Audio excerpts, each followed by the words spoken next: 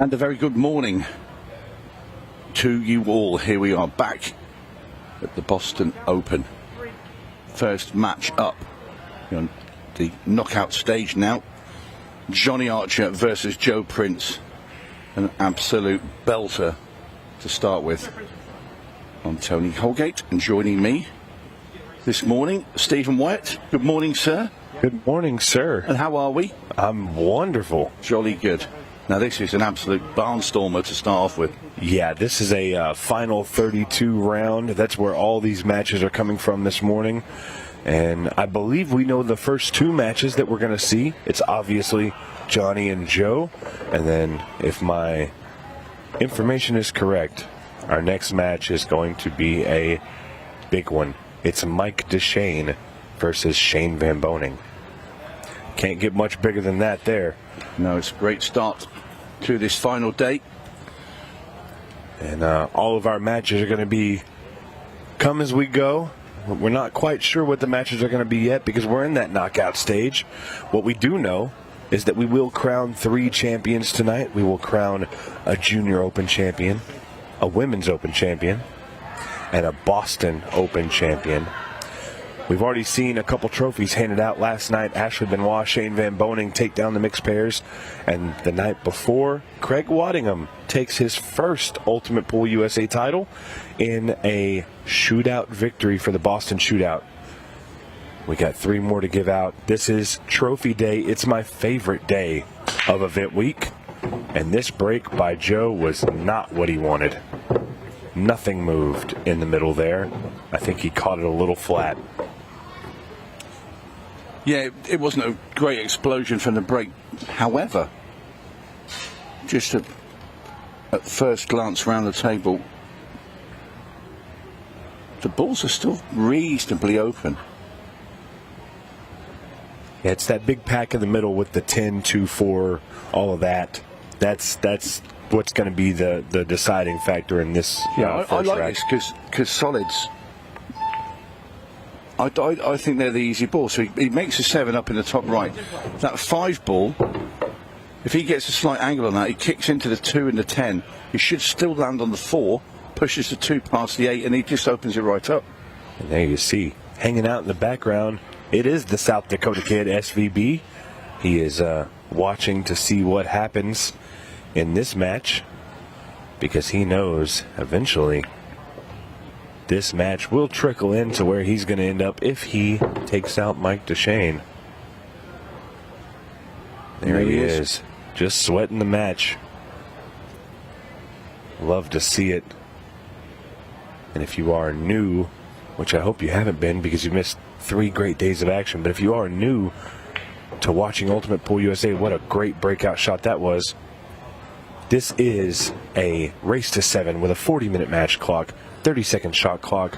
When we get down to the 10-minute mark, if we get there, that shot clock will drop to 15 seconds. There is no golden break and there is no golden duck. These are straight races with the match clock to see who advances to the final 16. So after a bit of a scruffy break shot from Joe, it is going to be a break and run by the looks of it.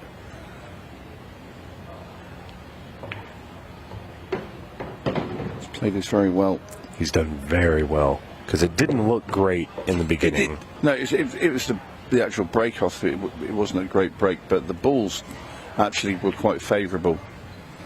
Down goes the 8. Joe Prince takes the opening rack with a break and run. And there's the stair. Table number 2, Kevin Wheeman, Tom Jones. Table number 2. Such a big match this for the last 32. So Scorpion looks on, getting ready for his break. You know, these are sort of matches you'd see in sort of last 16 at quarterfinals. But the field has been so stacked here in Boston, it's hard to avoid each other when you're one of the bigger hitters.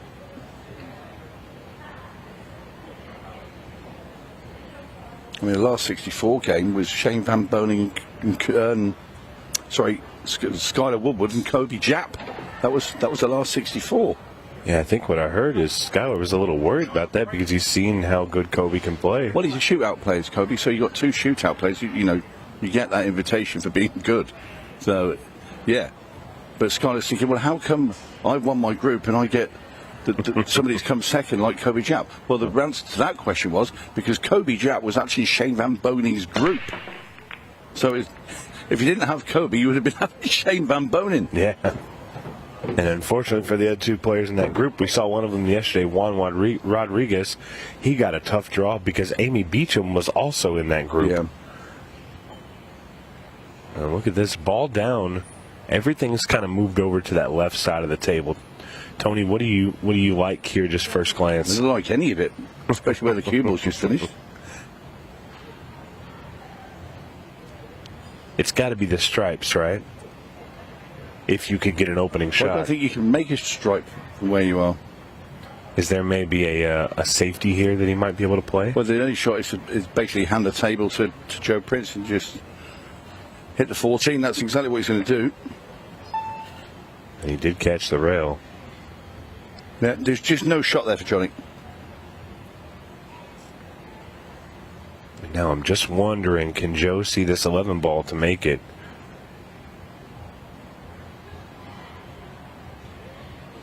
It's going to be tight. He's actually going to go solids. No, I think he's either coming downstairs to the bottom right with the 1, or he's electing to play safe himself. But no, he's gone for the solids.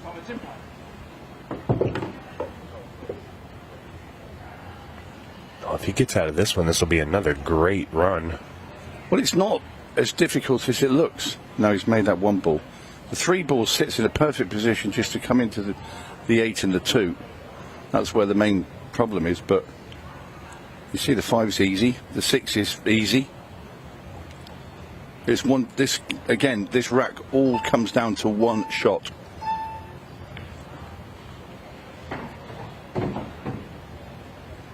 Right, so you should play the 4 now and try and bring the cue ball out sort of into the middle of the table. That way you can have clear sight at that 3 ball. If he can make the 3 ball, the cue ball goes into the 8 and sort of drifts forward into the 2. So this wants to be in the middle. There you see his angle. Now he's going to go and shoot the 3. Yeah, so he's just going to pop that 8 ball out, right? There's 2 ways you can play it. You can actually run this forward and push the 2 instead of hitting the 8. So it all depends what he feels the best angle is and how we can make sure he's on the 2 for his next shot.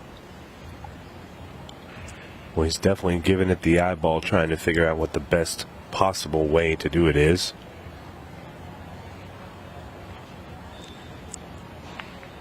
And it was to push into the 2. Very good shot. And look at the angle, it's perfect. Make the 2 now. Just draw the cue ball back up once again into the middle of the table. Just leave himself an angle on the 6 so he can make the 6 and come between the 14 and the 12 if you can land in there. He might even go right off the top rail and come behind the 14 that way so he leaves himself a straight 8 ball down into the bottom left.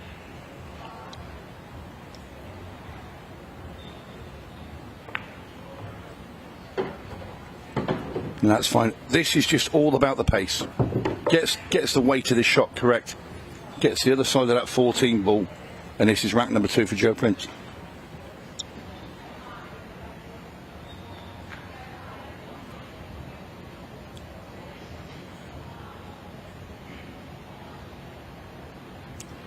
So he's pushing this into the top rail, I think, with the cue ball. Brilliant shot. Absolutely bang on. You know, runouts like this, again, you said it wasn't as tough as the initial. It was down to 1 shot. Once he made the 1 ball down here, which was quite, that wasn't a gimme because of the 2 stripes there. Yeah. And he had to go narrow. It was all down to that 1 shot, and he played it perfectly because he knew he had the angle where he could play the 3, push into the 2. Well, I'll tell you, runouts like this is the reason why Joe Prince has made 4 finals and has 1 title with Ultimate Pool USA. He's adapted to this game very well. When you say he's adapted, he's better at this game than he is at UK. Yeah. But he's played a lot of it, before we came out here, he was playing this game for quite a while. playing with his weighted balls. Yeah, I know. And He is a very, very, very good player. People underestimate him at the start, but I'm telling you, his mind, everything is focused. And I'll tell you what, for somebody that on a lot of occasions has stayed up late at night and having a beer and having a laugh and playing for a few bucks, he's always like, the next morning, he looks fresh. Focused, yeah.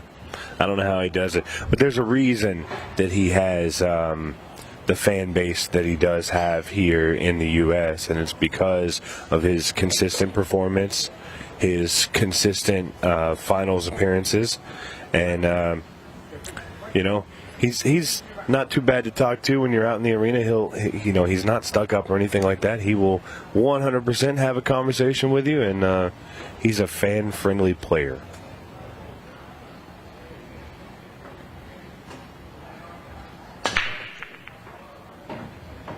Still not getting full power. I've seen him break, I feel like 100 times now, and this is not the same break that I've seen in the past.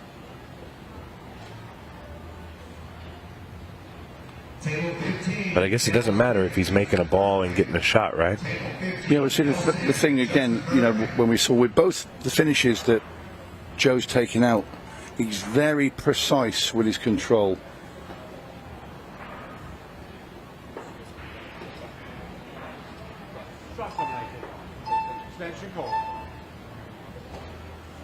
So once again, Joe with a pretty open table, opting for stripes. He'd like the 9 ball just to stay a little bit closer to the rail there, because he's got to play 14 now into the top left. But I'd rather have been able to shoot the 9 after this rather than maybe have to play a combo with the 11 and the 9.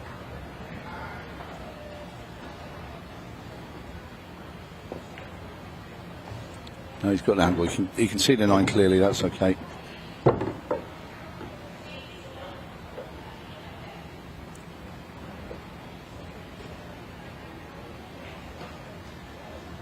Johnny Archer hasn't had any table time at all. Yeah, his first real shot was just a containing safety. Well, yeah, playing the broke, made a ball, landed really sticky. Nothing he could do about it. It's just unfortunate. It had no shot. Elected to play a containing shot, which is all he could do. Yeah, he didn't have any options. No, he didn't. He had nothing. He has to play a shot and hit a rail, else it's a foul.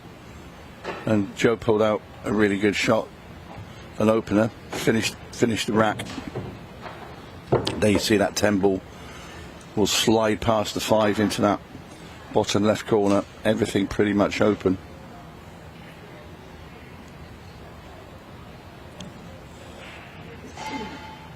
I think out of all the players that we've ever seen on this beautiful Brunswick table, I think Joe's one of the ones that has the speed down better than just about anybody. You don't see him make too many positional errors.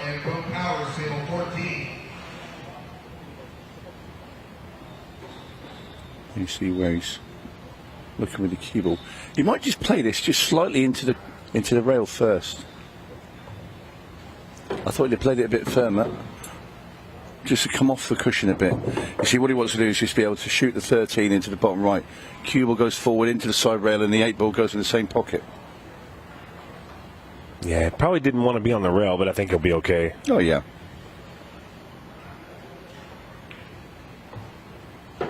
Yeah, perfection. This is a superb start by Joe Prince.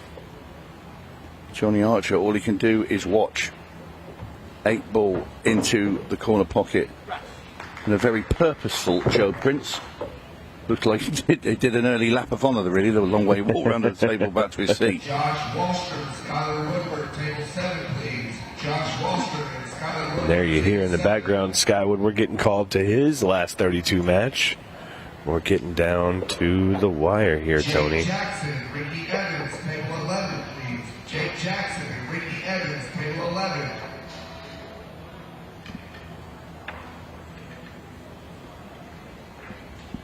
So, 1 or 2 alarm bells maybe starting to ring. for Johnny Archer. Bit more urgency now as he looks at the scoreline and realises he's 3 racks to 0 down. Really does need a ball now off this break and an open opportunity. Johnny Archer, it's only 3 racks to nil.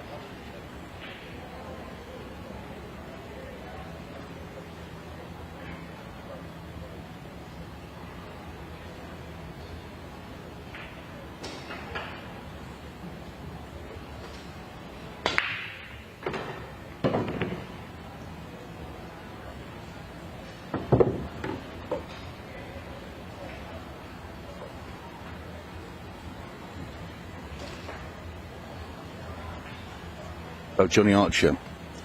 First real opportunity for the Scorpion.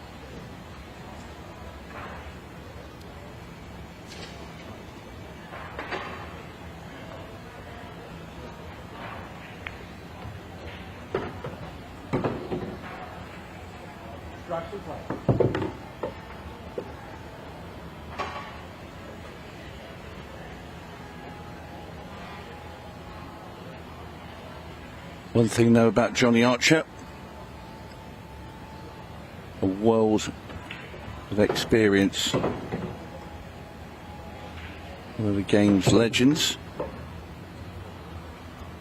And if you probably look back in his glittering career, the amount of times he's been probably 3 or 4 racks down and come back and won matches, there'll be a lot of those.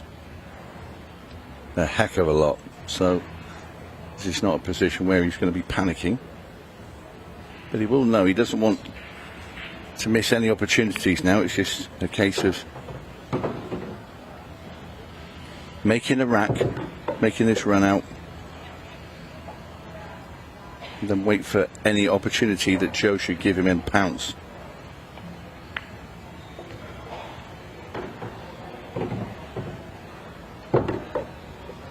Slight concern there when he saw the cue ball coming off that rail. He thought it might slide up a bit further and maybe hook him behind the 3, but he's okay.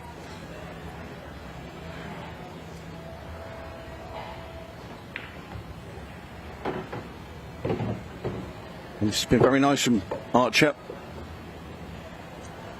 Because no matter how good you are, at 3 down, you know, it can be a little bit, I won't say nerve-wracking, but, you know, you're really under pressure.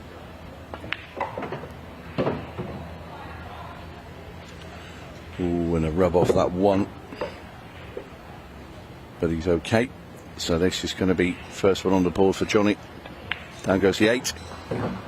Prince leads 3 racks to 1. But the Scorpion is now on the road to a potential recovery. But the thing is Johnny sat there, you know, the first opening he's had, he's took it. He could do absolutely nothing about the first 3 racks. It was all Joe Prince. The one break Johnny had, he made a ball, but was completely stuffed behind the 14 ball with no escape anywhere. But the only other thing is Joe Prince has been playing sublime. Johnny has to sit there and just hope that Joe Prince can either scratch or have a dry break here. Get the match back with break.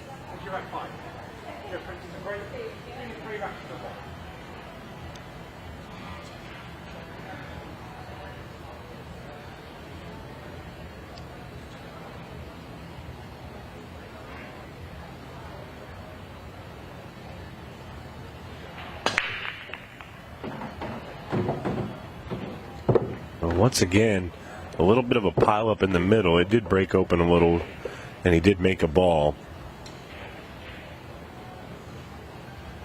Solids are good. Yeah, I definitely like the solids. The 6 ball is just one you have to get good position on. I think the 1 passes the 8 and the 5. I think he gets on it early. He should. I think shoot the 4, but he's going to go to 3-4. 3-4-2-6. I thought maybe he might play the 1 ball here. But there's really no bad way to do it, honestly. As long as you make the balls.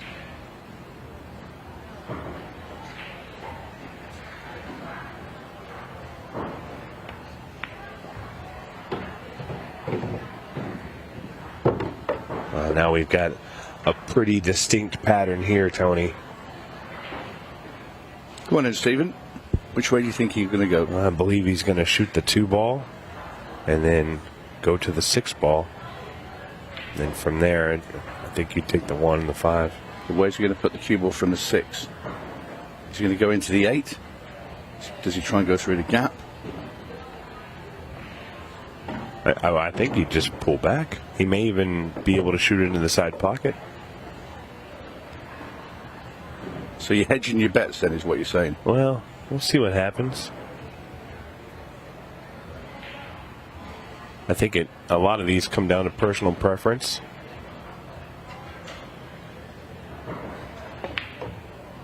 Great shot. Just pops in 5 now. Draws the cue ball back up, 1 in the side pocket. He might even go the other way. Might play the 1 now. He's on it perfectly. That way he didn't have to stretch. No, he's going to stretch. Yeah, but you can't miss that ball. Yeah.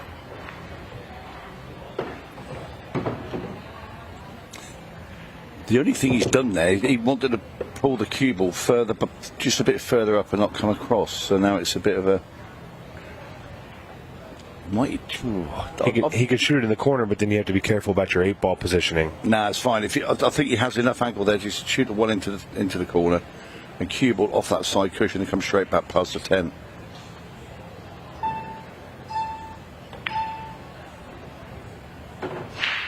I'll tell you what, he's been fortunate, even though he's landed. I don't think he is fortunate. You can see that. It looks close. He's annoyed because he didn't even mean to contact the 10, but I think he can get through there. Yeah, he is tree-topped. It's going to make it just a little bit more difficult. But you're right. He's got plenty of room.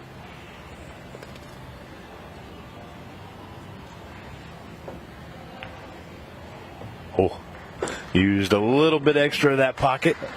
And the punch just down there, I'll see him clench his fist as that way in. That's how much that rack meant to Joe Prince. He doesn't want to give Johnny Archer any leeway to come back.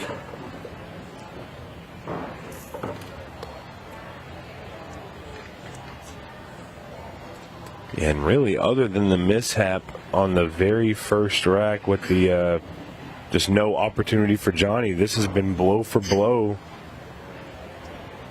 Joe Prince looking at a perfect match so far.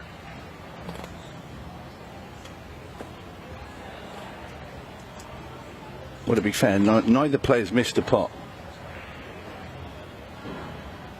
It's just Joe Prince has had more opportunities than Johnny Archer. Yeah.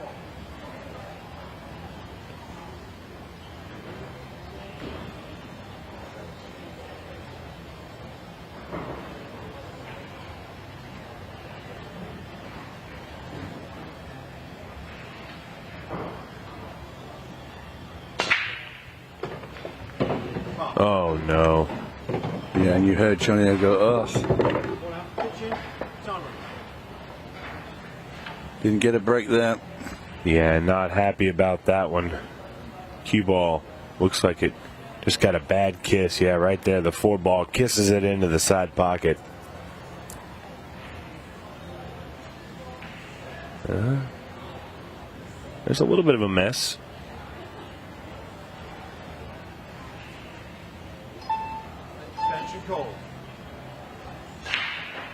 You take the stripes, you gotta find something to do with the 8 ball. You take the solids, you got You've got to a take couple. solids. Stripes are not even in the equation.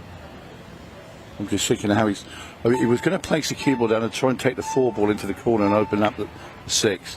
He's decided against it. I think he might just play a safety. I think he runs into the 6 and hooks Johnny behind the 4. I think you're right. He's left him He's left him the 14. Yeah, I'm not sure if he can see to make it, but he can definitely see to hit it. He can make that with the overhead down. I think he can. He's looking at the angle now. he can make this 14. Johnny's going to have to deal with that 10 ball if he can get this 14 ball down, because the 10 ball doesn't quite have a pocket yet.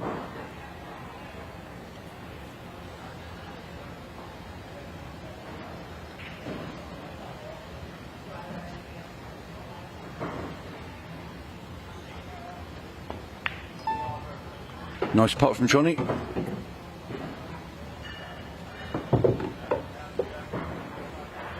Well, if Johnny could run these out, that'll be the first little sort of punch in the guts, let's just say, for Joe Prince, because he played that safety. He'll be disappointed that he left Johnny sight of that 14 ball. Trying to get the 10 out here. Oh, he's had a bad kiss. And that 8 ball has to bank the 10. Yeah, that 8 ball is nice and covered up now. Yeah. Yeah, that's not helped Johnny at all with that 3 ball going up there, because that now stops a bank into the side pocket. He can bank this 10, and he's going to have to.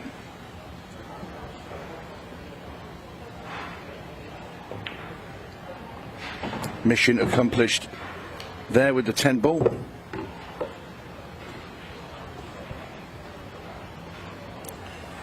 See, you could try and break the 8 ball out, but it's going to be, you need a bit of luck, because if you go into those 4 balls, they could easily come out and you can end up snookered. He's saving it till last. Well, he's going to be on the 11. He has an angle.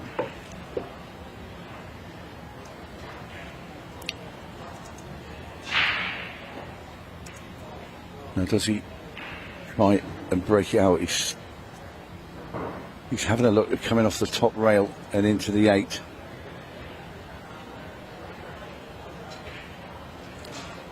Joe will be hoping this goes wrong for Johnny. And it has. That was always going to be the thing.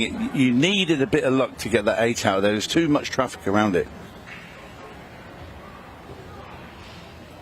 Johnny now, right, so he's looking at the kick shot. He's going to come into that cushion just before that diamond. He's pointing, he's telling you there, that's where I want to hit.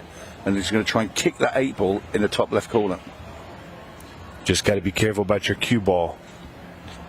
Needs to make the 8. So, he's hit the 3. He's played it slowly with side and what putting a spin on. He's put a left-hand spin on it. He pulls the cue ball towards the 3. This had to be hit a lot more pace. And there you see he's contacted the 3 ball first, so it's ball in hand now for Joe Prince. And this is 5-1.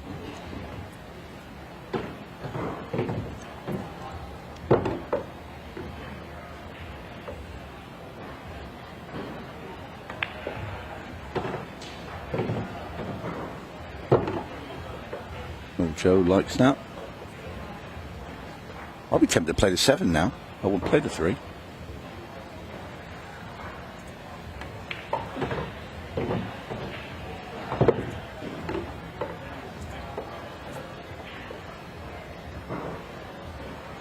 I like 5-1-7 now. That order. Draw the cue ball back a little bit off this 5, so you leave a bit of angle on the 1, so you can bring the cue ball out to leave a nice angle on that 7 ball, just so you can get as close as you want to that 8, make it easy as possible. So Joe will punch this in now, bring the cue ball off the rail. I'd have liked a bit more angle, but it's fine. Joe Prince doing what he does best, punishing people for making mistakes against him.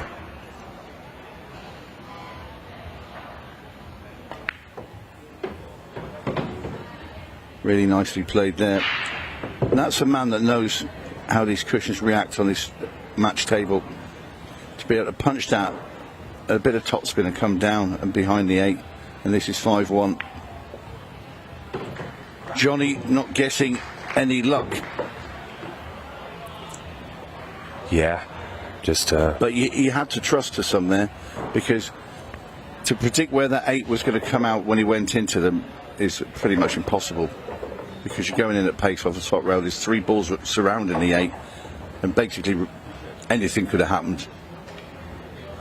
Yeah, really just a series of bad events for Johnny. And this didn't have it. It didn't have enough pace on it. It had to be hit hard. And when you're playing with a load of spin, and he's playing it with left hand, as soon as the cue ball leaves the tip, with all that spin on it, starts to. It's like a slow swerve, if you like. And you know yourself, you've played, and it's going to pull towards the 3. I also think he was jacked up a little bit, which is going to make that swerve even more. Absolutely, that's correct. He was really trying to punch it in. The reason he did that is because he was worried, like you said, about the scratch. In the corner, and that's why I thought, right, I'll pull it up, and that will take it away from that pocket. But what he did do is take the cue ball away from the 8 ball. Yeah. So anyway, rack number 7, Joe Prince. He's 2 away from getting into the last 16. And this is the break that I'm used to seeing by Joe. He's spreading out that middle of the pack area of the rack a little bit more. And I feel like this is a little bit better of an open break here. Not too many balls in each other's ways.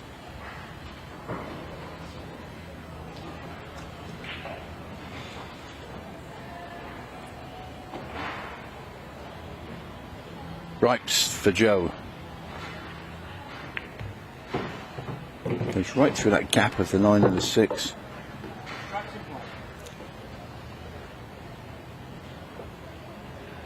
He would have loved to pin on the 9 now. Just get rid of that one out of the way, because there's 3 solids up there that could be annoying later on.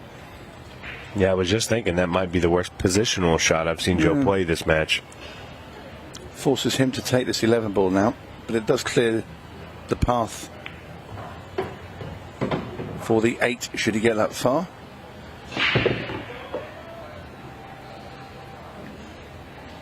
Seeing if he can make that 12 ball in the side pocket. If he can't, he'll have to go up. Looks as though he can, though. A bit of 13 actually he's playing. It is. A little bump there on the 12. Yeah. Slightly risky, but it worked out.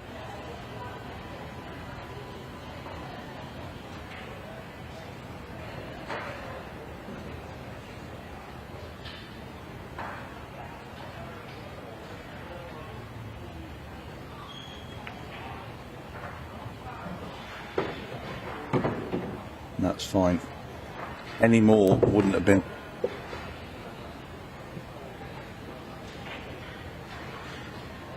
So what's going through Joe's mind now is thinking, do I just run this into the side pocket and go up for the 9 next, or can he just drop it in really softly and play the 14? He wants the 9. A little bump on the 4 is going to give him a good spot. Did he get a little straight on this, or can he run to the side rail? Hard to tell from here, Stephen, but if he is a bit straight, that makes it a bit annoying. If he can get some sort of angle, he's fine. Yeah, nice little punch there. Yeah, he forced that in with right hand side, and that's absolutely perfect for Joe Prince. And this is going to be 6-1. Very, very close to the finishing line. Prince has been exceptional.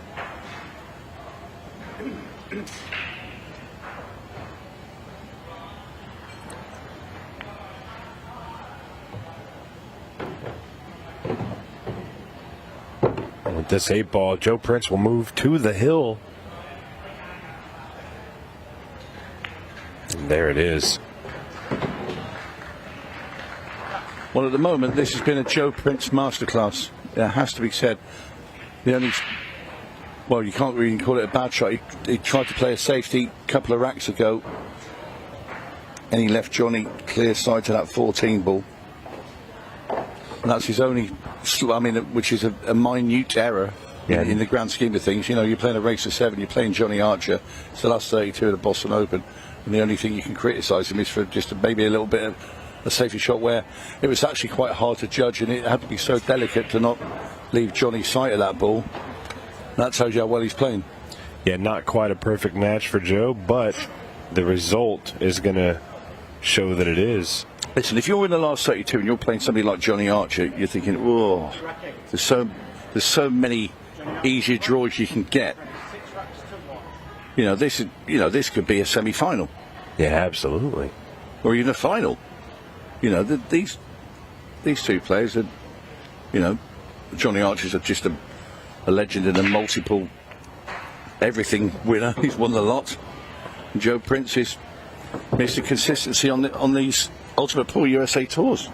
Yeah, he was Player of the Decade in the 1990s. That's a huge accomplishment. Joe Prince was? Johnny Archer. No. I don't Kidding with you. I don't think Joe Prince was old enough to see over the table in the 90s. Well, he might have even been born in the 90s. Well, Johnny, really his third opening he's had. He's took one and missed one because his extension needs every rack left in this match. And on top of that, he's then got 14 and a half minutes to do it in as well.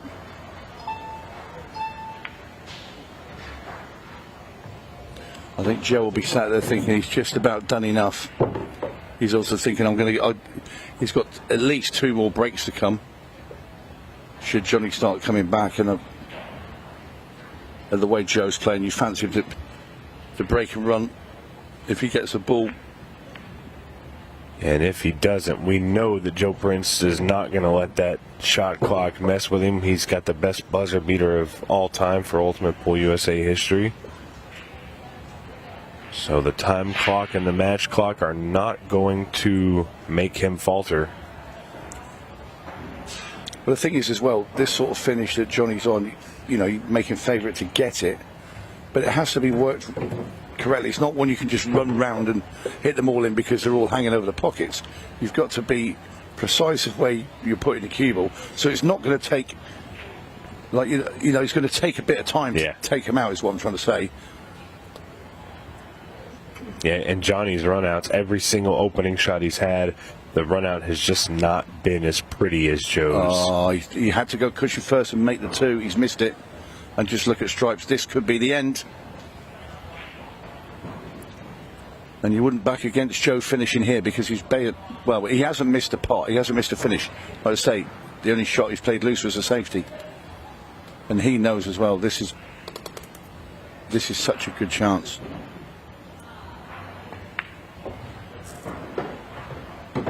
Knowing his history, it's hard to call it an upset, but Johnny Archer going out in the final 32 of any tournament is an upset. Absolutely. But then Prince, he's been so measured and disciplined the way he's shot every ball. It's almost mechanical. So this 10 ball down into this bottom corner, if he gets in front of those 3 strikes at the top with clear line of sight, which he's going to do, this is the end of the match. 4 balls from home. Joe Prince has been absolutely exceptional.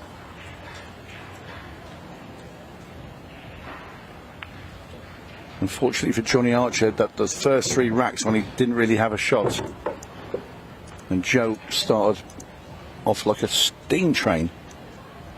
And just really, Johnny just hasn't had time to recover. Those big blows were dealt early. He's just continued. Well, he's put himself on the rail a little bit here. He looks a bit cross. But really, Joe's just got to look at it and think, I've just got to stroke this 15 ball into that top corner. Nothing fancy. Just got to get the weight right, because if you can see the 8. Is he? Oh, I thought for a second he's going to be in trouble. But this 8 ball now is to win the match.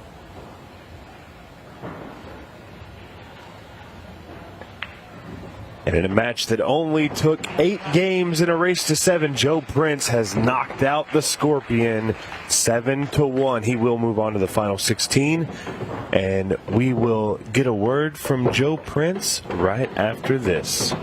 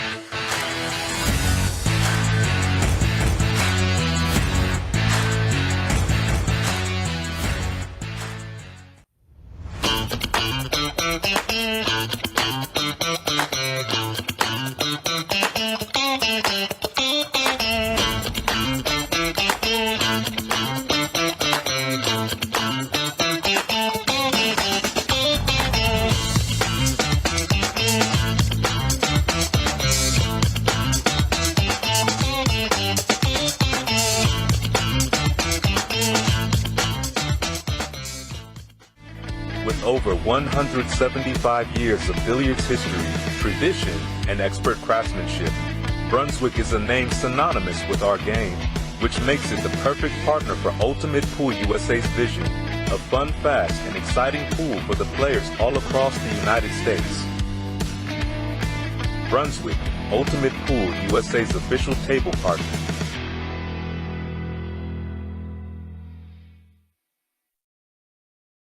My break tip is completely different from everything that's on the market. Combines the qualities of like a playing tip with a super powerful tip. It's like a tip on the steroids. You can open with less power and still have spin and split the pack perfectly, but you can go for the power breaking and you still have control. You just need to know how to do it. A lot of players that they told me that because they use so less power on breaking, they can focus on accuracy and the rack always splits the way they want. And because they are not using the power, they keep that accuracy and its reliability. I believe that when you're going to buy something, you need to believe on it and buy it perfectly. And on my side, what I believe is, if I'm going to offer you something, it needs to be better than I was expecting before buying itself. The increases, it's fantastic. It's super good. And they are consistent, they still have power or more power than the normal tips, and they last. And that's what I want. It really feeds me on. When people say thanks and they like the product and they are happy, I feel joy to myself. It's not really just proud, it's just joy. I feel happy.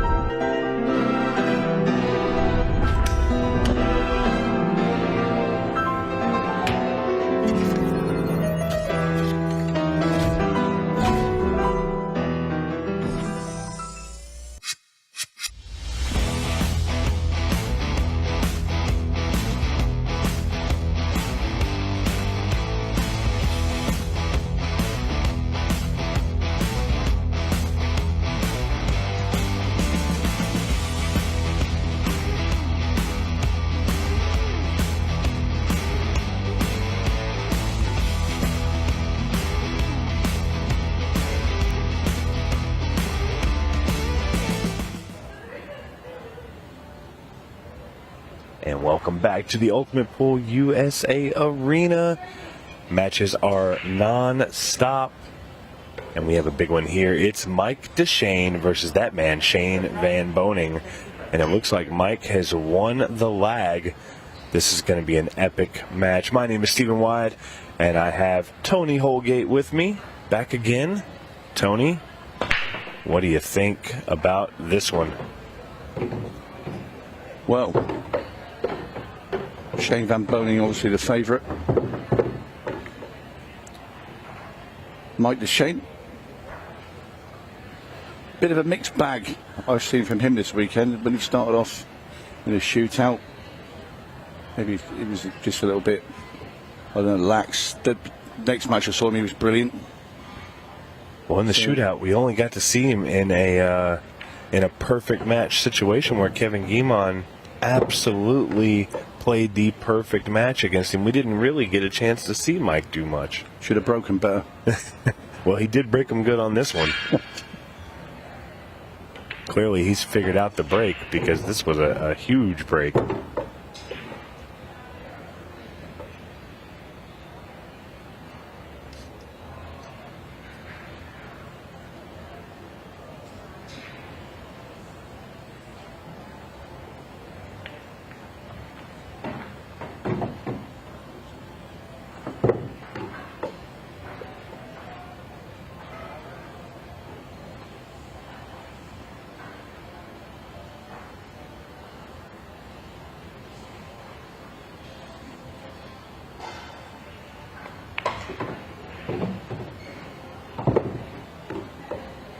Uh-oh. Well, he's going to have to play the 3 into the 9 and send the 3 in behind it. I think that's the only shot he's got. Did you see that? A little smirk on Shane's face. It looks like he liked what that cue ball did. Oh, look at this shot. Just said that's the only shot he had. He's got to bank this 8 ball now back into the side pocket that he stood nearest to. But this was the only shot he had.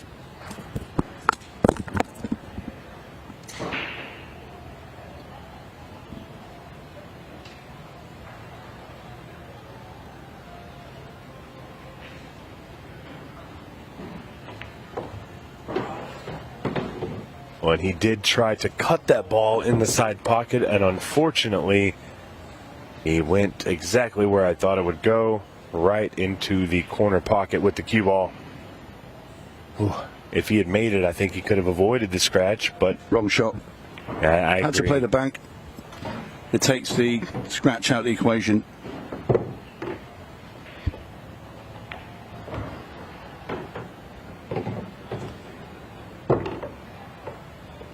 Shane Van Bonen now playing at 100 miles an hour.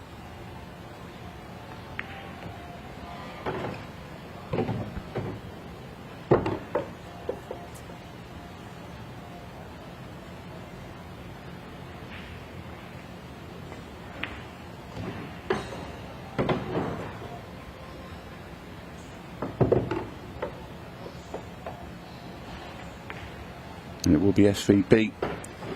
Wins the first rack. It should have been Mike DeShane's. Overhit. Second to last ball. Then played a great shot in making the 3, but scratched, trying to make a very thin 8 ball into the side pocket. And Van Bonen mops up.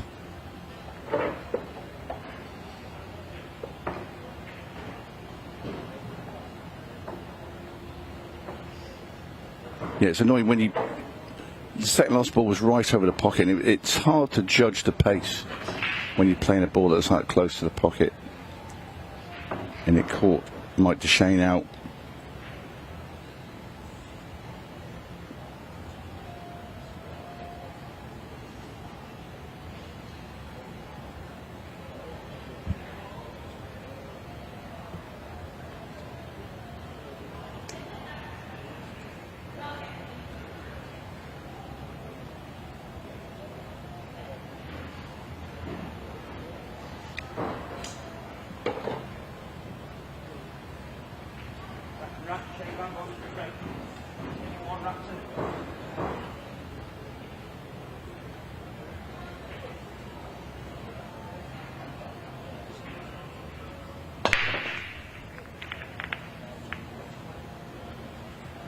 Oh, dry break from SVB, and the solids look nice. Nice. That's an understatement, Stephen. The solids look awesome. Phenomenal. Yeah. You saw that when Shane walked away from the table and knowing it was dry, he glanced back and I could just see in his eyes he thought, oh, what have I left? So this will make Mike DeShane feel a heck of a lot better. If he can run these out, which we think he will. Yeah, he's got to be the favorite here.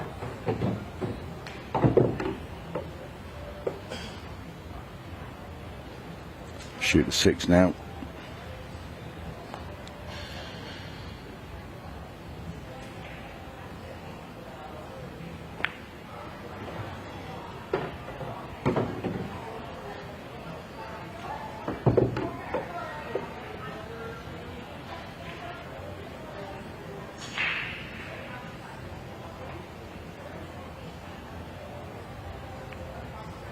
Yeah, Mike DeShane originally, well, maybe not originally. I know for a long time he presided in the main area.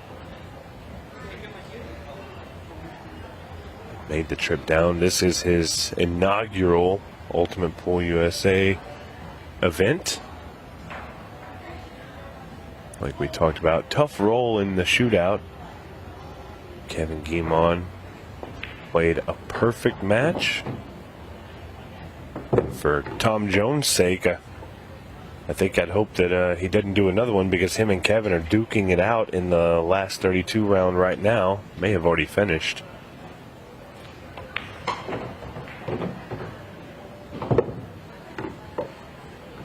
He just pots this 4 now, brings the cue straight down the table.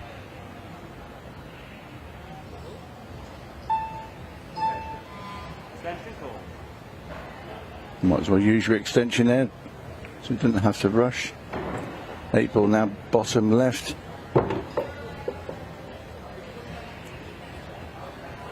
Mike DeShane will complete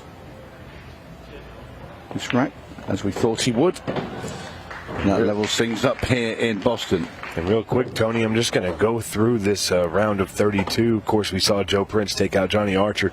Jason Craig up 5-4 over Brett Snowden. Craig Waddingham takes out Eric Charlton 7-4. Harrison Leenan down 6-2 to Declan Brennan. Alex Bosch up 6-1 over Lucas Werner. That's a strong one right there. Reggie Cutler and Holly Figueroa at 3-2. Kevin Bossio and Emily Duddy at 4-3. Cleve Thompson up 6-2 over Jim Prather. Chase Stumful and Cody Myers tied up 3-3. Tom Cousins took out Henry Cha 7-2. Kevin Guimond up 4-1 against Tom Jones. Del Sim and Justin Bergman leading 5-3. Evan Moreau, Bo Powers 3-2. Josh Wallstrom hanging in there against Skylar Woodward. Sky with just a 1-game lead at 3-2. Jake Jackson down 4-1 over Ricky Evans. And of course right here, Mike DeShane SVB tied up 1-1. Wow, that is a strong lineup of players. Matches going on all around the backside of the arena. We will get to our last 16 soon. And I will do my best to keep you up to date on those scores as we roll on. We'll be checking in with the juniors and the women's open here shortly.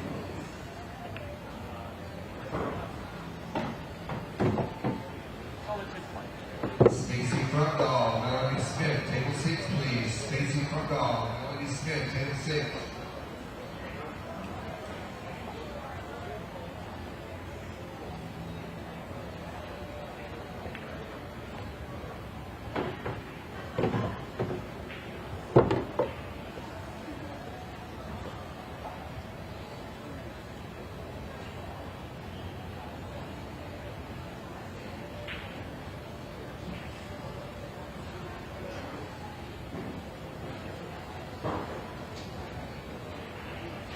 All right, we have a winner of the Smash Billiards Q Raffle, Michael W. You are the winner of the Smash Billiards Q Raffle.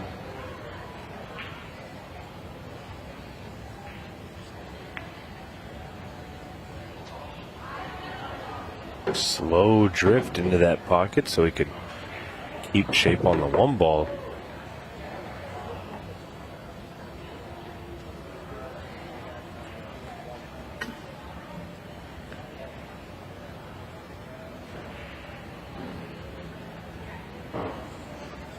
Runs through here now, plays the 4 next. Trying to get the cube off the side rail, then off the bottom rail. Might try it back with a load of left if he can hold it, and he could. Generates a lot of power in that shot. Yeah, I was just about to say, Shane's power on those shots is almost unmatched. Well,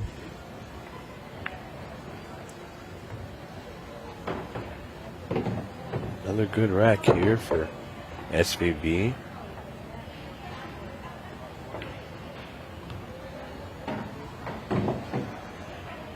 Unsuccessful break for Mike DeShane. And SVB makes it 2-1 with just 31 minutes and 17 seconds left on the clock.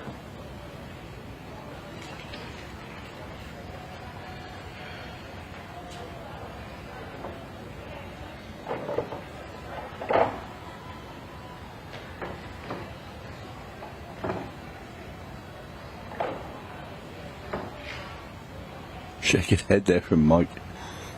Cursing himself for having a dry break. Feeling like maybe he's just not getting the rolls a little.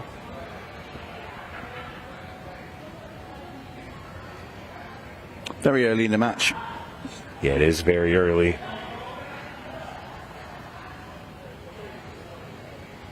I think what in Mike's mind, he's probably still thinking back to the very first rack that he knows he should have had as well. So he feels that he should be in front. Hannah Tuckman, Lisa Blanchett, table 13, please. Hannah and Lisa, table 13.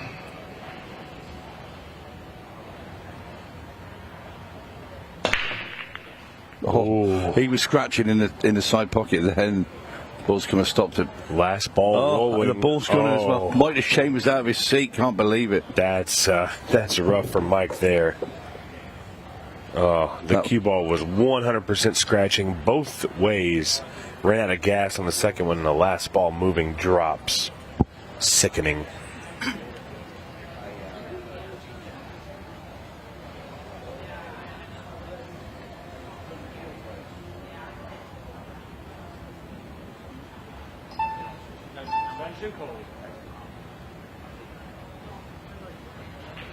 Got bits to work out here, Shane. Got that pair of stripes over the bag. It's going to be the stripes. It's just getting down to the 13. Thought for a second that ball wasn't going to fall. Yeah. It danced a It's little that bit around the pocket pocket. again. Yeah, it danced a little bit around that top right pocket. If there's been any misses, they've generally been in that top right-hand corner all week. Did you go check it last night? No, I didn't. I forgot. Uh-oh. Well, anybody who misses in that top right, it's on Tony. It's haunted. It's a haunted pocket.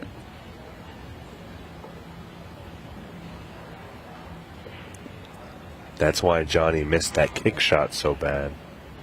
That pocket put the voodoo on him. Sorry, guys. It's been a fun 4 days here in Boston. Where have you been? All over. Had some good breakfast, though. I know you brought today's breakfast. You brought over in a box as well back here. Couldn't finish it. I'm not surprised you ordered half the menu. Oh. Thought I just ordered one thing. It came out looking like half the menu. You didn't order one thing, did you? Let's be honest. Anybody's listening to that, he's ordered about 5 things. No. And then they all came on 3 plates.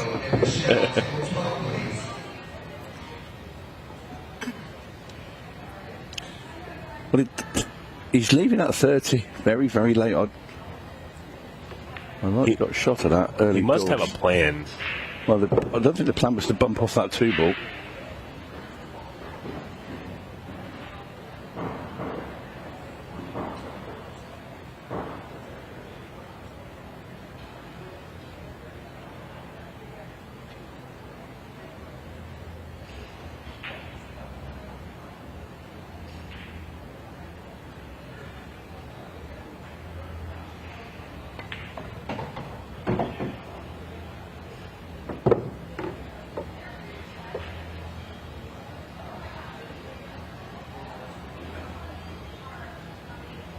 Well, he has left that 13 to last, but he's on it.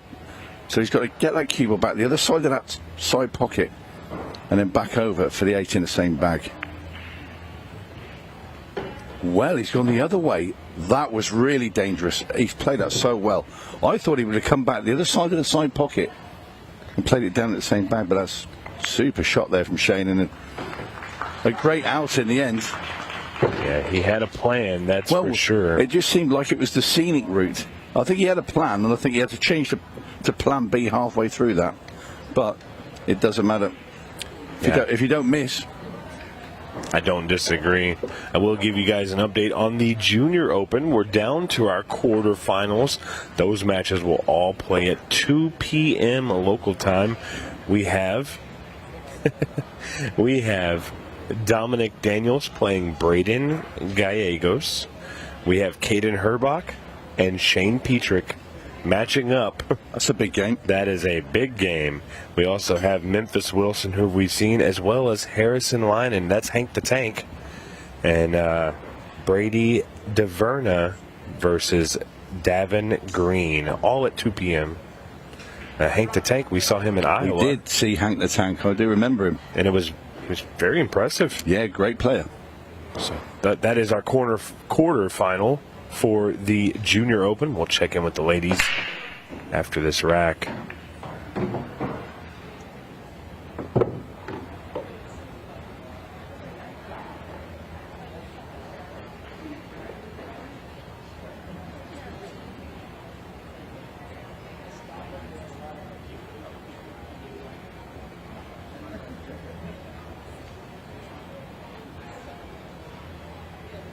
Mike Shane had a successful break. It's now about selection. Where does Mike want to go?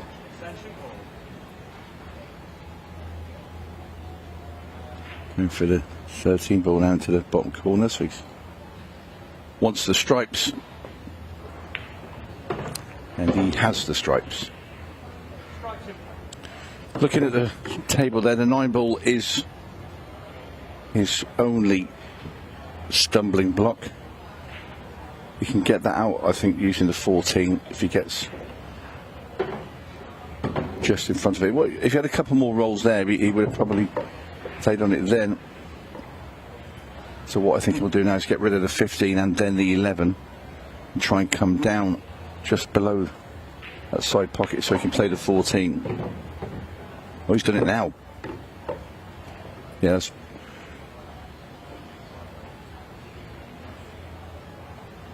This is it. 9 has to come out here. Played it very well. That's a great shot. Because now we can take the 11. Yeah, that was certainly better than my route that I looked at. Well thought out by Mike DeShane. And this is a good out. Especially considering he'd gone 2 behind when you could. It's easy to start crumbling a little bit when you're playing somebody like Shane Van Boning. And you can see that, you know, especially when Shane took out quite a big finish. Just slightly queuing over the 7. Would be okay. Referee Rich Rhodes on eye to make sure he doesn't touch that 7 ball. Yep, nicely done by Mike. So this 8 is going to be 3-2. Shane not going away. Nicely done. And very nice to get one more to the good for Mike DeShane. Short check-in with the ladies. We do have our last 16 lined up. All of their matches start at 2 p.m. local time. If you want to check scores on your favorite player, you can go to ultimatepoolusa.com and go to the live events. Let's run through this real quick. Tara Connor and Chrissy Myers will play each other. Emily Duddy and Dawn Luz. Amy Beecham and Susanna Wong. One match already finished. Skylar Hess finishing 6-2 over Jamie Clark. Emily Smith and Tina Larson. Ashley Benoit and Brandy James. Holly Figueroa and Elise Valancourt. And Julie Madlener and Christine Cockrell all match up at 2 p.m. We will figure out our final 8 after that. Let's go back to the arena. Mike DeShane and SVB. It's 3-2 to the man breaking. And he gets a ball down, and that top left corner's a little dirty.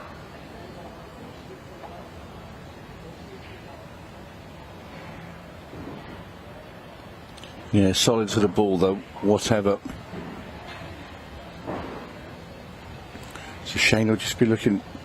He already made his mind he was going to take solids. It's just the way he can get in and out of those 3 balls up there, which is 5, 6, 7. You can get on the 7, and I think the 6 will slide past the 15. It's the 5 ball that's the main concern in there, but you can get the right angle. I think you can make the 7 and just bring the cue ball into that 11 ball and push the 5 towards the pocket and make it that way. However, we shall see. Shane Van Boney looking very purposeful here at this visit.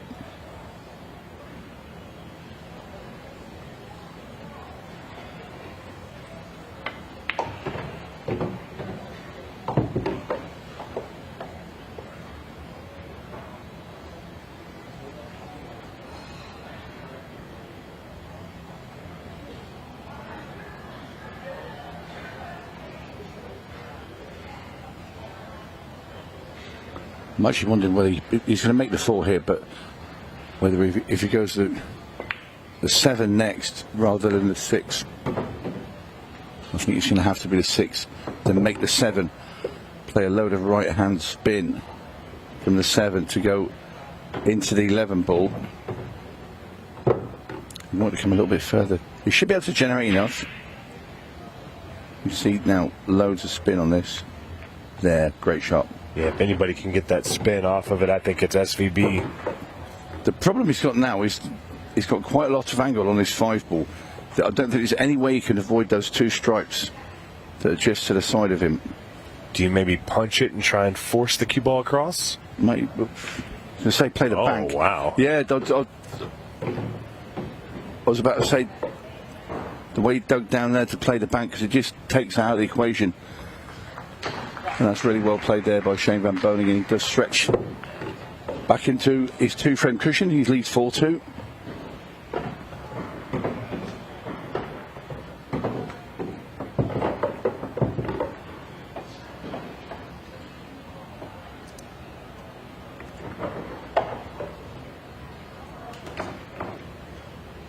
So Mike DeShane finds himself back where he was a couple of racks ago. Yeah, tough run there. Talk about tough runs. We already know a few people that are advancing. You got Joe Prince. We saw that here on the TV table. Craig Waddingham, we know, took out Eric Charlton. Here's a new one. Cleve Thompson advances to the final 16. Tom Cousins over Henry Cha, 7-2. Justin Bergman takes out Del Sim. A couple of really close matches going on here. St. Louis league operator for UPL, Brett Snowden, is now Hill against Jason Craig. More results after this rack.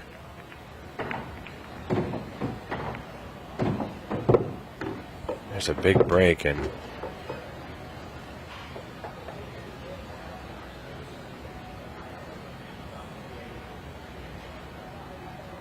just trying to decipher what that top right corner can be done. Tony, what do you like here? Solids have to be the choice for me. He's going to play the combo here, 5 on 6. That's a nice bump there as well. He could have done with that, pushing that 4 ball a little bit further. Yeah, the question is now, does he have another shot? Can he slice the 2 into the side pocket?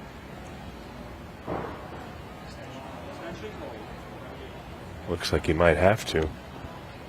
I don't think there's enough room, is there, to go past the 13 down into the bottom right.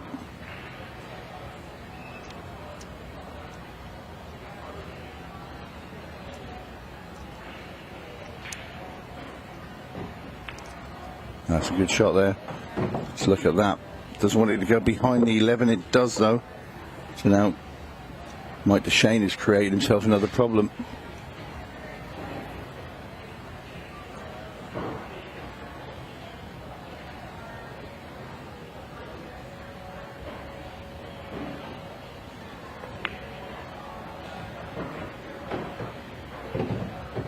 Right, just wants to make this 5, leave an angle on the 4 ball so he can come down and try and move the 11 ball away from that 3 ball.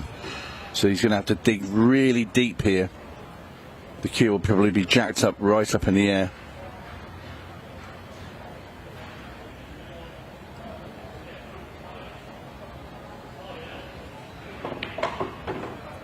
Oh, that is a great shot. He's been unlucky there.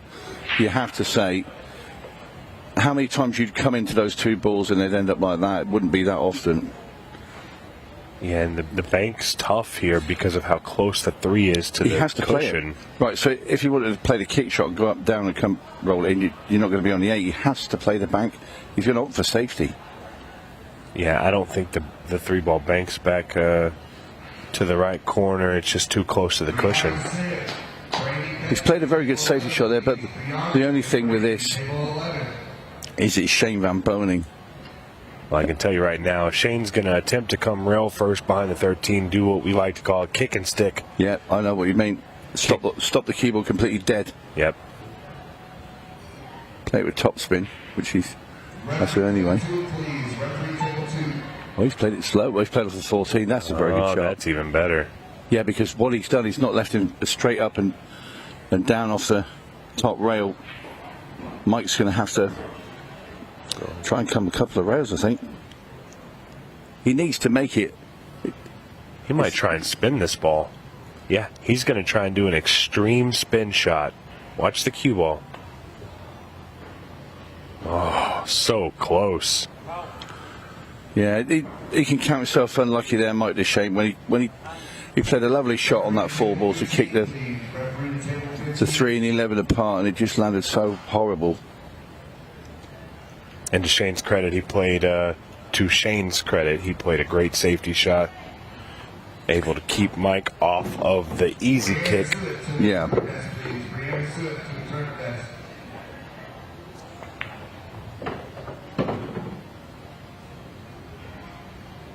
Saw this a little bit in the last match. It seems like every time Mike gets an opportunity at the table, he just runs into trouble somewhere, very similar to what we saw with Johnny and Joe.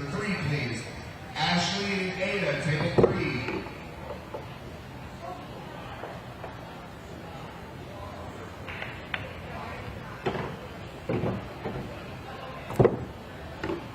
And SVB just 3 balls away from going up 5-2 over the New England native Mike DeShane. Nicole Oborowski, Nana Kravich, table 11. Nicole and Nana, table 11. Down goes the 8. Shane Van Boning pulling away from Mike DeShane. It's 5 racks to 2 now. He's 2 from home. Mike DeShane very unlucky in that last rack.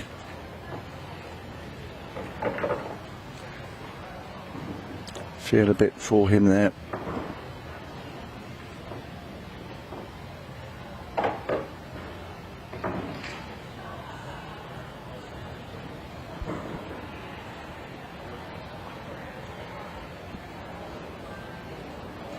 And just as I'm looking at the bracket, congratulations to Brett Snowden pulling out the Hill victory. He will play Joe Prince in the last 16. He's going to have a fair job on his hands there, playing Joe Prince. Here's another match that we just got results in on. All of these results can be found live at ultimatepoolusa.com. Another final 16 round, Chase Stumful and Tom Cousins. I believe, did they meet in a shootout?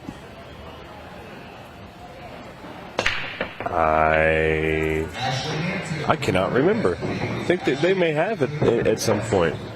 I think that was Tom Cousins' first match. I think Tom Cousins won 6-0. Yeah, and The winner of this match will take on Ricky Evans in the final 16.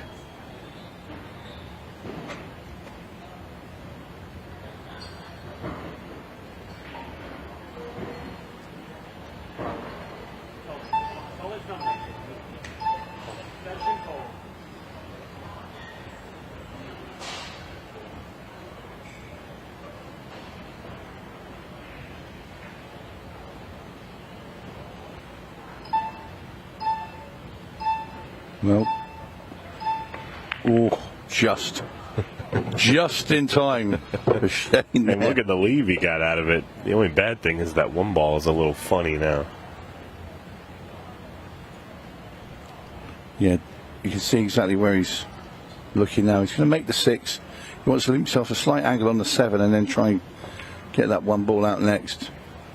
So I want to play this in with a little top spin. Run straight into it.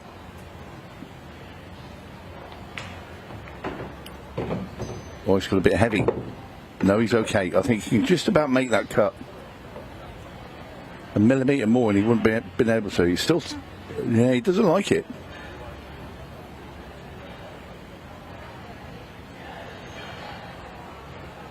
I mean, what's his options? If he can't play the one ball, this 2 isn't easy. He's bridging over the top of the 14.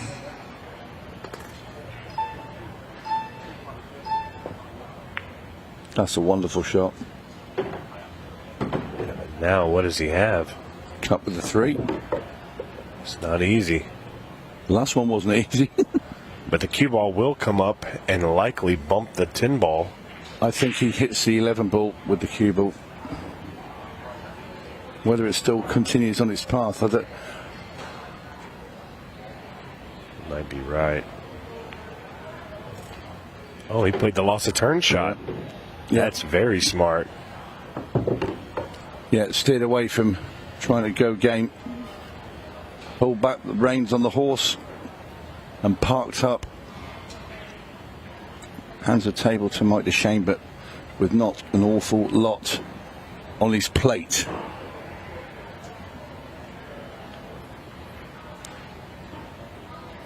Now he's going to try and play the 5th. Surely that's too thin to cut back into the side pocket. 1 p.m. second chance matches. Please come get checked in. 1 p.m. second chance. Get checked in, please. Well, he's changed his mind. He's now going to try and fire up towards the 10. He's trying to play the loss of turn himself, and he has done.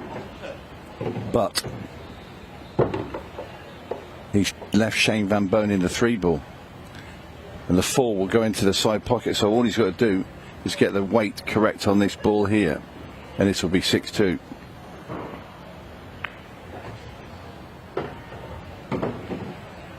And that's perfect.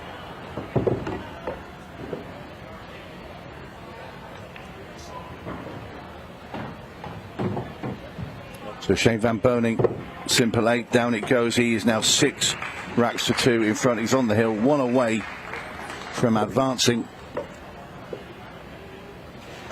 And as we get results from the outside tables, our final 16 is starting to take shape.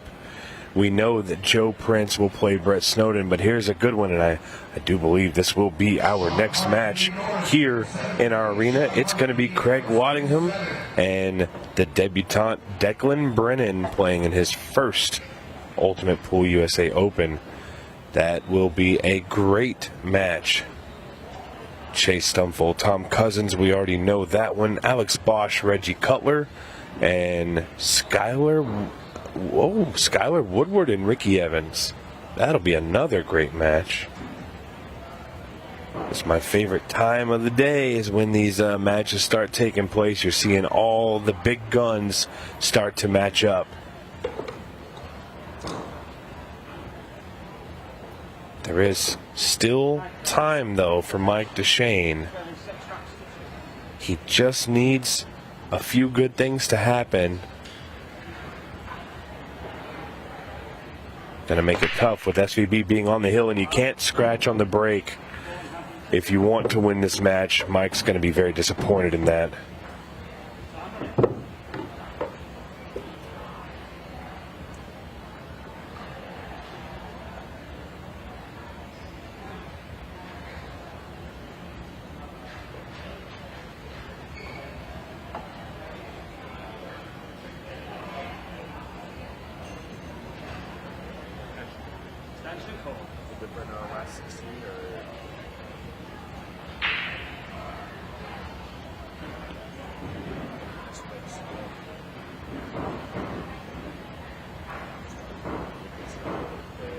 Right, this is going to be the colour for Shane.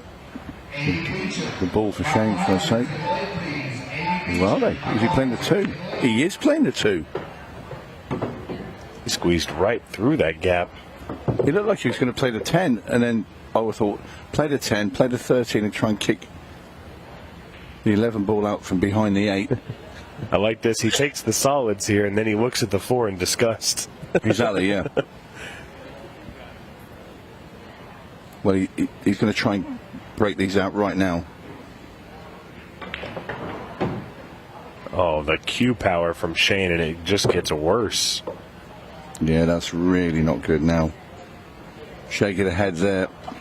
Well, and this is what Mike DeShane needed, is some kind of a mistake. He's going to need a few more than just one.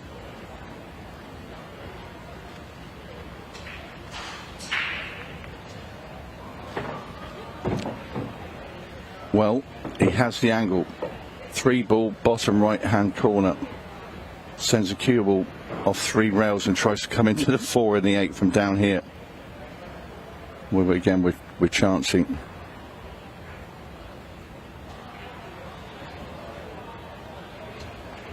Well, he's not gone for it.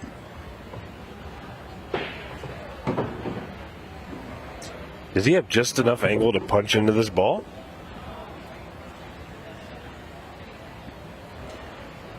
It's going to be tough. I'd have rather gone in on from the 3 because he had the angle, and you need a little bit of luck when you're going into these sort of angles. Oh, wow. Well, okay then. That solves that. Oh, watch that 8 ball. Oh, no. I never saw that all the way through there. He already had that plan. Few uncertainties here in this. Well, he's got the angle. This is it. It's over. And it is. And we just also got word the winner of this match, which looks like it's going to be SVB, is going to play Justin Bergman in the final 16. What a great match for Shane. And congrats to Mike DeShane coming out final 32 placement.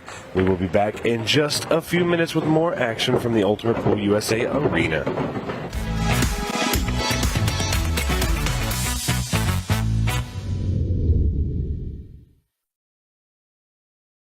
Hi, I'm Scott Ryan, Ultimate Pool USA CEO, and I'm here to tell you that Ultimate Pool USA is capturing the hearts and minds of so many pool players across the United States.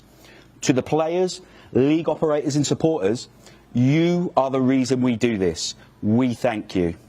As we approach the end of our first season, I'm delighted to announce that our monster prize pool, including that groundbreaking $100,000 first prize, is ready to pay out at our nationals. You heard us right. No gimmicks, no gifts to the value of, just $100,000 in cash for the best team playing Ultimate Pool USA at our nationals. For the players, I'm going to hand you over to Ultimate Pool USA President Jordan Chavouche, who's going to reveal where our nationals is being held this year. Hi everyone, we're delighted to announce that the 2025 Ultimate Pool League National is going to be held right here in Cherokee, North Carolina at the stunning Harrah's Resort and Casino from Monday 10th through to Saturday the 15th of November. And guys, we've got you covered. Don't worry about too little playing space. We've got over 40,000 square feet. Don't worry about staying up too late. Our tournament team have got you at the heart of everything they do. Plus, when you're not playing, you can use the incredible facilities this resort has to offer, such as the spa, the bowling alley, and the many amazing restaurants. The whole team are really excited to welcome you here, so I look forward to seeing you in November, and good luck. This will be the biggest party in pool. Teams and players fighting it out to be the best of Ultimate Pool USA. But that's not all. We will have many special attractions, including our shootout, an open event, and many surprise guests from pools past and present. Get ready for all of the high-octane, fast-paced action you've come to expect from Ultimate Pool USA. For the players, league operators and supporters, this November, Ultimate Pool USA changes the game. We'll see you in Cherokee.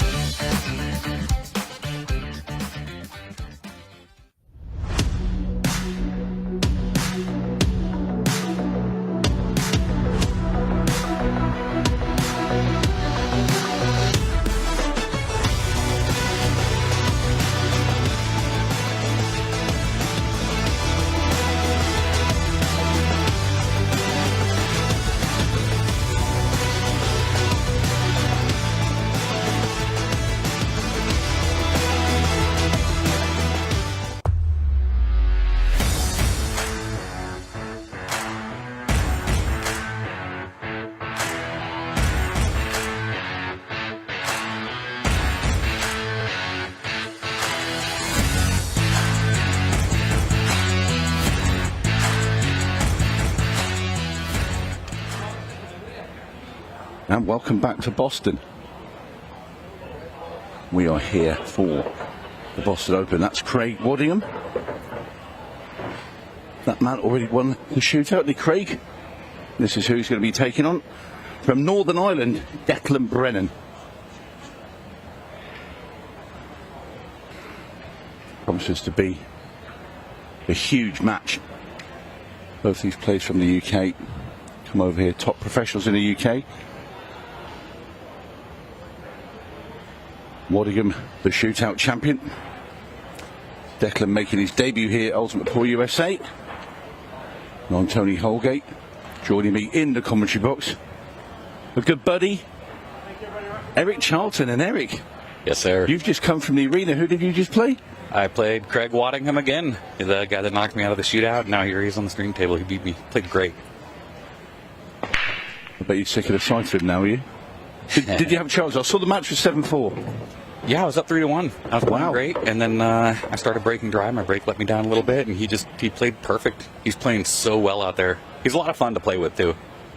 Yeah, he's a nice guy. Well, they're both nice guys. Definitely. Obviously, I know them both very well. Used to commentating on them on the Ultimate Pool Professional Tour back in the UK, which we will be back at very shortly, actually, in a couple of weeks in Bolton. And then back to Kansas City and then for you? back to Kansas All City. Right. I'm looking forward to seeing you again. You lie so well, Eric. You're fun. You guys are all fun. Well, Declan Brennan will be hoping he fares better on this table than he did in the shootout. Yeah, he's been playing better and better every match. I was very excited that I got to play him first. Because every match he's getting stronger and stronger. His cue ball's getting better. He's still not 100% comfortable with it. I watched his last match, and but he's playing good. He's when he gets an open table, he doesn't miss. Yeah, well, when you played him in the shootout, it was just losing the cue ball here and there, and you punish him every time he did it. Yeah, that's what you have to do. Indeed, you do. Yeah. I'm going to get past the final 32 one of these days. I promise. That's where I always end up going out. Rough draws. Yeah, they're so stacked as well, these tournaments. Yeah, every table you're looking at in the back, every table's got a great player on it. See, this is a match on our UK Pro Tour that's a big mouth-watering match anyway, because there's not a lot to choose between the pair of them. They're both at the very top of the elite game in the UK. Craig, now this is his third event over here in the US. And as I said before, Declan's very first. I've been hanging out with these guys, and they brought a little group over with them, and I'm chatting with them, and it's really fun when they show me their cues. They're like, "Look, I'm borrowing this cue. Is this a good cue?" They're asking me, and I was like, "Man, you guys are winning the tournament." You mean that's Tom Jones you're talking about now? Well, Tom Jones has been using my cue. I know he has. He came and told me. Yeah. So it's really fun watching them get excited. They're like, I borrowed this cue. Is it any good? And I'm like, not really, bud. But all right. But touching ball, rough rule. So this is where it's going to be interesting. So where'd you go here, Eric, to try and get to this 8 ball? Did you see? This table a slides a lot. plan around the table? Not really. I'm going to the top rail for sure. It's tough, though, because all the tables in the back room, the rail's going to grab the spin differently than it's going to here. So that's a good contact. He gave it a good effort. And all right, good. So he gave Craig something to figure out. And that's really what you hope for. You give him something to figure out. I'm guessing Craig's going to figure it out. Craig's had plenty of time on that table. Also played in the mixed pair shootout last night with Amy Beecham. Did fall at the first hurdle. They lost to Justin and Tina, is that right? Yeah, that was a rough match for them. But he's playing good. He feels really, really confident. I was talking to him. He says every match he feels stronger and stronger, and you can tell. Excellent shot. And that's sorted out that 2 ball.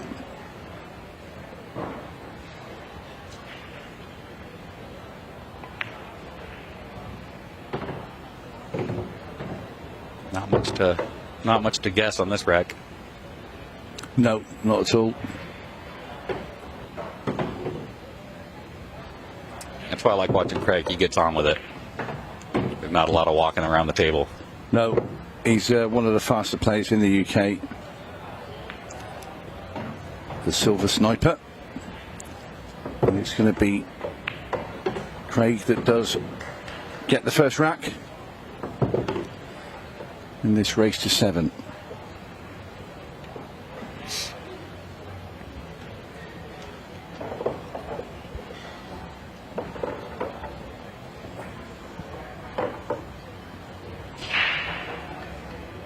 Declan really enjoying his time over here in the US. I'm glad to hear it. Is he coming to Kansas City? I believe he is. Good.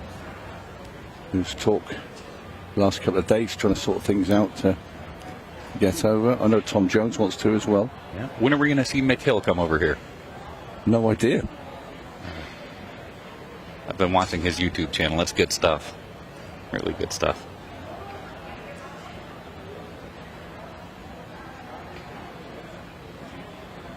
So what's the plan for today? Do we have just some choice open matches? We're going to have the juniors finals, the women's finals. We're going to have all of that as we go along. Those will both be this evening.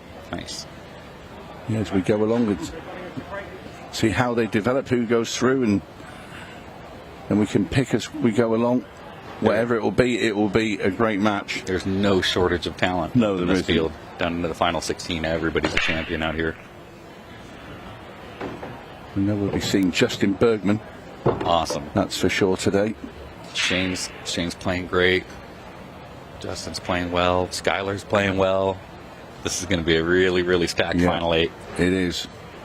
Try and pick a winner. Good luck. Mm-hmm.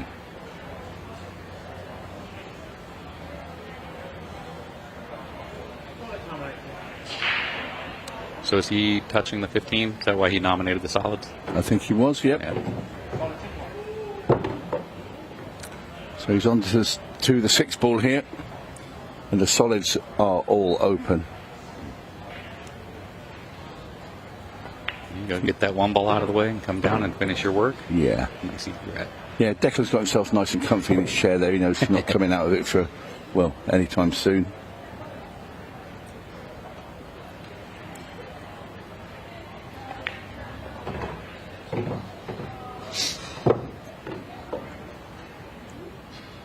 Good shot of Ashley over there watching the match. Yeah, Ashley Benoit. She just won her second chance match. I watched her and Shane Peter. She played great.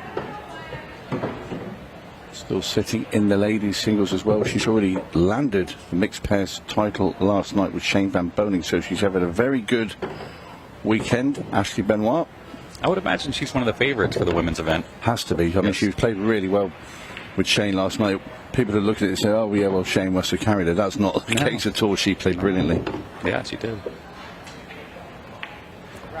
It's one of those games you can't be carried because you've got to play every other shot. So, anyway, it's Craig Waddingham now 2 racks up against Declan Brennan.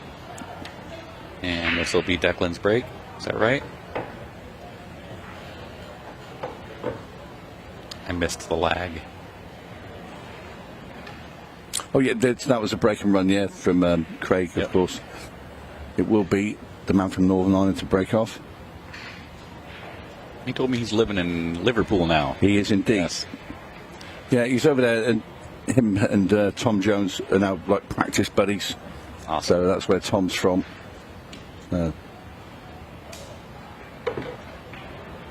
Good for each other. Yes, for sure.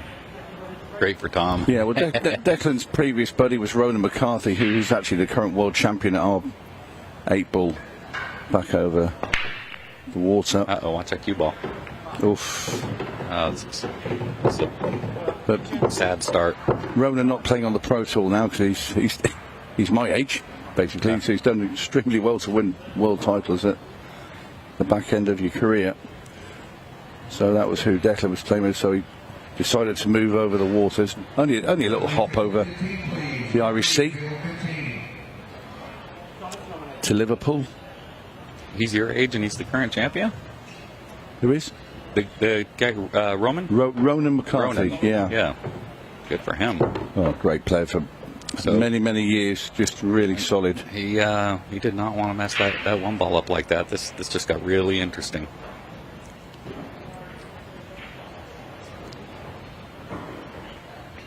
You're talking about Craig being a nice guy. After the match, we chatted for a little while, and he gave me a lot of compliments. That was really fun. You know, he didn't have to do that, but he sat there and he talked to me and told me the things that he liked, and he's a gentleman, and told me some of the things I might be able to work on, and you know, he's picking my brain about some stuff too, which is really cool. But yeah, absolute gentleman. He's trying to come just a little bit further. He wants to play that 6 in the side pocket and get that one out. I wonder if he can just.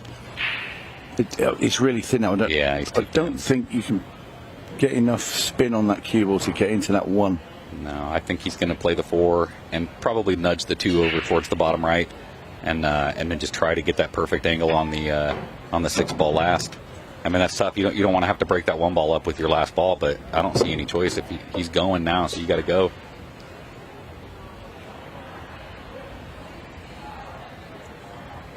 So he'll want to get probably right up into the middle of the table. Yeah, he's slightly straighter than he would have liked, I think, on this 2. I don't know if he can just punch an angle and run forward with left-hand spin. What do you guys say? Pinching the pocket? Pinch it a little bit? Yep. Cheat the pocket, you say, didn't you? Yeah, there you go. Yeah, it might have come a little too far. He has gone too far. Yeah. Right then, Eric, now what do you do? Do you come over to the side rail and play the bank? So I would look and see if that 1 ball's cuttable from there. Then he's looking at it right now because there's a chance. I mean, it looks like a ball could fit between them, but he's not comfortable with it, so I think he's going to have to bank it.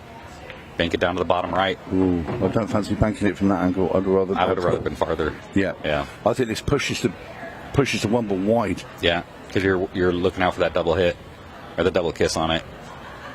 But if it goes in, I'm thinking he's going to be on the 8. Yeah, there's that double kiss. Is it going to go? No.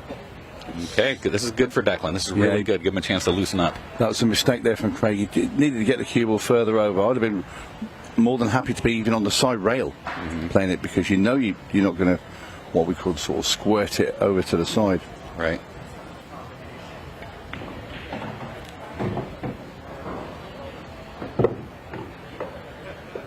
Okay, so he's going to get the 15, then the 11, and then the 12, and then come down here. And when you come down table, and I know we're going to have to look at his angle, but I like getting on that 9 ball before the 10 ball, because that 10 ball is only going to go in the bottom right. And if you get down below it and get on that 9 ball first, you can pick your pocket for that 10 ball. But we'll see if he comes up with a great angle on the 12 to get perfect on the 10. He might just take that first. Yeah, I'm definitely going to come down for the 9. I'm too afraid of if you come down and try and play for that 10 in the bottom right, and you come a little long, then you're not on the 9 ball either. I think he agrees. Okay, good. Absolutely, I agree 100%, Eric. Nice. You know, you're guaranteed to be shooting at a pocket.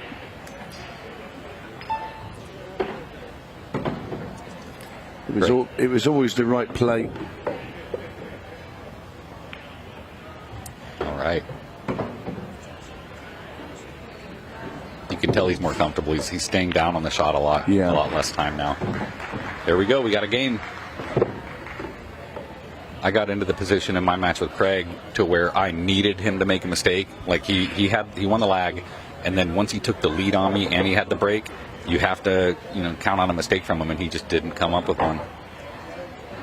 He's very, very confident out there.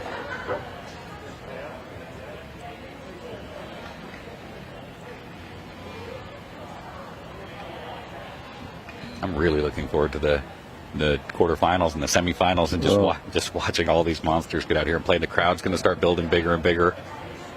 Yeah, it's very exciting to watch it all unfold on finals day. That's the only reason I let Craig win, is because I wanted to watch all the matches. You can't really watch them when you're playing. So what's your plans then? So after in between tournaments, Eric, what's your routine? Pool wise? Yeah. So I like to hit the pool room as many days of the week as I can. And honestly, I know it sounds bad, I kind of get bored playing pool a lot. No, I get that. But I definitely get out there and I'll play for an hour or two and then get back to work. I have a job where I get to work from home when I'm in Arizona. So I'm very, very lucky to have that. And when I hit the pool room, I have a 9-foot table at the house, so I get to practice when I want. But because of Ultimate Pool, I've been trying to play as much on the small table as I can. So I go to Dozers. Yeah, we were in Dozers' first tour this season in Phoenix, or Mesa. Mesa, Arizona. That was on Valentine's Day weekend. Yeah, it was as well. Yeah. Because I remember Craig was having a moment because obviously his good lady was back at home and he was over here playing. Yeah, yeah, and he made the finals of that one, right? He lost to Joe Prince in the finals. And I actually think, and I might be wrong, I'm not sure, but I think it might be his wedding anniversary this weekend as well. Well, we know where his priorities are. Well, it's around this time because I did see it on Facebook. So, yeah. Well, congratulations. I said you're good at timing these tournaments, Craig, because Valentine's Day is his wedding anniversary. I know he's a full-time professional pool player, Craig. So this is his job. So I know he does miss his family when he comes out, but they're all very supportive. So what's our plan for that 8-ball? Because it doesn't go bottom left. It looks like it goes past the 14 into the bottom right.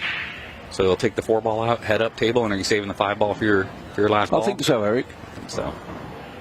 Well, we think alike. I remember when our friend Mr. Simon Webb was with us. Well, I was commentating with Simon on your match, and Simon did allude to the fact that you and I think the same. You read my mind on the patterns. He was reading my mind on how I was feeling during the match. Yeah, that's right. Yeah, that was a good combination. But yeah, so Craig went a different route here. He's looks like he might save the 4-ball for last, and you can't blame him for that. The 8-ball. Well, what is his plan on the 8-ball? Well, I think he's going to try and get over it. So if he could leave an angle and maybe come into the 9, so pots the 4 and just rolls into the 9, he leaves a long 8. If he hits it a little bit skinny on the 9, he'll have it in the side pocket, I think. So maybe the 8-ball doesn't pass the 14 like I originally thought. No. Okay. But you see, he gives himself 2 options. Yeah. This way. I mean, he might just draw the cue ball over into the 9. Yeah, he might have to with the angle he got. Craig will just want to make sure he has a clear shot at the 8.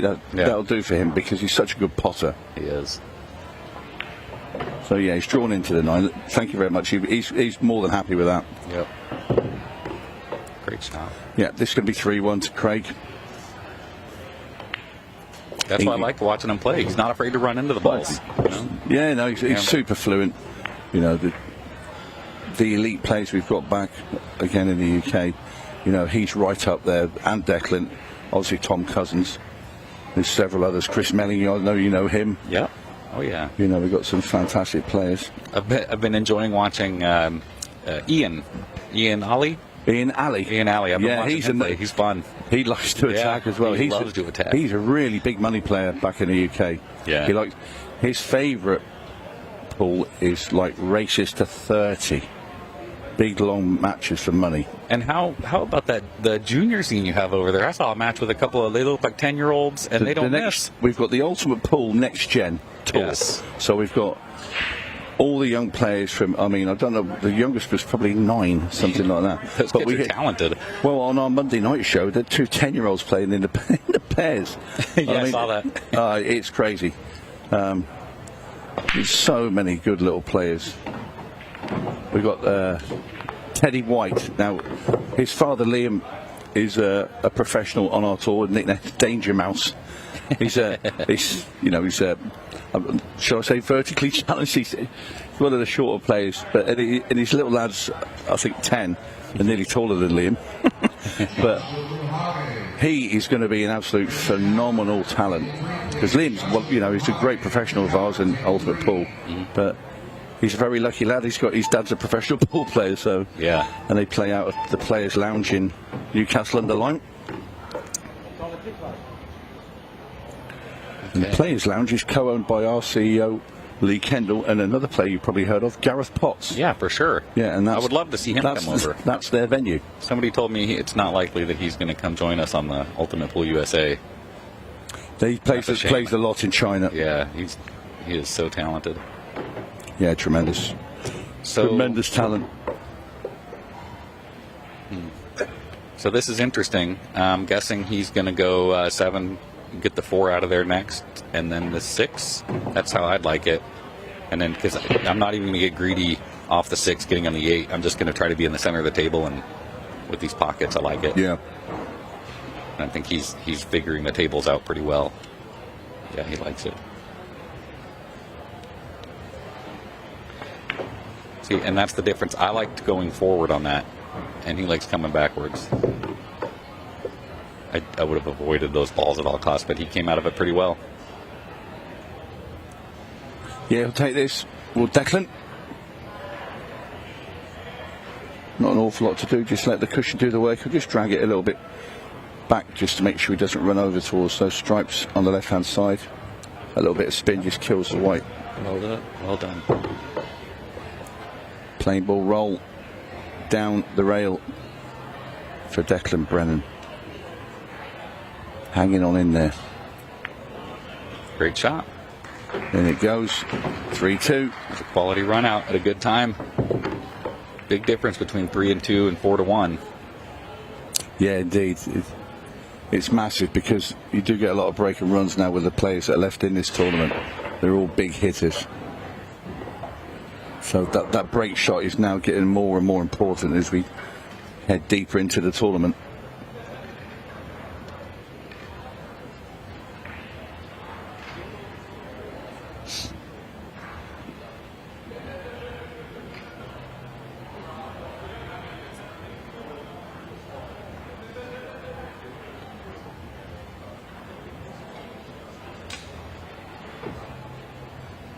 It's almost tough trying to follow all the matches. I want to see who's winning every single one of them.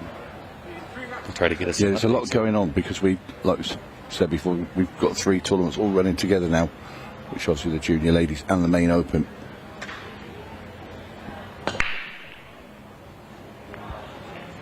Oh, Craig. Wow, It always looked dangerous as that cue ball was sailing up there and the balls were coming behind it. You were kind of waiting for something just to cannon that cue ball into that corner pocket. You could see them all coming. Boom. That's just what Declan was needing.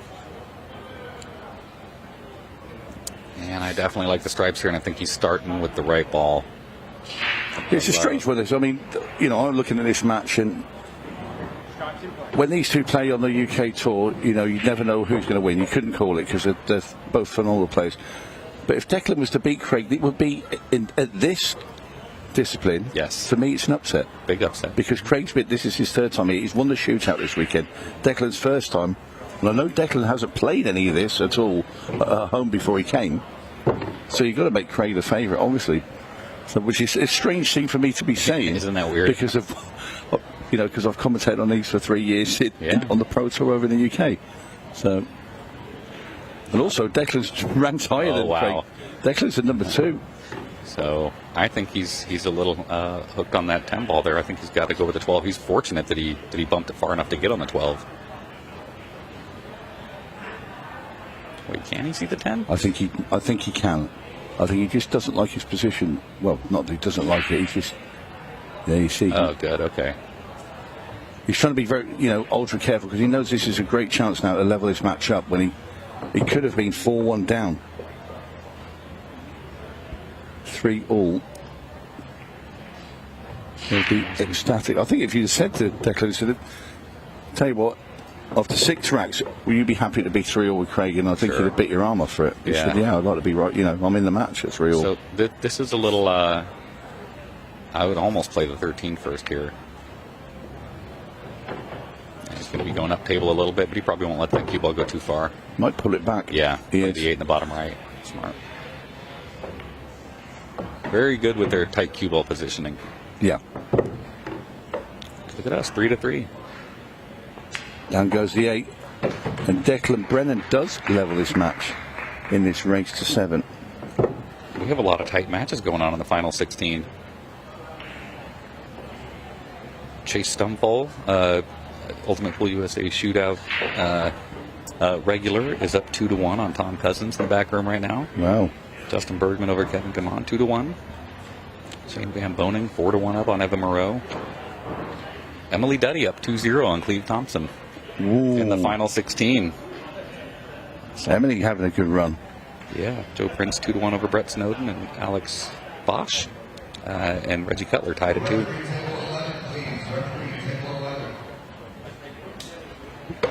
There's going to be a lot of close matches coming up. Yeah, Emily Duddy, she was in the mixed pairs last night with Del Sim. They lost in the quarterfinals. Now Emily's up 3-0. Keeps trucking. Good for her.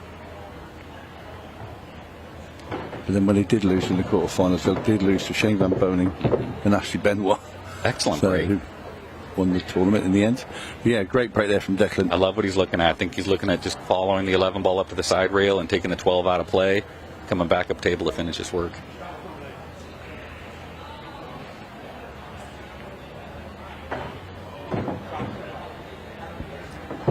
Yeah, there's about, you can get almost anywhere on the table and have a shot coming up. 8 ball goes, I like the 9 ball as my key ball, and then the 8 in the bottom right.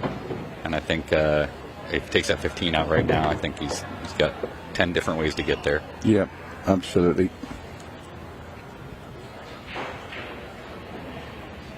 Danny Malshaw, Jeff Aso, table 15, please. Andy and Jeff, table 15. He's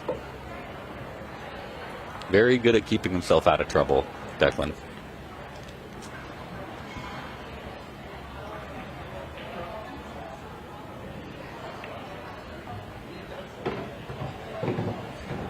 Yeah, he's starting to look a lot more fluent. Sure. Just don't get a funny angle on the 9 anywhere near straight in, and you're good. And I love it. Yeah, the very first day he was a bit sort of puzzled by everything, but this is more like the pace that he plays at when he's on the UK Pro Tour.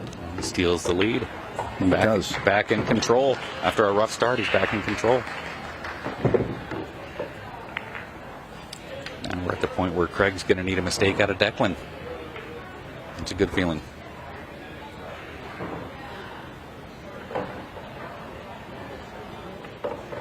Yeah, it's going to be a very important break now for Craig.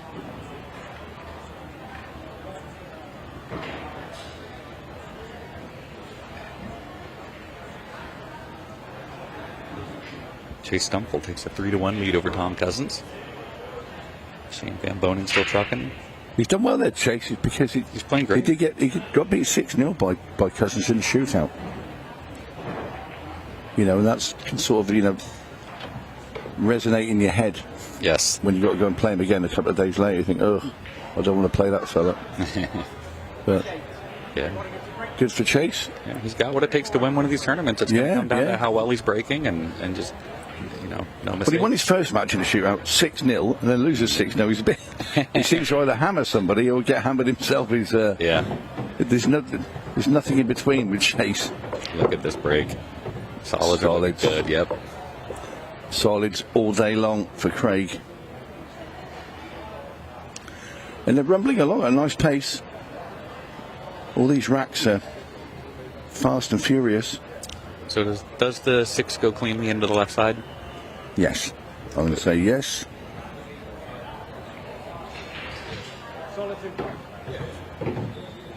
I'll say yes because the amount of times I used to say no with those sort of situations, it looks like it doesn't, and the amount of times it's been caught out because of then when you go to an overhead. On the corners, a lot of times if it looks close, it's good because you can rub the rails on the way into the corners. The sides are a little different. Yeah, you can always tell when a ball goes or doesn't go by the player, because he'd have been looking to move that, and because he's fluently going through the balls, Craig, it tells you that he's happy with the situation. So this is nice. He'll save. He'll shoot the 6 ball, 7. Just float the 2 ball in and have the 8 ball up in the top left. It's looking good from here. That's a good feeling when you get to that point in the rack where you know it's just a matter of time and it's over. Yeah, what he does here now, just drops the 7 in. He'll make the 2 and just kick the 13 out of the way, and then make the 8 up into the top left. Is that where you go, Eric? So my tendency is just to avoid the 13 and just come out 6 inches. But either way, That's why. Do you know what? This is why I said kick the 13. You guaranteed to be straight at the 8. Yeah. See, I probably would have kicked the wrong side of the 13 and got in trouble, but yeah. But I'm one of those guys where I'm like, I know that my cue ball control is not on this guy's level. He's lucky he's not touching that. Yes. He's going to make it. Yeah. But yeah, he's had a little the hand up of apology there because he knows he didn't play a great shot, Craig. Yeah. We got a match. Nobody's missing. This is great. This is what we want.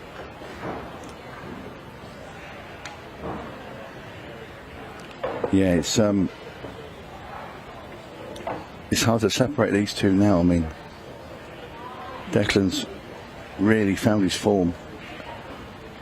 His way around these bar box tables on the Brunswick.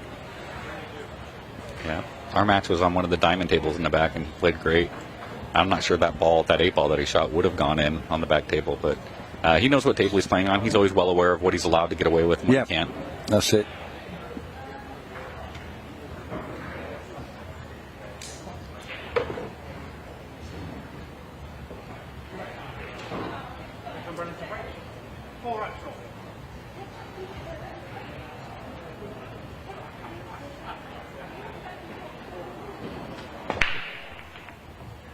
Oh, he's going to scrap. Oh, the 14 kept it out. Saved him, and he's got a ball down.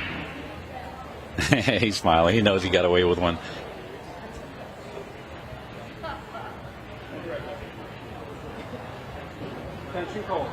Had to be a green ball, didn't it, to save him? Yeah. Being from Northern Ireland.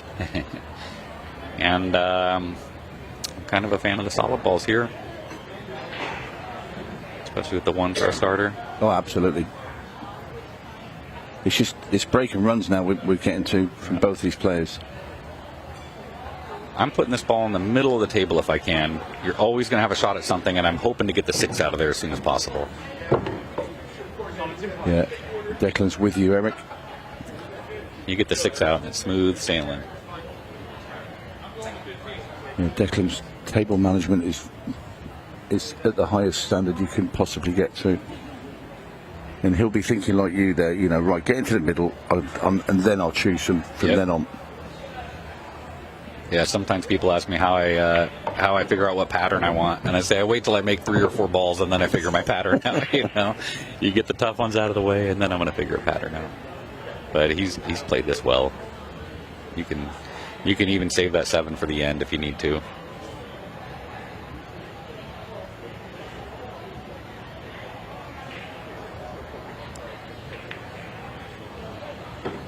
It never looks hard when they're playing. It drives me nuts. And I always feel like I'm up against it, and these guys always just make it look like so easy. Just got to be a little careful on this one. What if you might just try and run down past the 14? Find the gap, yeah. Perfect. 8 ball's going to be in the side pocket. Just has a little look to see where he wants to be.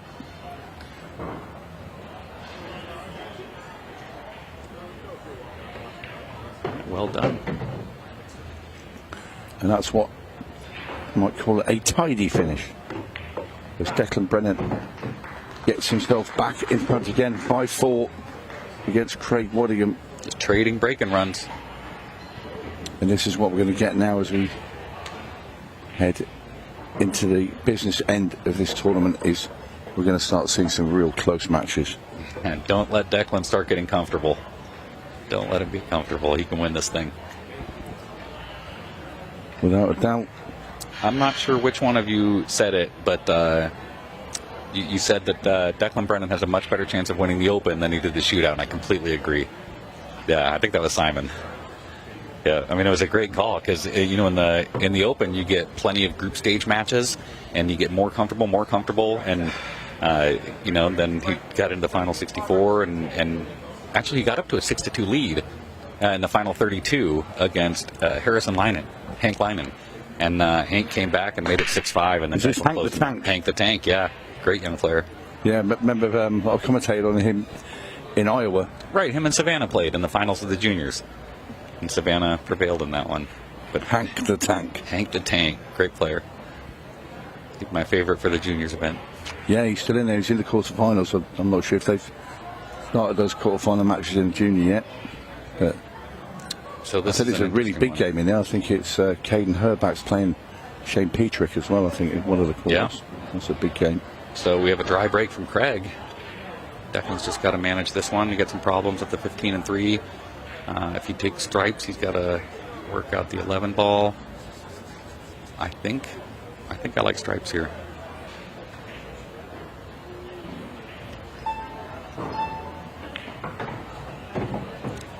Okay, so he's still got time. The 15 will pass the 4, I believe, if he can get the 12 out now. Yeah, he thought he was going to catch the edge of something, and he got nothing. Right. And, you know, I might try to play this 12 ball, go off the side rail, and go up between the 8 and the 6, the line he's showing now, and try to drop in on either the 9 or the 11. And if you can get shape on the 11 ball here, I think he's going to be in business. 15 has all the room in the world to get past there. Look at him.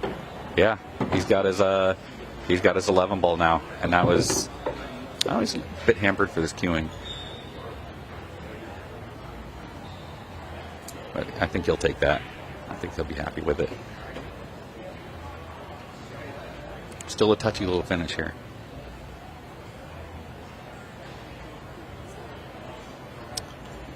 Do you think he's going to try to hold to cut the 9 in the top right, or do you think he's going to go down for the 15, or just take the, let's see, 14 ball probably? I think he was trying to get down onto the 15 there. I think he was. He's just misjudged the angle slightly. And well, you don't want to save that 13 for last. So he's going to probably be looking to get that after this. You don't want to save any of these for last. Look at this. He's up against it. Yeah, this is absolutely such a huge rack. Because if Declan could move onto the hill and get the cushion on Craig, it'd be huge. All right, so he's going to play this down in the corner and just pull back for the 9 in the corner, and then he's going to have to find a way to get on the 15. Can he get full enough on the 9 just to draw down the right side rail? Yeah, I think that's tricky. Yeah. I think he's probably going to have a little bit more angle than he wants. Yeah.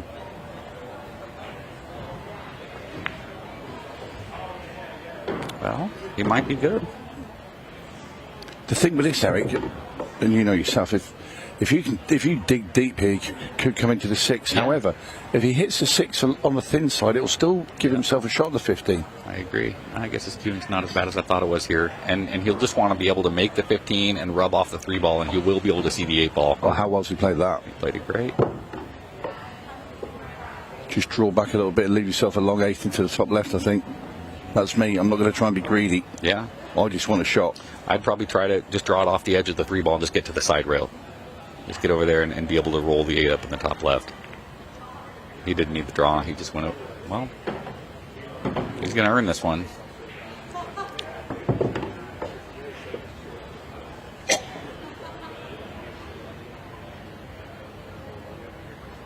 You got to think he's a favorite to make this.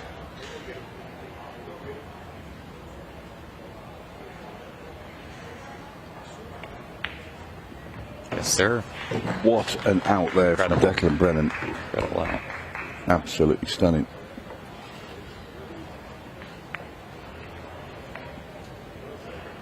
(6-4) up against Craig Waddingham from 3-1 down.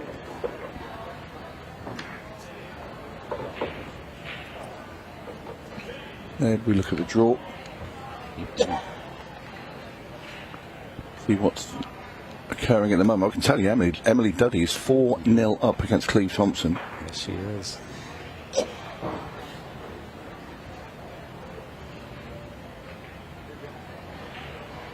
Wow. Last heard, Chase Dunford was 3-1 up against Tom Cousins as well. It's looks like 3-2 now. Cleve just got a rack on the board, but Shane Van Boning was up pretty big on Evan Moreau. Evan's climbing back at 4-3. Wow. Every match on the back's tight. All right, so now Craig's in the position of needing a mistake out of Declan. Actually, 2 mistakes out of Declan.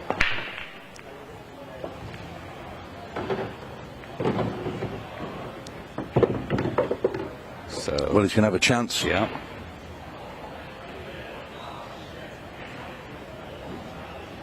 Great break there from Declan. Does he have a strike to start with? Yep, the 13. I think that's what I like. I like the 13, and I like trying to get down to about the second diamond on the left rail. And if you can land on the 9 ball or on the 13 and take one of those 2 out now, whichever one you dress up better on.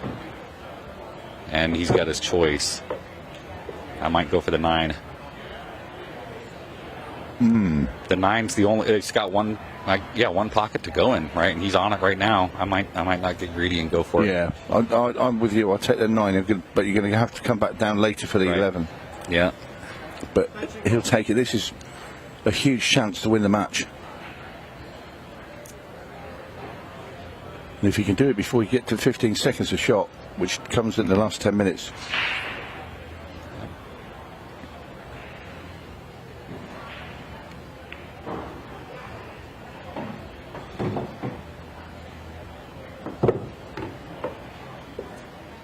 So I think I like taking the 12 ball out and then making the 10 ball, shooting the 15 straight down into the bottom left and getting on to, he's going to take the 10 first. I think the 15 will be his ball to get to the 11. Oh, not anymore. I guess he's had a look. I'm wondering if it goes off if he can play the 12 now off the 1. But I think he's looking at playing the 15 down here into the bottom left, getting a cue ball back across the table to leave a cut up into the top corner, then to bring the cue ball down for the 11. It'll work. He's hit it great. That's good. That's pretty good. One good position shot. Getting the weight right, making sure you don't scratch down in this corner. There you hear it will go to 15 seconds a shot after this from Declan Brennan.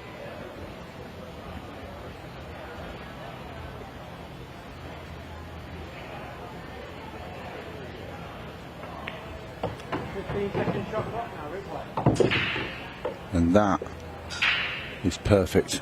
Yeah, he'll be happy with this. He'll be looking now. Will he dig deep and just come off the 2 rails and have the black in the same pocket? He will. Yeah. The 11's in. And he's going to be on his 8. And Declan Brennan, what a performance. Considering he's hardly played the game, but he's grown into this tournament day by day. And this 8 for the match. He's a lot of breaking runs he put together.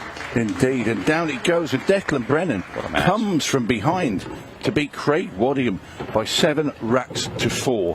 That was excellent. Don't go away. When we come back, we're going to have more action here from the Boston Open.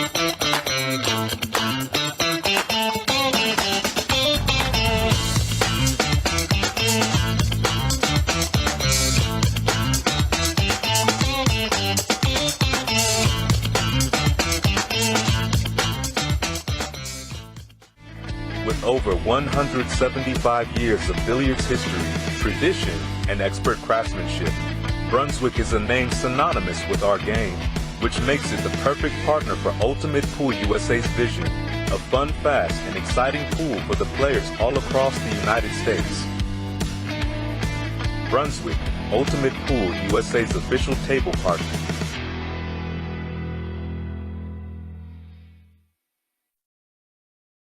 My break tip is completely different from everything that is on the market. Combines the qualities of like a playing tip with a super powerful tip. It's like a tip on the steroids. You can open with less power and still have spin and split the pack perfectly, but you can go for the power breaking and you still have control.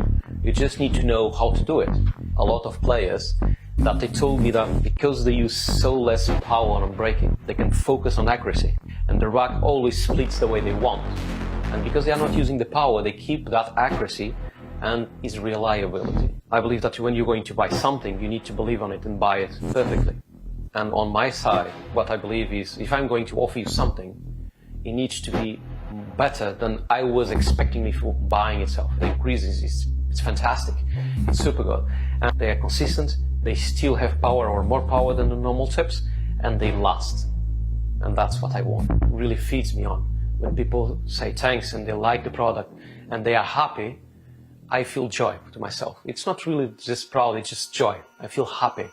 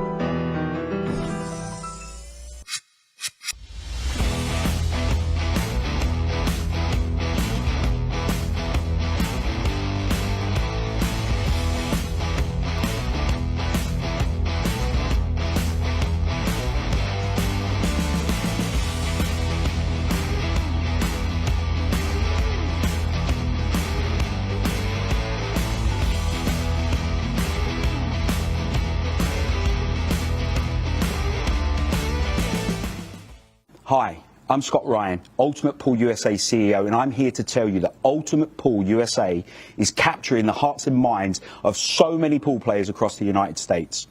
To the players, league operators and supporters, you are the reason we do this. We thank you.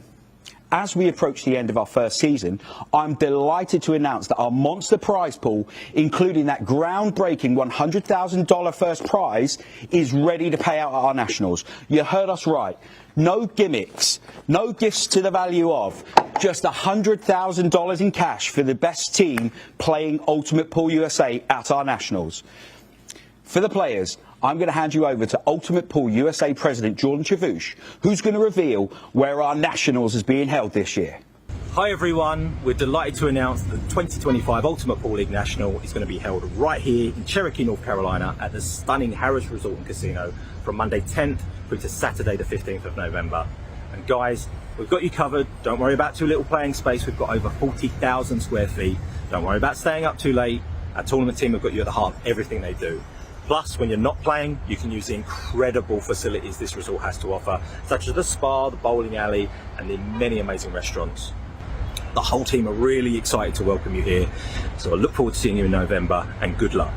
This will be the biggest party in pool. Teams and players fighting it out to be the best of Ultimate Pool USA. But that's not all. We will have many special attractions, including our shootout, an open event, and many surprise guests from pools past and present. Get ready for all of the high-octane, fast-paced action you've come to expect from Ultimate Pool USA. For the players, league operators and supporters, this November, Ultimate Pool USA changes the game. We'll see you in Cherokee.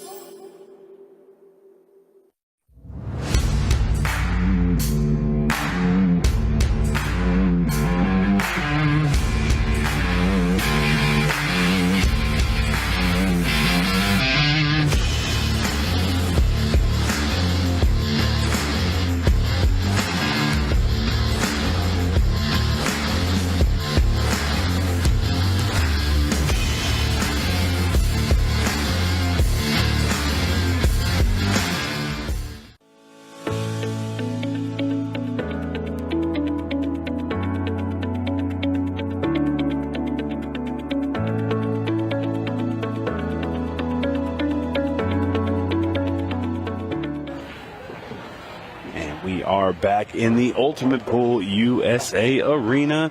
Good afternoon, ladies and gentlemen. This is one of our, I believe it's the last 32, the last 16. I don't know, guys. I'll double check for you. I believe it's last 16, and it is Ricky Evans versus Skylar Woodward. What a match that is going to be. Super excited for that one. While we are just getting ready, I'm going to go ahead and give you guys the line on what's going around on the outside tables. So many great matches going on. We will cover them for you right here as this match progresses and as we learn more and more about how this tournament is shaping up. Just real quick, we saw Declan Brennan 7-4 over Craig Waddingham. Joe Prince up 5-3 over Brett Snowden. Alan Bosch up over Reggie Cutler 6-4. Emily Duddy up 4-2 over Cleve Thompson. Chase Stumfull 2 racks away, leading 5-3 on Tom Cousins. Kevin Guimond and Justin Bergman tied up 4-4. SVB on the hill against Evan Moreau. Of course, this match right here, Sky Woodward, Ricky Evans, and Skylar with a scratch on the break. Not a great start. My name is Stephen Wyatt, and I am joined by the one, the only Mr. Sean Santoro, Mr. Pancake. How you doing, Steve? Do you like that nickname? I don't mind it. It reminds me of when I won money, so that's good. There you go.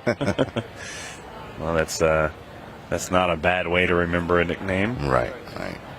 So we talked to you a little bit, I guess maybe yesterday, the day before. Can't really remember. Mm-hmm. But how do you like the events this weekend? It was a lot of fun. I got to play in the open event and made the final 64, which was nice. Played Mike DeShane. Was a back and forth match in the beginning, and made a couple mistakes on some 8-balls that I normally wouldn't make, but it's the speed of the table. The cue ball was, the tables are beautiful tables, but a little tougher for me to get used to more than someone like Mike. So, but it was fun, a lot of fun. Yeah, that's the one thing I love about these Brunswick tables, and I'll be the first one to tell you. We're not going for super tight pockets. We don't want them to be so tight that it makes it difficult for good players to make good shots. We want them to be a little bit more forgiving, especially with the timed matches. We don't want the table play to come into play on the match clock. So yeah, our pockets are a little bigger, but you don't have to make balls in them. You can miss. Oh yeah, trust me. I've done it a lot. And really quick work here, Ricky Evans. As long as the cue ball slows down. Watch the cue ball. Uh-oh. I think he's got enough to see it. He's okay. That got a little tough right there. That cue ball don't stop rolling. And there it is. Game number 1 in this race to 7 is going to go to Ricky Evans after the foul break from Skylar Woodward. It is a 40-minute match clock with a 30-second shot clock. Look at this right here. Our last 16, like we just talked about, Chase Stumfull, Tom Cousins, Kevin Guimond, Justin Bergman, Shane Van Boning, Evan Moreau, and Skylar Woodward and Ricky Evans on this side of the bracket. Moving over to our left, Joe Prince and Brett Snowden. The winner of that will play Declan Brennan in our first quarterfinal. Alex Bosch and Reggie Cutler, Emily Duddy, and Cleve Thompson round out the final 16. And it is getting down to what I like to call the nitty-gritty. It's really not. This is my favorite part of the tournament. Right after that last 64 stage, right, all of the cream is rising. Right. All the monster players are starting to wedge up together. And you've got a few upsets here and there that make their way through the bracket. Yeah, a lot of these players, even though they may not be skill-wise as good as others, can still, break and run on a bar box. So there's going to be chances for players to upset some of these champions. So, but that's what you know, as far as viewership goes, is a good thing. Is you want to see those upsets and, you know, see people have chances. And one thing you can't do is break dry like Ricky just did against a guy like Sky Woodward. So, especially when he leaves him an angle for the breakout. Right. And that was really his only issue right there. Yep. I think the one goes clean. Yeah, he could probably just soft roll this one ball. Yeah, if the best player in the tournament won every single time, pool would be very, very boring. Right. And that's why I love this format, because it does make the game very exciting. Can you see this 6 ball? It looks like it came up a little short, but he must. Yeah, I think he's okay. Maybe a little swerve.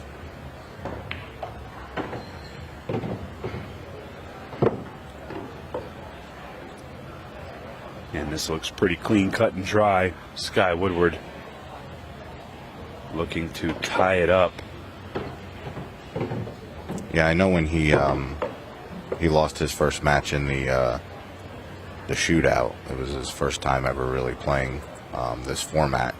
He also had a delayed flight too coming in. So I think a couple matches into the Open and, you know, playing in the doubles, he's definitely getting used to these tables now in the format. So I definitely think he's one of the favorites to win the whole thing. Yeah, I always said that if Skylar ever plays this and he enjoys the format and the style of play, I think he'd be one of the ones that will always be a threat every single time you see him on the bracket.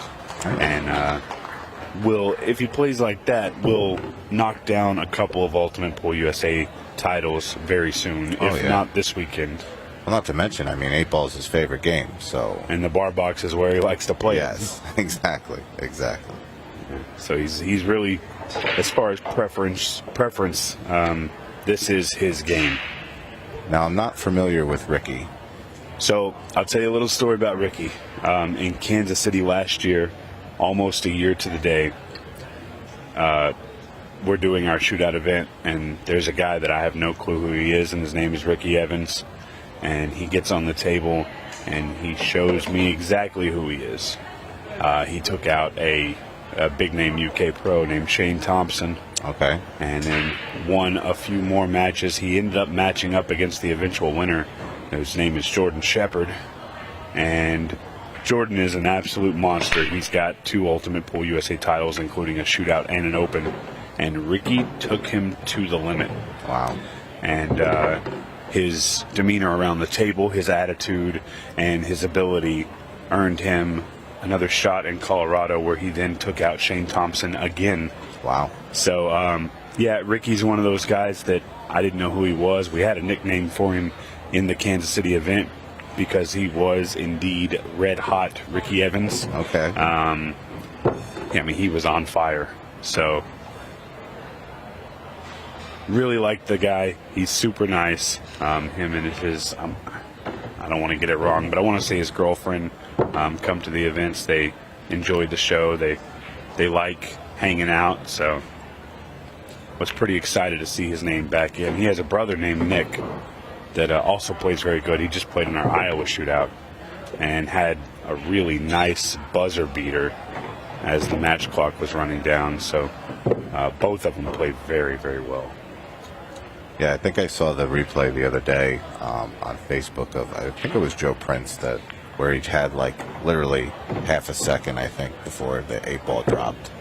Yeah, that was actually one of those things where it was against Jovan Bustamante, and we had to go back and pull it with the hundredths of a second tick, because if you just look at the tenths, it goes 0-0. Right. But if you look at the hundredths, there's a little bit left on the clock by the time he strikes the cue ball. Mm-hmm. That's the benefit of the VAR that we're allowed to have here when situations like that arise. We need to be able to know for sure. And yeah, that buzzer beater is what Ultimate Pool USA is all about. Yeah, and any added excitement to the game is good for pool. I agree. And now we have Sky winning this match so far, 2-1. Ricky Evans to break.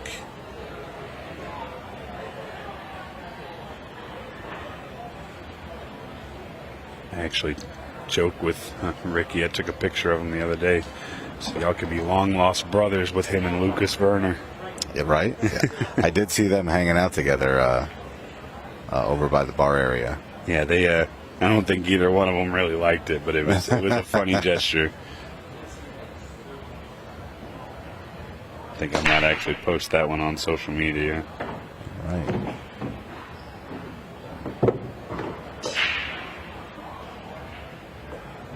All right, ball down and choice. It's funny to me how they're breaking, more dead center table and getting the reaction they're getting from the rack. Yeah, it's the break is one of the hardest things to control, and we see it a lot when we're watching maybe rotation on the 9-foot. It's very structured how you can make that ball react. But on a bar box playing 8-ball, when you have 16 balls running around the table, running into each other, it's very difficult to predict an 8-ball break. Which, I think that leads to the excitement of the matches. You never know what's going to happen on a break. And whereas rotation, especially in the last couple of years, a lot of it's just come down to the break. It's true. It's a breaking contest. Most important shot in pool is the break. Keeps you at the table. And I do enjoy rotation, but sometimes it can be a little slow when it's just break, make the one on the side and run out. Kevin Guimond's just taking a 5-4 lead over Justin Bergman. That's huge. That is huge. First time I ever met Kevin was in a tournament in Northwest Louisiana, and I watched him take out Sky Woodward, the tournament favorite. I became a pretty big fan of Mr. Guimond. Yeah, speaking of looking alike. Yeah, they That's why they make a joke that Kevin is Sky's dad, because they do look a lot alike. Yeah, they do. They do definitely look a lot alike. They would say that Kevin is the Temu version of Sky. I think Kevin himself said 40 years and 40 pounds. Right. Kevin's a good dude. Yeah, he really is.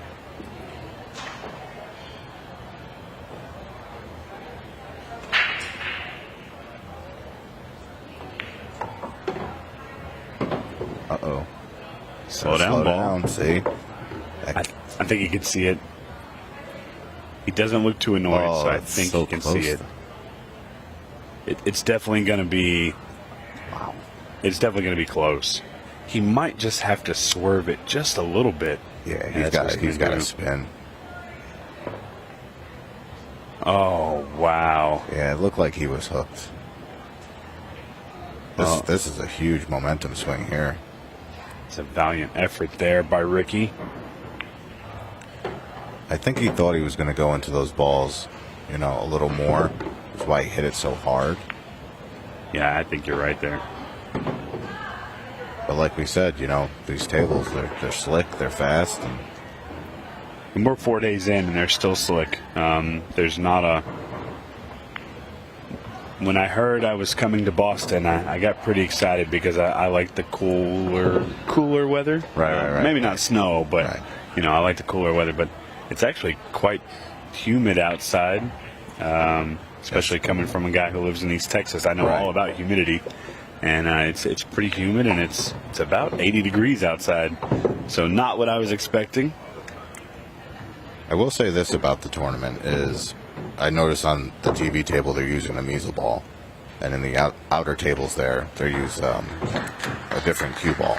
Are they? Yeah, and it's may have been the Airman set that's on all the tables. Yes. Yeah. So that cue ball is a lot slicker and runs a lot further than a measle ball. So where that ball ended up for Ricky behind that stack, it might have come out the other side if the other cue ball was being used. It's a lot slicker, but the measle ball is the best ball to use, in my opinion. And Ricky does not look too happy.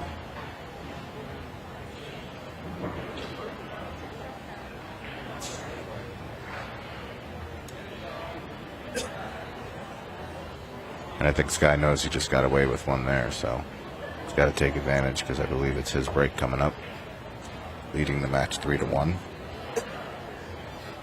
Give you guys some score updates while we wait for the rack. We got Emily Duddy and Cleve Thompson tied at 4. Chase Stumpfall up 5-4 over Tom Cousins. And Kevin Guimond on the hill, 6-4 against Justin Bergman. Yeah, that's huge. And again, Kevin had a perfect match against Mike DeShane, so it's hard to call it an upset, but I think anytime Justin Bergman loses, it's an upset. So we'll keep our eyes on that one for you and give you updates as it comes along. Look at this break. Wow. See where the 7-ball ends up with these 2 stripes down at the bottom there. See if he has an angle to make that 7. He does. He can make the 7-ball.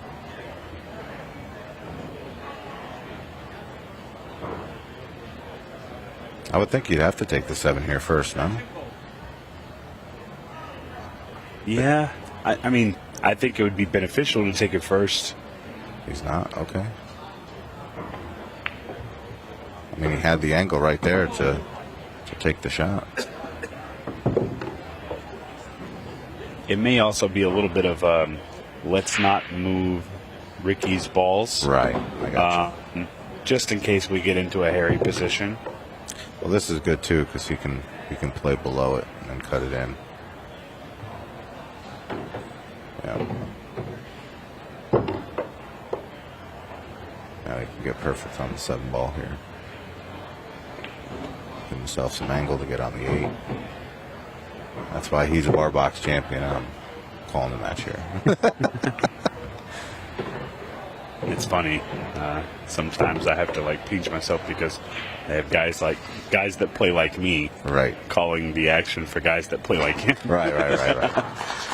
Well, you know what it is too. I think even though the execution isn't there, we all see at very high levels because we've been around it for so long. So yeah.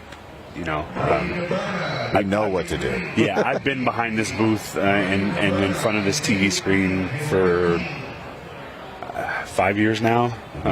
Not just for this organization, but for others as well. So if I could play half as good as I could see the table from this view, I might be a champion. That's right. That's right.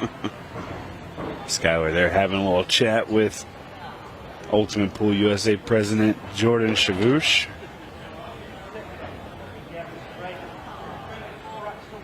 And Mr. Simon Webb as well, sitting there having a little lunch, having a laugh. 4-1, Ricky Evans to break. And once again, Sean has the bracket open. We are looking for finishes on those matches, and we will get them to you as soon as we hear about them. We do have SVB beating Evan Moreau 7-3, and Joe Prince over Brett Snowden 7-3 as well. Still a little tight in that Kevin Guimond Justin Bergman match. Also, Chase Stumpful and Tom Cousins, both Chase and Kevin holding a 6-4 lead over their opponents respectively. We already know one of our quarterfinal matches will be Joe Prince and Declan Brennan. That should be a good match. Should. Yeah, I absolutely agree. Joe struggled in the round of 64 yesterday. I don't know, he was playing on one of the diamond tables in the back, and I think it just got to him a little bit, the speed of the cloth, and yeah, he got off to a slow start, but ended up coming back to win that match. And then I think this morning he put a hurt on Johnny Archer. He definitely did. He had no remorse, and he played very well on this table. If there's one person out of everybody that I've seen play on these Brunswick tables with this fresh CPBA cloth to say they have the table speed down, it is 100% Joe Prince.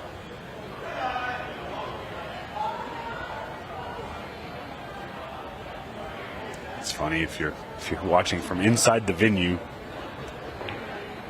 Go ahead and walk over to tables 9 and 10. They're right beside each other, is where Tom Cousins and Justin Bergman's matches are. I'm sure there's a crowd over there. Yeah, I'm sure. We have a great match here in the arena as well. Ricky Evans trying to work out the best way to tackle the 6-ball. And he does not have an extension anymore, as he's called it. There we go. Made his decision. Uh-oh. Wow. So he was trying to bump it a little bit more to the other side of the angle, so his cue ball would roll up a little bit and the 6-ball would roll towards the pocket. Instead, he caught it dead on the side, and now here we are. He's going to be banking this ball with some speed.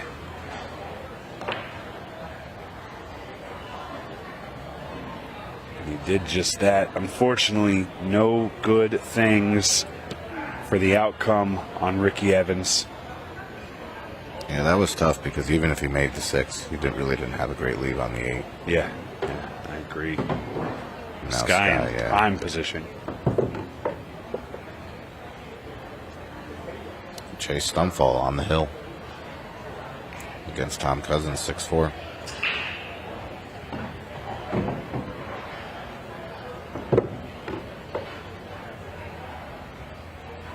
Yeah, and I think the winner of the Cousins and Bergman matches play each other too. So you go from having Tom Cousins versus Justin Bergman to possibly Chase and Kevin playing each other.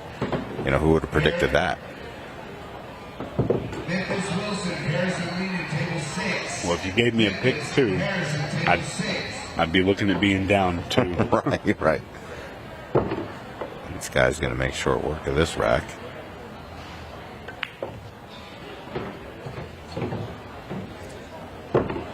And this is the thing too with these matches. You know, you look at the score line here; it's about to be 5-1. But when you watch the match, that's not how the match reads. You know, a couple things here or there changes everything. Yeah, I use this quite a bit. Is that the score line doesn't tell the story line, right? Because there's a lot more that happened in this match than just Skylar being up 5-1. And that's why I think it's always important for you guys to try and watch the broadcast rather than see the score line, because there's so much storytelling on the table that you might miss if you're just staring at the score. So, yep. And these short races, you know, it's just a little kiss here, bad roll there, and you know, now you have a four rack, you know, differential. So,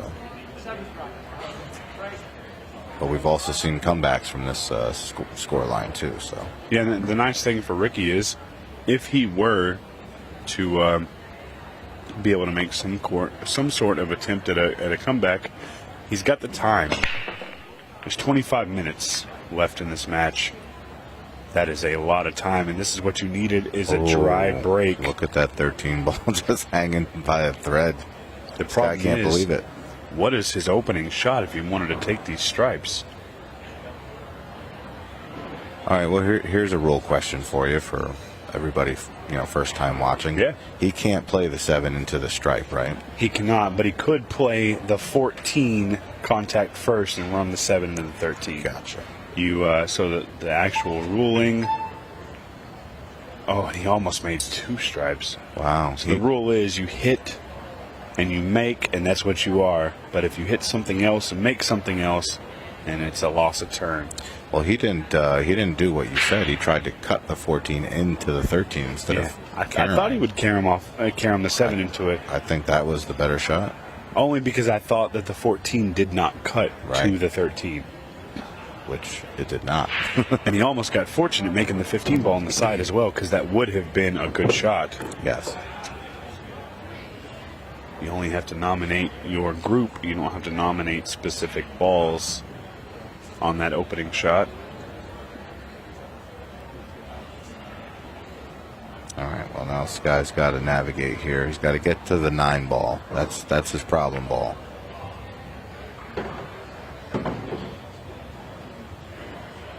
Does it go past the 1? Yeah, I think he might have it here. I think he might be able to just cheat it a little bit.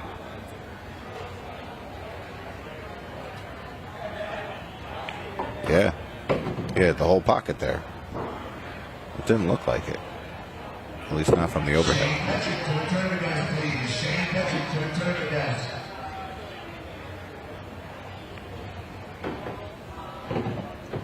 There's times where the camera angles just don't show us all the info we need. Huge shout out to our production crew. Always on top of getting us those angles, those good shots to tell us what we need to know.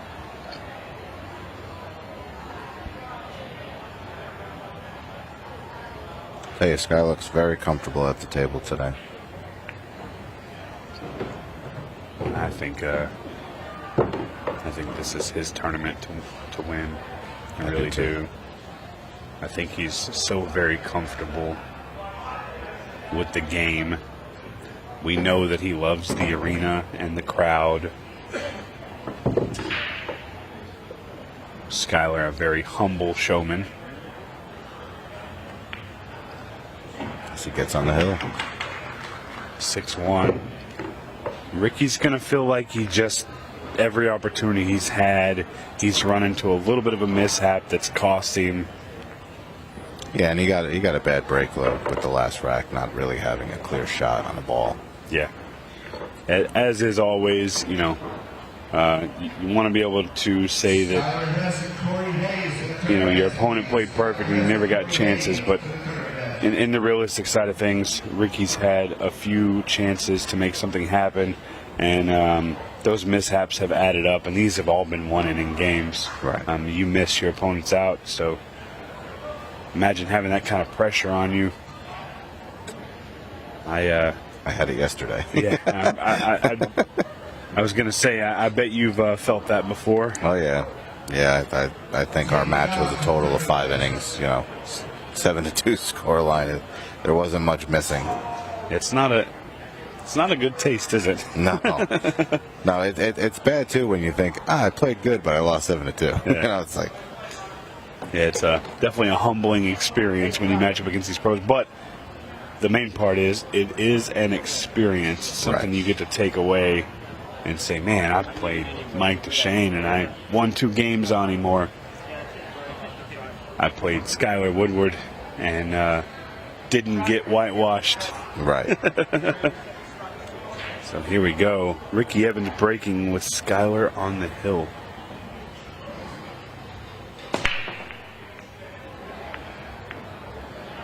All right, 2 balls down. But once again, what does he shoot at? We got a lot of cluster problems there.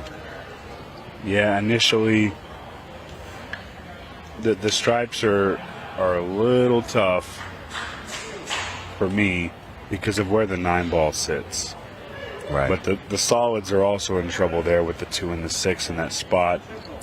I think if I'm in this position, I go with what the easiest opening shot is, because neither one of them are great, and I'm going to go with the solids.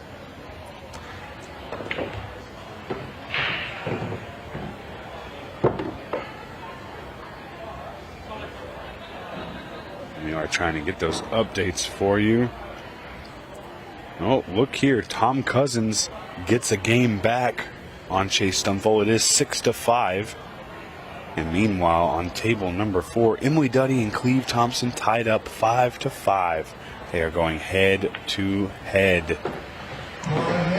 Cleve's making a nice match of it after being down 4-0. Yeah, and that's a big comeback. I've seen him show some heart before. The very first match ever broadcast from Ultimate Pool USA was a shootout match, and it featured Cleve Thompson and Tyler Steyer. Wow. And that match went to a 6-ball shootout. Nice.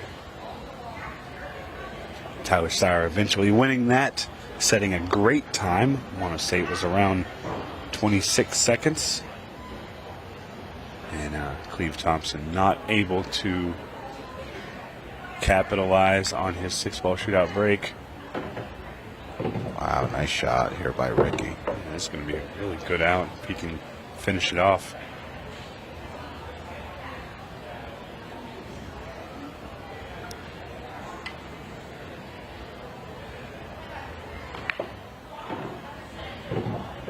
We have another change in the scoreline of the Tom Cousins match.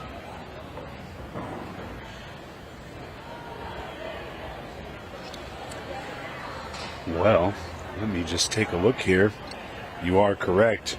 Chase Stumfall, Tom Cousins are hill Women's Open. Got to get that picture-in-picture mobile camera running around, right, Steve? Yeah, I'm gonna have to get something like that going. Meanwhile, in the arena, Ricky Evans makes it 6-2. So this match is not over yet. Table 7. Chase Stumfold has a few good feathers in his hat. He's taken out some big names, one of which, the gentleman I was just talking about, Tyler Steyer, played him in the Kansas City Open event and was able to best Tyler. Table 7. Amy Beecham and Suzanne Wong.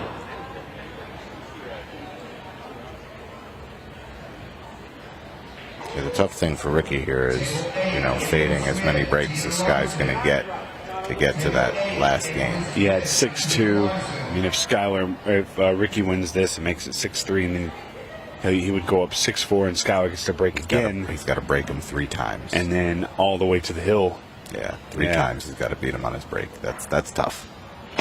Yeah. 7 ball is down. Well, somebody just had a reaction there in the crowd, but all the tables are in the other room. Maybe I think they're watching a sporting event on TV. Oh, that might be it. That might be it. I'm trying to watch these score lines and see who won. I know. Yeah, Cleveland, Emily's still tied at 5. There's some good matches over there, I'll tell you. Now Sky's got to decide what he's taking first. It looks like to me, I would say solids. Actually,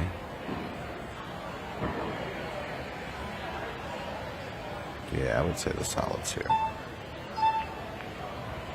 That's a good shot right there. Yeah, you're going to open up the table at the top to take out those 2, and then move down table, which I don't mind.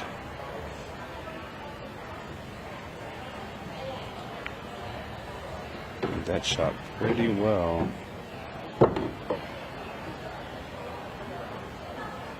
I wonder if he's planning on playing the 1 in the side, kind of as his last shot. Play the 2 to get to the 6, play the 3 to get on the 1, roll the 1 in. I think that's got to be what the play is there.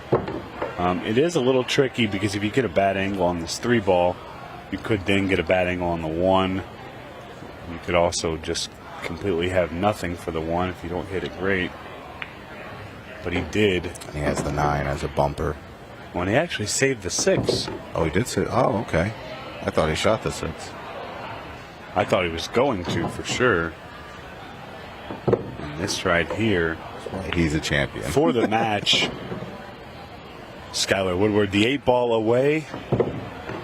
And he takes it down. Sky Woodward wins 7-2 over Ricky Evans. Congratulations to Ricky. A very nice showing here at the Boston Open. Sean, thank you so much for joining us. Thank you for having me. It was a great experience. And we will have more action in the arena coming up in just a few minutes.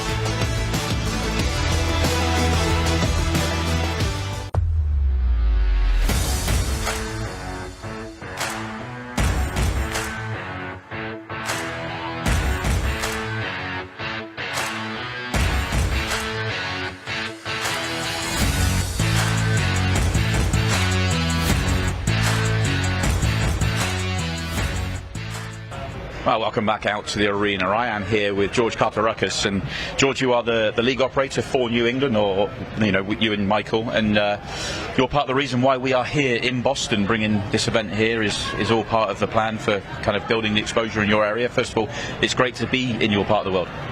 Yep, thanks for coming here. Great to have you. It's an amazing event, and I'm glad we are able to show the people what Ultimate Pool is all about. How's the league been? How are people taken to the league in the area? Have you seen kind of people interested and intrigued by what's going on and kind of interested in maybe getting involved? Yes, there's definitely excitement. Today was huge. We have a lot of people getting into it. We already have a couple of leagues going on in the Connecticut area, Springfield, Massachusetts, and Metro West Boston. It's going pretty well. Everybody that's playing it is enjoying it. They're loving it. The time clock is huge for them. What was it about Ultimate Pool League that made you want to get involved? Did you see the format and just think that it's something different and it's entertainment and it's fun to play? It was brought to my attention by a couple of very good players that we have in the area. I looked in the format. The time clock was the best thing. And then what is the league actually giving back to the players? Yeah. The massive cash prizes that they're giving out. I'm like, okay, this is something our players deserve to have in the area. What I like, you mentioned the cash prize. We've talked about it an awful lot, but we're in November at our first grand finals in North Carolina. We will be giving out $100,000 first prize to the winning team. Yeah. That, which is a huge number, and it is being paid out the money is being paid out in its entirety. But the more players that play this sport, the more players that get in your area and all our league operators across the country, the more money that will be given away. And to me, that's really exciting because amateur pool players are going to be winning a lot of money somewhere. Yes, I've been telling them, and when we hand out that $100,000 check this November, I'm going to say, hey, I told you so. Yeah. I told you it's going to be there, and the truth is, it's going to get bigger. Yeah. I mean, it's all for the players, and Ultimate Pool is promising like a great payout, and with growth, even more money. We're not capping it, and that's amazing. Absolutely, but the percentages are set. So as the players grow, as the league grows, the more players that play, that number, that 100,000, just rises. And I'm excited because I've said this so many times, people are probably bored of hearing me say it, but I genuinely believe we'll be paying out $1 million for a first place team at some point in the next 2, 3, 4 years. Can you imagine? $1 million, that means second place is $500,000. Exactly, and it's not just about the first prize. We're giving out 100,000 in Cherokee, but we're paying out $250,000 for that 8 ball, which is a huge number. 5 years down the road, we're talking about top 4 will be close to $2 million. Yeah, it really is amazing.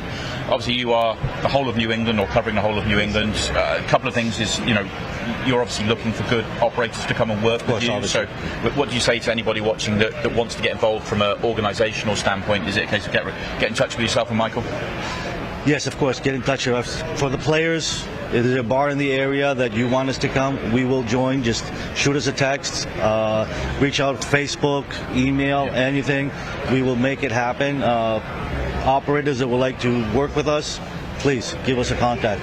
Yeah. We'll go through the process. We would love to get all 6 states going within January of this coming year. Yeah, if you do want to reach out, then you've got Ultimate Pool New England, your Facebook page there. There's plenty of groups. Of course, you can reach us on Ultimate Pool USA as well, or contact George directly or Michael directly. The pool world is a big family, so I'm sure there's connections everywhere there is. And what do you say to any player that is watching what we're seeing here on the table? I know in the Open it's a little bit more pace and less pace in terms of 40 minutes, but what we saw with the shootout, the 30 minutes, the new rundown style, the match clock, the way it changes.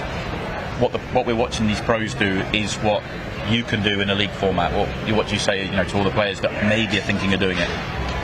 I say it's a great opportunity to improve your game, and actually the 30-second shot clock, it just stops. You stop second guessing. You play more assertive. You play more confident, and the more you play on the clock, and the faster you make the decisions, and it just separates you. It elevates your game right away. One thing I've heard is a lot of players that the one common theme is they say, that shot clock, that 30 seconds isn't for me. That's for the pros. But what I've heard across the country, and I travel around speaking to league players, is the 30 seconds. The lower ranked players have more success with it. They kind of, it confirms what they're trying to do. They don't overthink it. They just get down and shoot. Yes, that's exactly what it is. And honestly, whoever thinks 30 seconds is too much time, it's actually an eternity. once you get used to it, it's time. Yeah, absolutely. George, look, thank you for joining me out here. Best of luck to yourself and Michael, and hopefully we'll get to see it grow across the whole of the Northeast. Thanks for the amazing event you guys put up for us. Looking forward for the finals. This is a great field we have here. Yeah, absolutely. We're going to have a great rest of the day, and we're going to move straight on. We've still got plenty more action to come. We're going to move on to the quarterfinals. Join us after the break.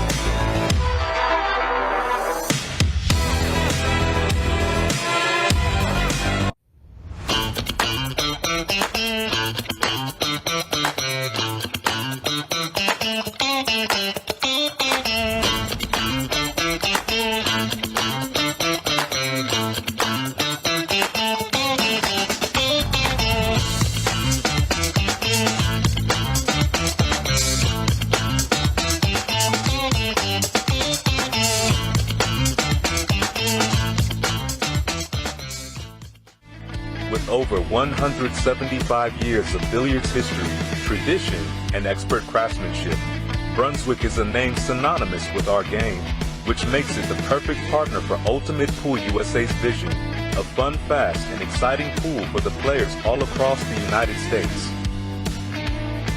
Brunswick, Ultimate Pool USA's official table partner.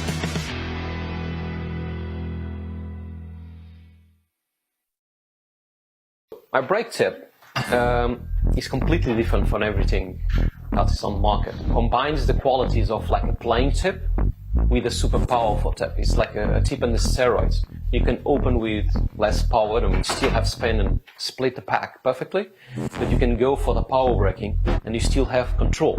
You just need to know how to do it. A lot of players that they told me that because they use so less power on breaking, they can focus on accuracy, and the rack always splits the way they want.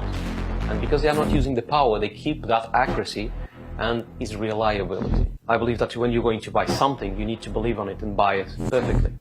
And on my side, what I believe is, if I'm going to offer you something, it needs to be better than I was expecting before buying itself. The increases, it's fantastic, it's super good. And they are consistent, they still have power or more power than the normal tips, and they last. And that's what I want. It really feeds me on. When people say thanks and they like the product and they are happy, I feel joy to myself. It's not really just proud, it's just joy. I feel happy.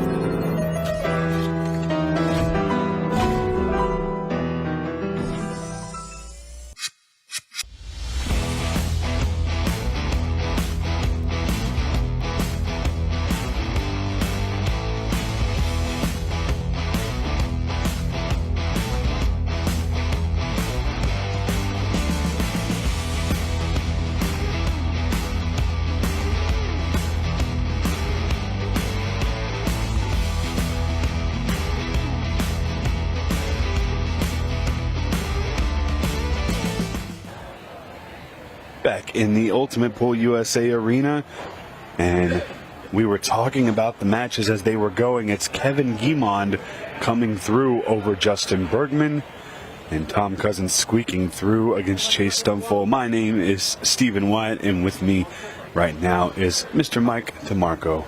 How you doing, buddy? Doing fantastic, Stephen. Glad to be here. Enjoying the Boston Open. How about Kevin Guimond taking out the Bergman? That's huge. Absolutely. Yeah, that is huge. We were actually, me and Sean Santoro were sitting in here and we were talking about the Sky and Ricky match, but we were also keeping a very close eye on those other last 16 matches. And for a few minutes, we thought this might be Chase Stumfall and Kevin Guimond. But Tom able to make the comeback down 5-2 against Chase, and that will see Chase's exit. And now Kevin Guimond and Tom Cousins are going to battle it out, and this is a quarterfinal matchup. So it's ironic that Kevin has this opportunity to showcase his skills. Kevin's definitely an experienced player, maybe not as familiar to some of the fans out there, but he's gotten around. He spent some time in Texas, fighting some of the best. Had a few years off, but in the last few years, he's really going after it, and it's showing that he's putting in the work. Current Ocean State champion, and a slew of other titles over the last year or so. So he's here for the cash. I'm actually in East Texas, so I'm very familiar with Kevin. He was running around my area quite a bit for a while. The very first time I ever went to go see a big tournament, I watched Kevin Guimond take out tournament favorite Skylar Woodward, and it broke my heart because I was a big Sky fan, but that's also the day I became a Kevin Guimond fan. Yeah, he really is a great guy. He just stays calm, does what he needs to do. Not really a lot of emotion out there, just smooth, calm, gets the job done. Yeah, absolutely. And he's taken on this rack pretty well so far. He's looking at taking the 15 now, and I like that. You just got to be a little careful with the 15, right? Yeah, it looks like he's trying to judge where his cue ball's going to arrive. And with that fresh cloth on there, the slide makes it a little difficult to manage the cue sometimes, but I think he's done really well here. Quick stop shot here, leave him in position on that 12. May need to bump the 6 while playing the 12, but ultimately I think he's done well here. Yeah, he's just off angle, so you're going to see him pull the cue ball just a little smidge to the left there, and there it is.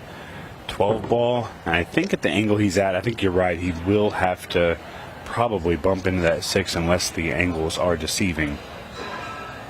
Just going to be a light touch here. Doesn't want to get the cue ball too hot off that rail. Uh-oh. And just like you called it, a little fast. The 8 ball still goes in the side pocket. It's just a thin cut.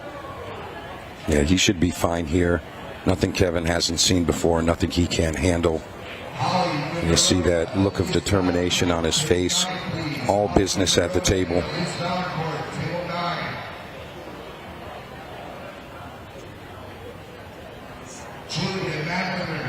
There we have it. Guimond takes rack number 1. And that's a big rack, especially off Tom Cousins' break. Yeah, I didn't take note there. Where was Tom breaking from? Did he go with the center break, or was he breaking at the second or third ball? I believe it was from the center break, and a lot of guys are doing that, and they're breaking head on like that. We talked about this a little bit last match. Is just that 8 ball on a 7-foot table, the breaks are so hard to calculate anything. Rotation on a big table. Okay, well, you're going to make the 1 in the side, and you're going to dress up on the 2 if you racked it in the back, whatever. That can get very boring when you're seeing the same things over and over. 8 ball, the break is so unpredictable that even if you think you have it figured out, remember, you got 16 balls flying around the table. Something is going to get kicked, kissed, or touched and make it a little unpredictable. Now you see Tom Cousins adjusting to the side. And it looks like he's going with a second ball break. Yep, contact to the second ball. And that's my fault. I apologize. I thought Tom had the first break, and I was wrong. It was Kevin who had the first break, so that would have been a break and run. Nonetheless, you see that contact on that 12 ball, second ball in the rack. Getting a nice spread there. Seems like he's got everything he needs here to run out the solids. A little heavy on the cue ball there. But I do still like Tom to get out here. The 4 and the 8, a little tight. A little tricky to navigate there. But a man of his talents, this should be no issue. I definitely like the way he played that. Looks like he's just going to roll forward here just a hair. Try to get the 4 to the top left. You see him really trying to manage that cue ball. The speed on this table, from what I understand, is very, very fast. So just a flick of the wrist and that ball can just go for miles. Stop shot here. Very nice. Looks like he didn't get a huge angle. There's enough, but he's just going to slide it towards that top short rail. Just like that. And this is really going to be the key here. I think he's going to come underneath this 8-ball, play it to the top left. And great work from the cameraman.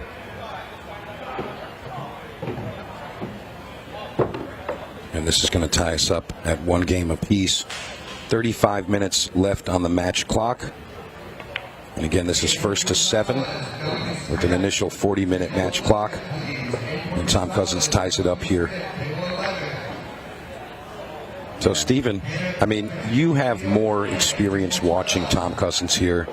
I mean, what do you think is going to be the head-on-head here with Kevin Guimond?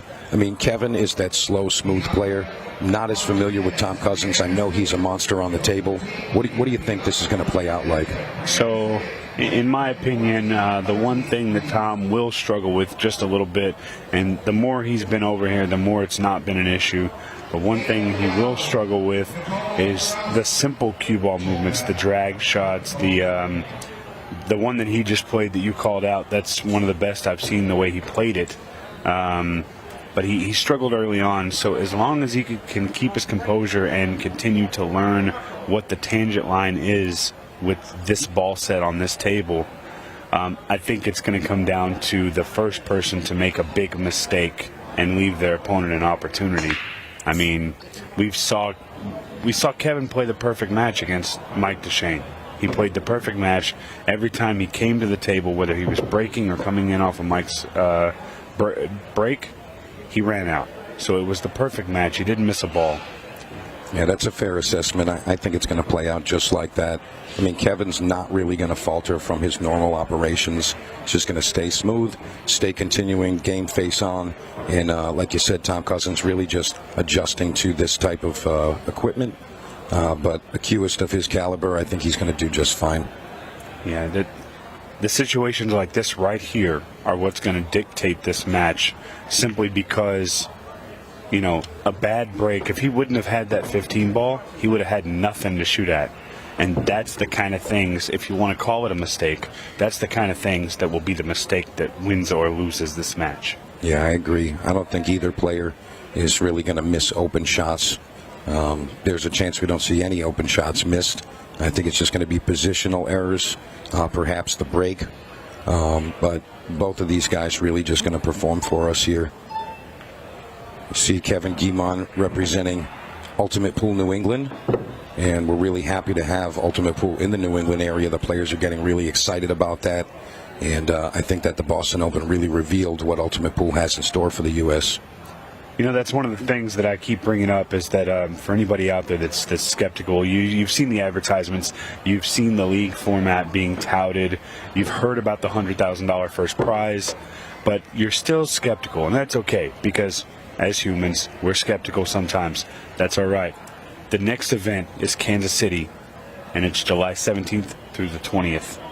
If you can get out there, even if you just want to take a short vacation to KC and come check out the Open, because I think it's almost full, you should, because the production value in this arena, the level of care that the tournament directors, this is what we talked about. I apologize. I don't want to stop talking about what we were talking about, but this might be the mistake that can change the course of this match. And to be fair, that's on Kevin's break. So that could swing things. If Tom Cousins runs out here 2-1 up with the break, could possibly follow with a break and run. That would put him 3-1 up and kind of compound that mistake there from Kevin Guimond. Yeah, but back to your question, come to the event, see what it's like, because I think once you guys see the level of care and just the overall production and what everybody involved is putting into this, you'll see that this is not anything, there's no funny business here.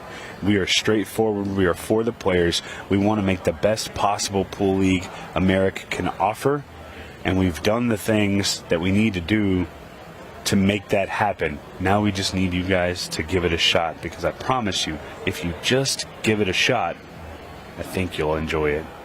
Yeah, I think that, you know, this Boston Open, especially for our Northeast players and the spectators alike, you know, they've really gotten to see that this is the real thing. It's the real deal. And I think that the biggest hurdle was really just learning some of those intricate rules. Some of the rules here are a little different than the generic 8-ball style rules. Some of the players were just a little confused on how those things go, but ultimately that's just the way the game is played, and I think that everyone really understands that. But that was really the biggest hurdle. But overall, I've heard only positive feedback from the players and the spectators, and it's really nice to have Ultimate Pool in our area now.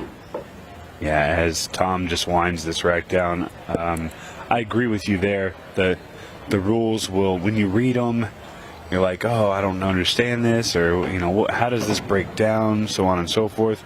But I'm telling you guys, once you figure it out and you realize that it's 85% just 8-ball with a few odds and ends rules there, you'll realize that it's not near as different as you expect. Yeah, and I really do think that the Ultimate Pool formats really introduce a fun factor. And I do see a lot of players smiling and enjoying themselves. Even though they're in tight competition, they're having fun. And I do think that some of the rules, specifically the shot clock, match clock, those things really add a fun element to it. Yeah, well, and Tom Cousins takes down that rack with a mistake by Kevin. My biggest, I think my biggest takeaway is when you go back and you look at the Iowa event and you look at some of the social media content that we put out, especially involving one particular person who, in 20 years of watching the guy, I've only seen him smile like 10 times, and 8 of them were in the Iowa event, and that's being Shane Van Boning. The guy does not smile. I've seen him laugh a handful of times. In Iowa, the guy was having a ball. He enjoys what he's doing. He enjoys the fun format. He enjoys the social content. So if you can take it from the best player in America that this is definitely a fun event to play in, you should give it a shot. Totally agree with that. And we're going to see Tom Cousins following up that run out in rack number 4, going with the second ball break again. And a little bit different of a reaction on that one. 7 ball does fall, so he is going to get to return to the table. Little cluster in the center. Nothing too bad. See that square contact on the 12. That 7 just barely making it into that bottom corner. Just going to take this initial time to assess the table, come up with a plan of attack. That's really the best way to go at an 8-ball rack. The initial idea and your map to run out is really important. A lot of times we see players playing this type of format, they get down to the last ball or two and they just can't finish the set. So their opponent comes in, they have a massive advantage with a million different options on the table. So Tom Cousins taking care there. He's made his decision. And now it's time to execute.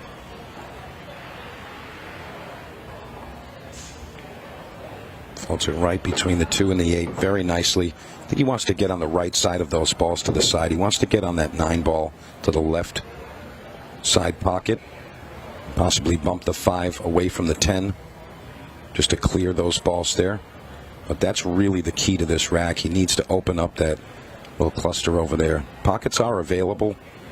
Just needs to navigate right through those. You see he's got a nice line here. 12 ball sitting right above the 1. It does go to the top right corner. I think we're going to see Tom Cousins move that just a bit. Let's see how he does this here. All right, he does move the 5. And he has a fairly decent line. I do think he's going to move this 112 here. Got to be really precise here. All right, so that means that the 12 passes to the left side, and that's what he's going to play here. A little deceiving from our view here. Didn't look like it passed, but it does. So it looks like he's going to use that 12 to the side pocket to get on the 8 ball. Stays just above it. It doesn't look like he can stun down. He might need to go forward off that left long rail. Come back towards the center of the table. He may just nip draw here. Just like that. Open 8 ball to the bottom right. Tom Cousins is going to take a 3-1 lead here. And it's just like we talked about it. That one mistake. They have a stat for it in baseball, and I think it's called the cost, right? The cost of this error led up this many runs. Well, this right here, that one error from Kevin Guimond, the cost on that is going to be 2 games. That's right. It's and that's a big hurdle to overcome in this alternate break format. You have to hold your serve against these top players. Yeah, now Kevin Guimond is going to have to break here, and he's going to have to hope for Tom Cousins to pass control back to him on his break. Of course, Kevin did break first, but that advantage is now gone. See Kevin a little warm in the arena here. He says, I'm ready to go. Yeah, from what I heard, this is like the first warm weekend that this area has seen in a while, huh? Yeah, I mean, it's been relatively decent, but right now, I want to say it's low 80s right now, and we haven't really seen the temperatures in that range, so it is a little warmer. Obviously, this summer we're used to seeing those warm temperatures up here, but this is really the first really hot week that we've seen, so a little give and take. We don't want a snowstorm, but the heat can be brutal sometimes. Well, and while we're talking about this break going on, I just want to give you guys an update. We do have our quarterfinal set. Obviously, this match is a quarterfinal matchup. But listen to this. Joe Prince and Declan Brennan will duke it out. Joe Prince, the prince of American pool. He has come over here. He's been in 4 finals. He's won 1. That's going to be a great match for the debutante, Declan Brennan. Also, Alex Bosch, Cleve Thompson. And then here we go. Here's a headliner. SVB and Sky Woodward. Wow. Wow, that's really a treat for the fans here at the Boston Open, especially if you're on site. Get to see matchups like Stephen just gave us there. Really, really nice to see that caliber of player. Yeah, SVB, Sky Woodward, that's a match that everybody wants to watch as an American because, you know, those are our guys. That's right. And that's a big one. Kevin Guimond trying to hang on here. Nice bump on that 2 to open the 9. You see, again, all business at the table. Cool, calm, collected, just doing his job. And it looks like he's going to have to come with a couple of decent shots here. 9 ball, 13, and then he's going to have to draw for the 12. It looks like that might be how he goes at this. But he wants to stay under the 13 here. He's going to draw slightly, wants to get back to basically right where he is so that he has the angle to go up table towards that 10 ball. So he doesn't really want to overpower this. We saw SVB overstroke a little bit on the draw shots on this table. Again, the cloth really, really fast. Kevin Guimond executes very nicely there. And I don't see anything stopping Kevin Guimond from putting himself at 2 right here. Yeah, I think it's just a matter of making sure that you don't overrun for your shape on the 8. You don't want to take an odd angle. And, you know, hate to bring up things that happened in the past, but that's the same pocket that he missed his ball in earlier. So having it straight in would definitely help him, I think, in the confidence area when he eyes up this side pocket. Yeah, Kevin's not thinking anything other than, I'm doing this. This is what I'm here for, and I'm going to execute. And there you see with the deposit of that 8 ball, 3-2, still in favor of Tom Cousins, who is going to come to break here. 24 minutes remaining on the match clock. So again, Kevin Guimond looking for Cousins to pass something back on one of his breaks to regain that advantage. Remember, it is an alternate break format. So you really need to, again, like Stephen mentioned, hold your serve and look for those opportunities on your opponent's break. I got to say, Tom had one ball fall on his previous break, but just barely. And I'm curious if he's going to adjust the speed or the angle that he's breaking from, perhaps to get a better result. He's going to the same position. And looking for that second ball break, contacting that red stripe on the left side of the rack. And drag it to the left rail. That was a lot better of a result. Yeah, several balls down. A little bit of a mess on the left-hand side and in the top right-hand corner with that 14-9-1. So this is going to be, what's the easiest way for me to get out here? And that's what Tom's trying to look at right here. And I don't think either one of them are just great options. I mean, at first glance here, Stephen, it looks like stripes is the best option. There's more to work with, and there's more options to get to those breakouts. If he can pot this 10 and roll forward, he could get on the backside of the 14, which may pass to the top left. That could open up the 9 ball on the left side of the table. He's got the 11 to break out that other ball that's tied up on the left long rail. It looks like he is going to try to go forward here, and he gets great on this ball. Yeah, if this ball goes, he's in good shape, but eyeing it, just judging by his body language, I'm not sure he loves the angle that he got. Yeah, great call there. Doesn't look like he got high enough on this ball, or I should say he's too high on this ball. Can't bump into the 1. So, I mean, he can make this ball, but I think he's going to end up having to come back to work on that 9 ball. And there you see he ended up using that ball to break the 12 out. So now that everything's open, he really is just going to work back to that 9 ball and the 8 ball. Ideally, he'd like to save that 11 ball, but I don't think he's going to have that chance. Granted, he could play the 13 to the bottom left. But again, in 8 ball, it's really about that map. What is your choice of shot, and when are you going to shoot those? You can't just shoot whatever's in front of you and then figure it out. You really have to have a solid plan right off the bat. And it looks like he has a plan.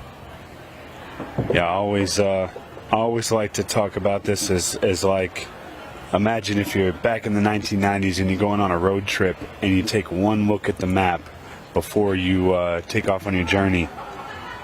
You're driving blind. You don't know where you're going. You need to have a road map in front of you to figure out how to get you where you want to go. A great shot there. Opens it up. And that was a really nice way to play that, Stephen. He used that angle that he had on the 15 to open the 9 while leaving that 11 as a backup. So he had a shot regardless if he made the breakout or not. So that was a really nice judgment call by Tom Cousins. The only thing I'd be worried about, and it's just a small worry, is being careful with your cue ball here. You don't want it to go too far in. He got a good touch there. If he hits it any thinner, he risks scratching, which is, it's definitely not something you want to do against Kevin Guimond. No, absolutely not. But he knows that his opponent is very capable, and he's not going to stop coming at him. So Tom Cousins gets really nice on these last few balls. And I got to mention, great time management by both players. They don't seem like they're rushing. They're using the time that they have allotted, and they're managing the clock very well, keeping a nice pace, nice rhythm. And this is going to be simple stuff here for Tom Cousins. 8 ball to the top right, puts him up 4-2 with just over 20 minutes remaining. Yeah, it's a good run there by Tom, able to navigate what was a little bit of a tricky rack, but he navigated it very well. And like you said, Mike, it's all about being consistent with making those shots and not giving your opponent an opportunity at the table. So Kevin Guimond, again wiping his brow, preparing for his next time at the table. This will be his break And I do anticipate both of these guys, for the most part, are going to be high percentage for break and run. It looks like they both have the speed of the table down, very comfortable out there, and again, great time management with the clock. So this is going to be a tight one. That one error that we saw from Kevin Guimond, putting that 2-game gap there, that really is a huge factor, as we've mentioned. But as we're seeing here, it can turn around for both players. So let's see if Kevin Guimond can get right back into this, put a point up. Second ball break. Needs a ball to fall. Is that one ball going to trickle in? Yes, it does. So success here on the break. 13 hanging. Looks like it's just hovering over the air in that top corner pocket. But again, nice clean break. Not really smashing the rack. Yeah, nice controlled shot there. And Kevin Guimond got to make some decisions now. He wants to take on the stripes. But again, that first swing at the table, crucial. So looks like he's entertaining the solids now. Perhaps the 4 to the bottom corner, play those 2 balls into the side pocket, and he goes back to the stripes. Little quick on the get down execution there. I think he's going to be able to recover. He's got the 15 to the corner. The 14 is now blocked by that 4, or so it seems it is. So really just have to focus on those issues. He's always got that 13 as a backup. Again, hanging in the pocket, he could always play the combination with the 9 ball. But right now, yeah, that's tricky. It looks like Kevin is telling us that the 14 does just barely pass that 4, but he may have rolled a little far.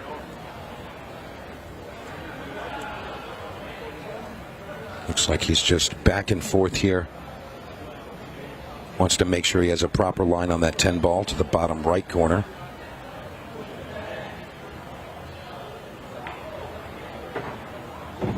Nice line there. And he's going to have an angle to go towards that right long rail. Again, sometimes it's very deceiving what's available to the player. You can have 1,000 cameras out there, but unless you're down on the shot with the player through their vision, it's really tough to know what's available to them. Kevin taking his time here on this 10. He knows this is crucial. Gets down with just a couple of seconds remaining.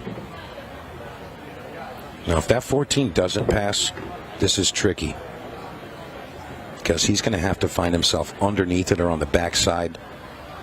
The 5 ball prevents the option of going underneath it to the top corner, so almost making that 9 ball fall. That would have been a recipe for disaster. And looking at our overhead there, it does look like it may pass that 4. It's very tight, but it does look like it passes. You see him eyeing up where he wants to be. But this is all going to be a speed shot here. Just wants to get perfect on that 14. Doesn't want to have an angle. Wants to end up just right. Well, that's definitely not what he wanted, but I do think you made the good call there. It does pass, but now it's going to get a little dicey here because of your cue ball is going to be moving towards the red 3.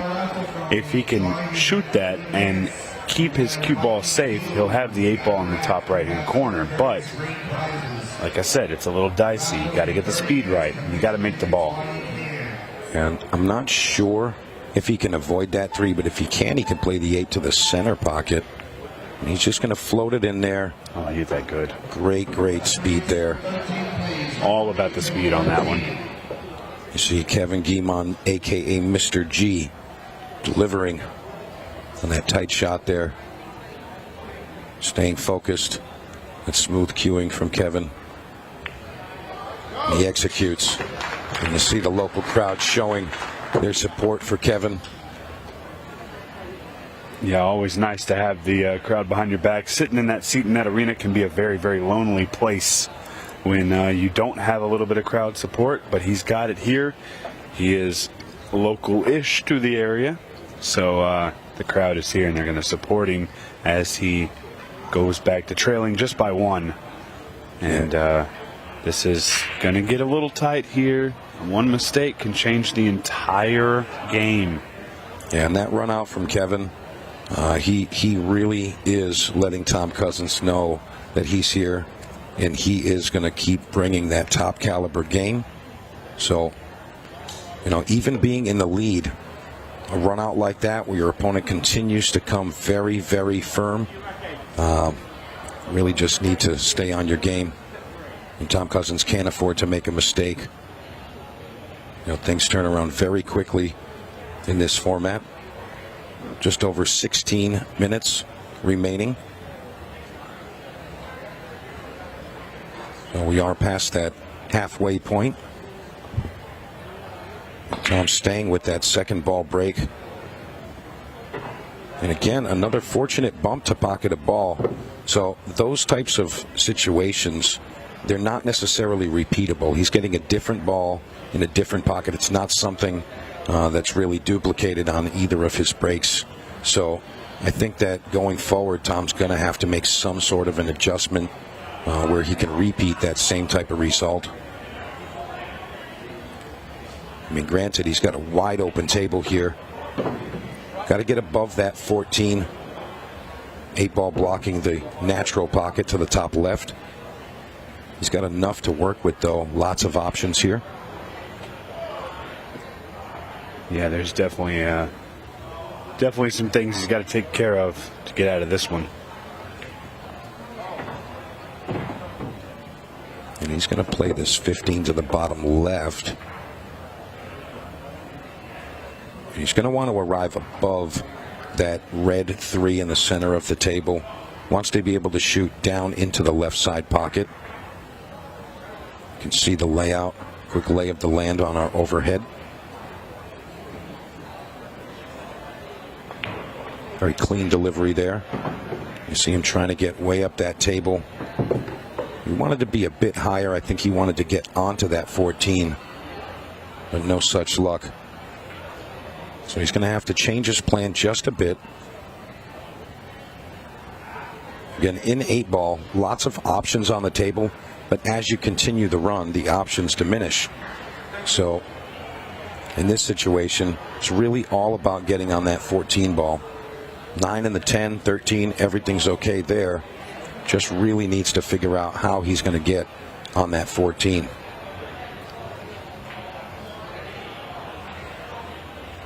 I don't think we're going to see him work the cue ball too much here. He went all in. He's going way back above. Can he get there? He's going to come just a bit shy. He's going to take another swing at getting above that. He can draw. 10 ball to the top right off that short rail. Try to get back above the 14. That's really the key to this out here.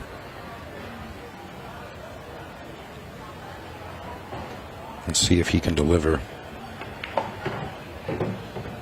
And he's gotten there. Yeah, that's as perfect as he could get on that one, and that's a really, really nice run there. You called it straight down the line, Mike. He did everything he had to do to get to that last problem ball, and now it's really just a matter of making the 14, make the 9, make the 8 ball. Clean execution again. And this is going to put Tom Cousins up 5-3, maintaining that 2-game gap after that error from Kevin Guimond.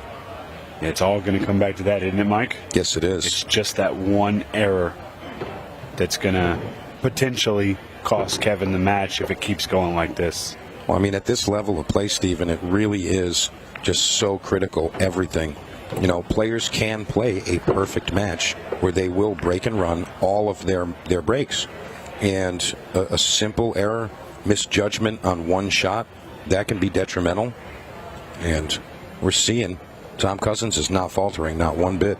Yeah, and I think if Kevin goes back and watches this match, I think the thing that's going to make him the sickest is had he made that ball and he kept at serve, he would have had the break at Hill. That's right. And that's, as a pool player, we all go back and we all watch the matches, And we all see, what we could do better, and we look at the things that we did and see how the match played out because of it. And unfortunately for him, that might be the way he has to look at it because, just one mistake, really.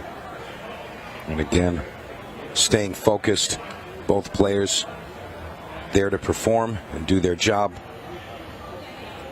And again, with that 2-game gap, and we're running out of time here, Kevin Guimond really needs to look for opportunity. I mean, he's really only made 1 error, and Tom Cousins with 0. So, with that type of lineup there and those kinds of stats, Kevin really is just waiting for Tom to give an error. But just 13 minutes remaining in the match clock. Time is running out.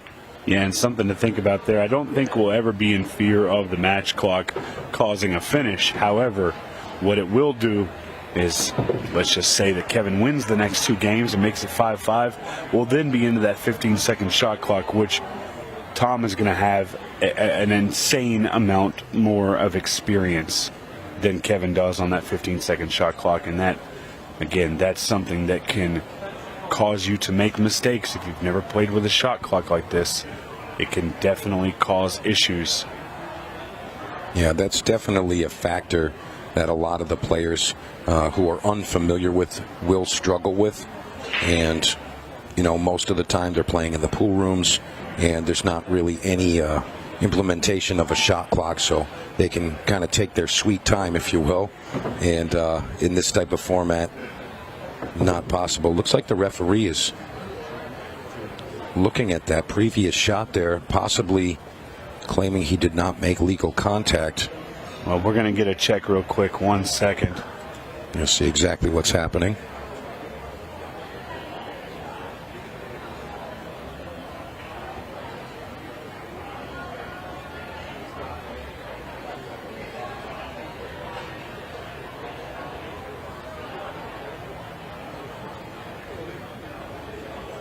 And after confirmation, our referee, Mr. Daryl Hibbert, has confirmed that the shot is good. Was just worried about the contact there on the ball, but the shot is good.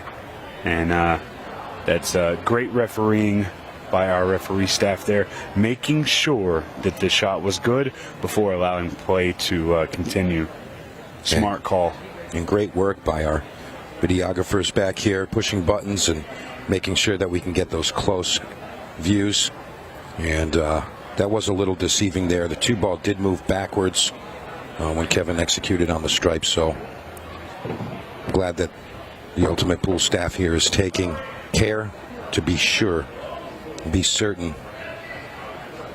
Yeah, that's the nice thing about the entire Ultimate Pool USA staff is we want to give the best experience we can possibly give. Kevin having to use that rest to get at that 15. Really nice cue control there. Actually perfect. Doesn't hit the 12, doesn't hit the 10. Just judging by how this table is sitting, I think we're going to see 10, 11, 13, 12. I think that's the way he may go. Just touch this 10 in the side very softly.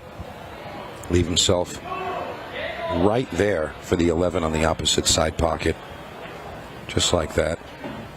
And he's actually, I think he's going 10-12, but that was the nice thing about that is if he didn't have the angle to hold, he's always got the 12 ball to save him. That's right. I think him going up table, he's got to get a nice line on this 11. Doesn't want to go back up table. And I think that'll do just enough. Yeah, I think he'll be okay just rolling forward just a smidge. And doesn't need to work the cue ball. Now we've ended up in a little bit of a funny spot because he's angled off of the shot. So his cue ball is going to come off straight. And there's a ball in between him and the 8 ball. So he's going to have to work the cue ball a little bit. May see him play it with some top spin. May see him try and draw back. He may come under the 2 ball here. Oh, no, he goes right into the 3. He's not going to like that result. being on the rooftop here, that's one of the toughest shots in pool. Especially on the 8-ball. It just makes the pressure that much more. And the time clock is not going to help. And he just gets down and shoots it clean. Wow. Fantastic finish from Kevin Guimond, letting you know under pressure he can still perform. So yeah, that's a big game right there for Kevin. And we're still in the same situation we were in. And Kevin's best hope right now is for a mistake on a Tom Cousins break. The question is, will we get it? Because right now, Tom Cousins is in the midst of a very, very good match. His only mistake was not winning the lag so far. That's right. And minimal mistake at that, but still can be detrimental in this alternate break format. Tom Cousins' facial expression tells us that he is not going to offer Kevin Guimond that error. Still very, very calm. No pressure here. But again, let's see what he does here on the break. We've been seeing lots of different results. Has been making a ball, but not in a repeatable fashion. Ooh, that cue ball was this close to scratching. Does manage to make the 5 in the side pocket. And he is going to have a few options for an opening pot. It looks like he has an avenue right through that 315 up to the solid 2. I'm not positive if he's going to go with that. He might be going to the side pocket here for that 12. And he's elected to play stripes. Funky little bump there off that 4. Yeah, that's not going to help him in the 8-ball department. Yeah, I think he was exploring if it still went into the top left by that 13. I mean, he still has a little bit of work to do. Perhaps that 14 in the top right there. I think we might see him play that off of the 7 to move it. That 8-ball is tight to the top left. It's really, really tight. If he's going to repeat anything that we've seen so far, he's going to just find a way to make it happen. Excellent cue ball control. Now this is really where it starts to get to the nitty-gritty of the ending of this rack. And with just 8 minutes remaining, this is the decider here. Tom Cousins needs to maintain that 2-rack lead.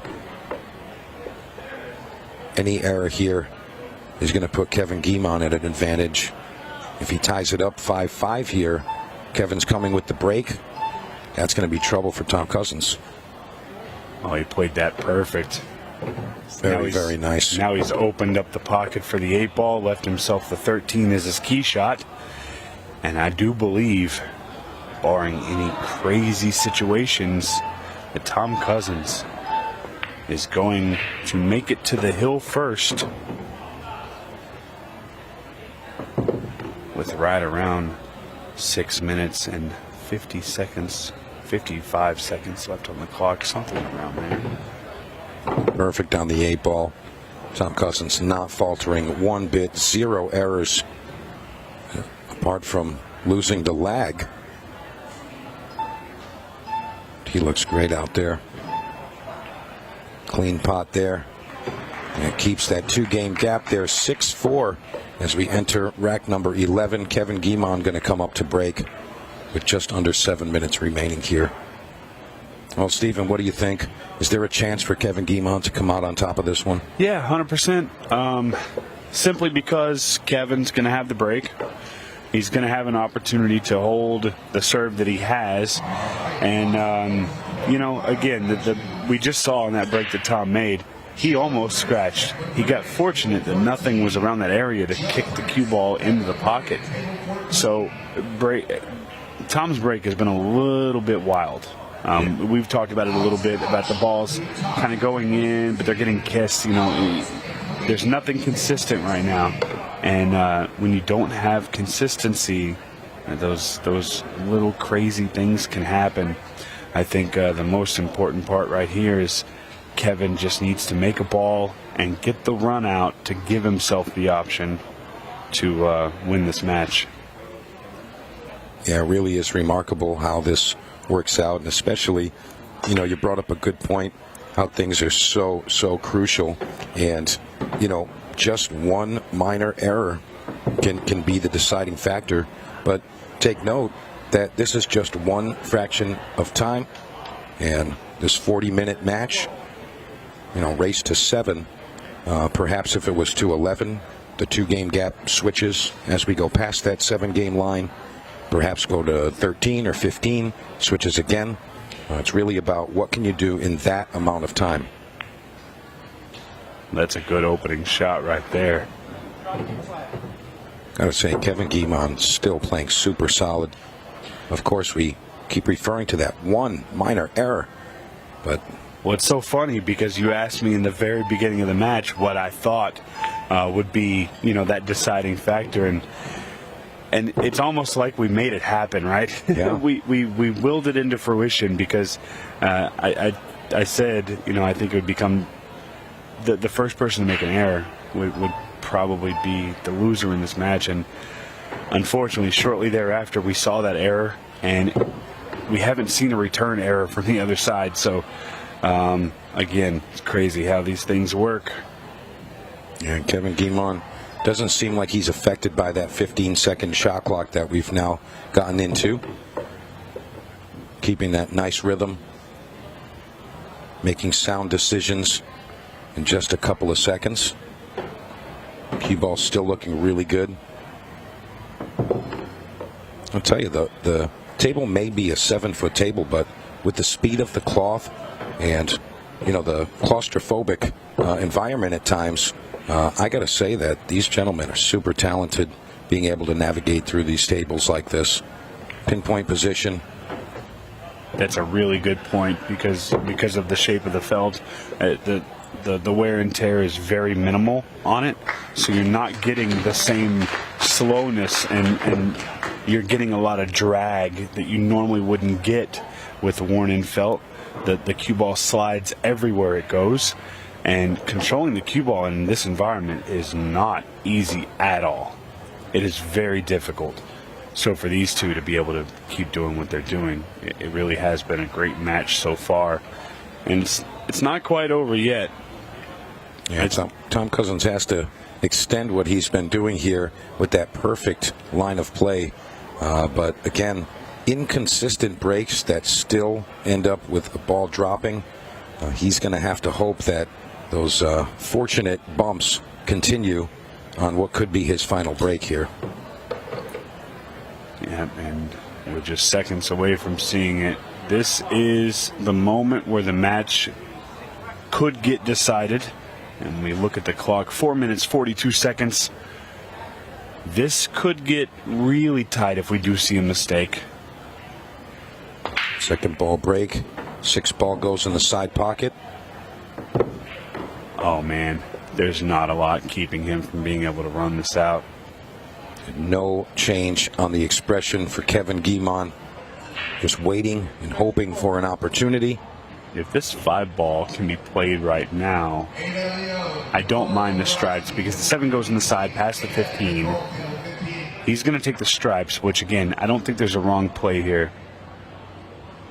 I am curious as to what he'll do with the 14 ball. At some point, he may move it, but he could get behind it and just kind of bump it towards that top right, perhaps get above it.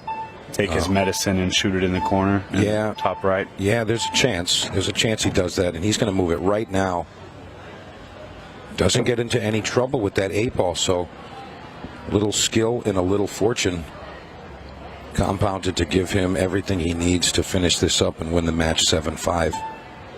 Got to keep pace, though. 15-second shot clock is active right now. You see a bit of haste. As soon as you say that, yeah, he picks up the pace just a little bit. He said, hey, I forgot this is 15 seconds now. I got to move it. And again, barring any mistakes, I got to say, Kevin Guimond, what a weekend it has been for you, sir. Oh, But unfortunately, I do think your weekend may be coming to an end a little earlier than you had anticipated, especially after besting Justin Bergman, because Top Cat Tom Cousins is playing phenomenal. Just 2 shots away here from claiming victory, and I don't think Kevin Guimond can be disappointed with his performance this weekend. Absolute flawless play from him, minor errors, and he should be able to walk away with his head up very high. Yeah, there it is, guys. Tom Cousins takes it down against Kevin Guimond. Huge congratulations to him. And Mike, thank you so much for joining me in the booth. It was an absolute pleasure. And we will have more action from the Ultimate Pool USA Arena coming up right after this.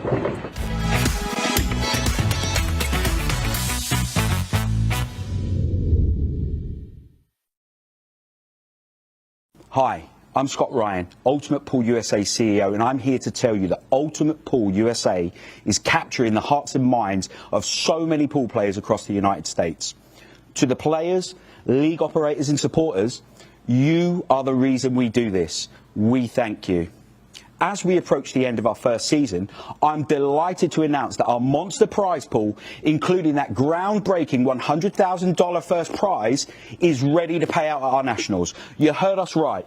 No gimmicks, no gifts to the value of, just $100,000 in cash for the best team playing Ultimate Pool USA at our nationals. For the players, I'm going to hand you over to Ultimate Pool USA President Jordan Chavouche, who's going to reveal where our nationals is being held this year. Hi everyone, we're delighted to announce that the 2025 Ultimate Pool League National is going to be held right here in Cherokee, North Carolina at the stunning Harris Resort and Casino from Monday 10th through to Saturday the 15th of November. And guys, we've got you covered. Don't worry about too little playing space. We've got over 40,000 square feet. Don't worry about staying up too late. Our tournament team have got you at the heart of everything they do. Plus, when you're not playing, you can use the incredible facilities this resort has to offer, such as the spa, the bowling alley, and the many amazing restaurants. The whole team are really excited to welcome you here, so I look forward to seeing you in November, and good luck. This will be the biggest party in pool. Teams and players fighting it out to be the best of Ultimate Pool USA. But that's not all. We will have many special attractions, including our shootout, an open event, and many surprise guests from pools past and present. Get ready for all of the high-octane, fast-paced action you've come to expect from Ultimate Pool USA. For the players, league operators and supporters, this November, Ultimate Pool USA changes the game. We'll see you in Cherokee.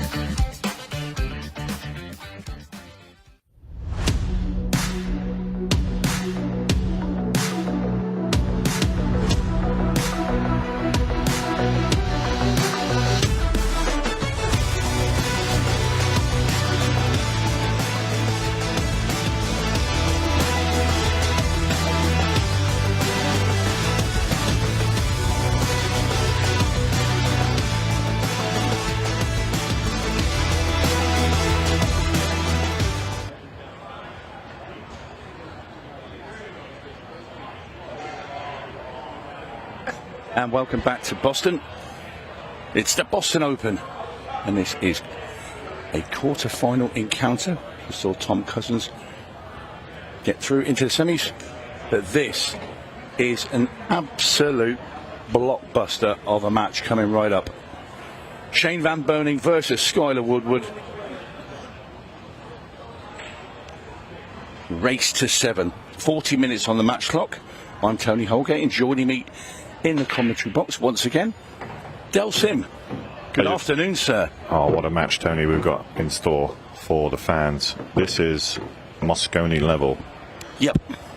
Two players that are used to playing Scotch doubles together and in the same team and now going head-to-head in a bar box 8-ball match. Two players, I think, that I would say 8-ball is their best game on a bar box, honestly. I think Shane and Sky would say the same. It's hard to pick a winner out of these two. I wouldn't. It's not something I'd be betting on. No, you can't. It's just too much of a lottery. A crapshoot. Absolutely. It's going to be down to the breaks. Yeah, someone's going to scratch somewhere, somebody's going to go dry, and that's going to be the difference in this match. 100%. And you know, between the two gentlemen, they both have great breaks. Shane won the lag, so I'm pretty confident that with this particular out, everything has just gone. Look at the stripes. The stripes all stayed within, you know, a couple of feet of each other, which is insane. So I'd say Shane might just have the edge on the break. Sky in his last match broke very well. So again, I think it's going to come down to some really finite fractions here. Yeah, I totally agree, Del.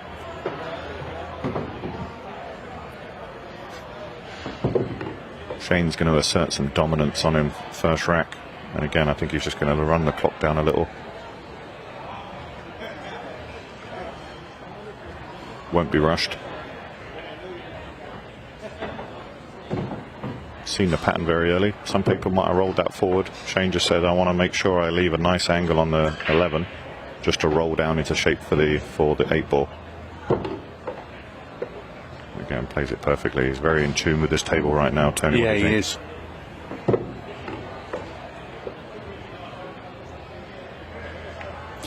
Down goes the 8. Shane Van Boening. No surprises there when made a ball off that break. He was always going to run those out, though. Always going to run them out. And talking to Sky off the table there just a little bit. He's feeling very confident right now. And him and Shane have a lot of banter back and forth, which I really love to see. Sky being the Moscone Cup Team USA captain right now. He's definitely, for me, the up-and-comer. Shane is probably, you know, a lot of people might say he's at the peak of his career. I don't think so. I think Shane has many more years to give, keeps himself in good shape, and always wants to be at the pinnacle of pool. And I think everybody in the US has kind of trailed behind him over many, many years. But I would like to see Shane in the game for the next 10 years. You know, even further than that, you can see the likes of Earl and Archer and others that have kept themselves in peak condition for this type of event. But Sky's a personal favourite of mine. He's one of my favourite players out there, not only for his ability, but for his personality off the table as well. I think he's one of those likeable chaps. Yeah, always quite bubbly. Got plenty of time for everyone as well. He does. Have a chat. Yeah, I know it's been said before, Tony, but where else do you get this type of access to a professional player? You can't, you know, it's almost like an amateur buying a ticket for Wimbledon and saying I can play on centre court. Yeah. It's incredible to me. Yeah, I totally agree. A big break by Sky, but he's been a bit unfortunate there. The cue ball's rolled into a funny position, and I think he's only really got a combo to start. Unless he wants to go aggressive on the solids. Solids would be the ball for me, and it looks like he might have the cut into the side. Okay, there was enough of a pocket there. Oh, and he didn't have it, see? He'll be very, very frustrated with that because it's going to give Shane an incredible opportunity. Yeah, because, like you say, Del, by missing that, he's just opened the whole rack up completely, and it looks a gift. I might have taken the too long, personally. The two went to the bottom left corner. I think that might have been the higher percentage for some player of this ilk, and obviously sat in this chair, Tony, I've never missed a ball. So I've missed several from this chair. Not bad I am. You might be the only one. I probably am, Del. Oh, you were stood up at the time, don't worry. It was fine. Yeah. And very quickly, Shane Van Boning removes the 2 solids that are around the black. So the 8 ball's going to be simple, as are these last 3 solids. So this is going to be, in a matter of seconds, 2 racks to 0 to SVB. Yeah, we don't like to call it too early, but this is a formality for someone of this caliber. I'm a huge fan of alternate break format. I'm really pleased that Ultimate Pool do that. I know a lot of players like to see the multiple consecutive break and runs. I personally love each player to have an opportunity at the table. It's, I agree. It's a break and serve, right? Sorry, serve and what's the tennis term? Yeah, no, it's an alternate set service. Yeah. So you just have to hold break serve and break your opponent. So break your opponent, and that's the whole purpose of the lag. Yes. So the exactly lag, right. if you've got 2 players of this caliber on a shortish race, that lag suddenly becomes very important, Del. It's huge. At 6-6, and you're breaking, that's a huge advantage. Massive. And Sky there will be distraught. You can kind of see in his face a little bit there, a little bit shell shock perhaps. Forlorn. Forlorn, oh, I like that word. That's a great word. Confused, is that? Ain't holding back a yawn there, I think. Yeah, I think you are. He's like, oh, why am I here? Yeah, it's all too easy. It's too easy. Oh man. Again, this is definitely one of the best matchups of the day for me. And I do feel, and I'm going to say it early, whoever wins this one, good chance of being in the final. Yeah, I agree. Shane has this monster break, but he's chosen to go for the side break instead. So he went full in the first. That one going in was handy. Wow.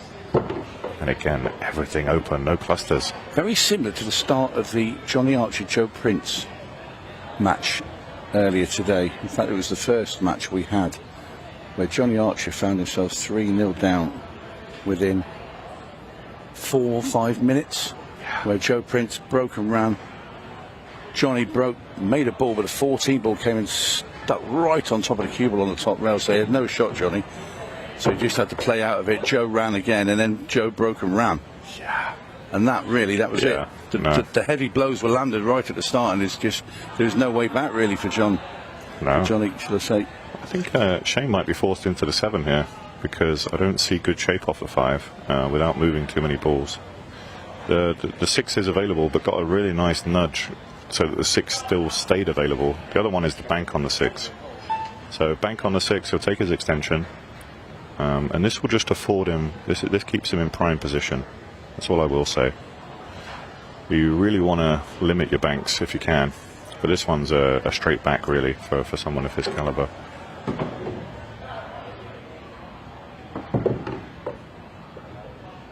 Yeah, I like this. I like the 3 first. I think that's the right choice.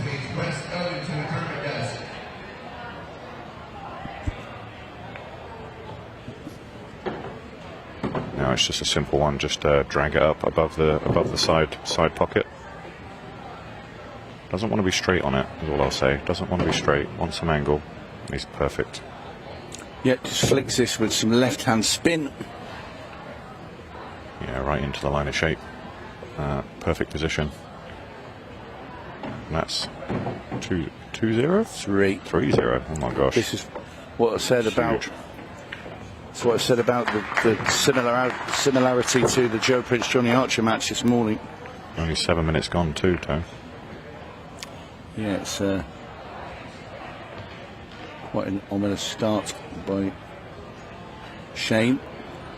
Broken run at both of his racks. Skyler not so fortunate with his. This is what I like about this. Skyler will be breaking now. A good break and run here, and then hope for something that's never happened, a Shane dry break, and then you're back. You can get it back to 3-3 very easily.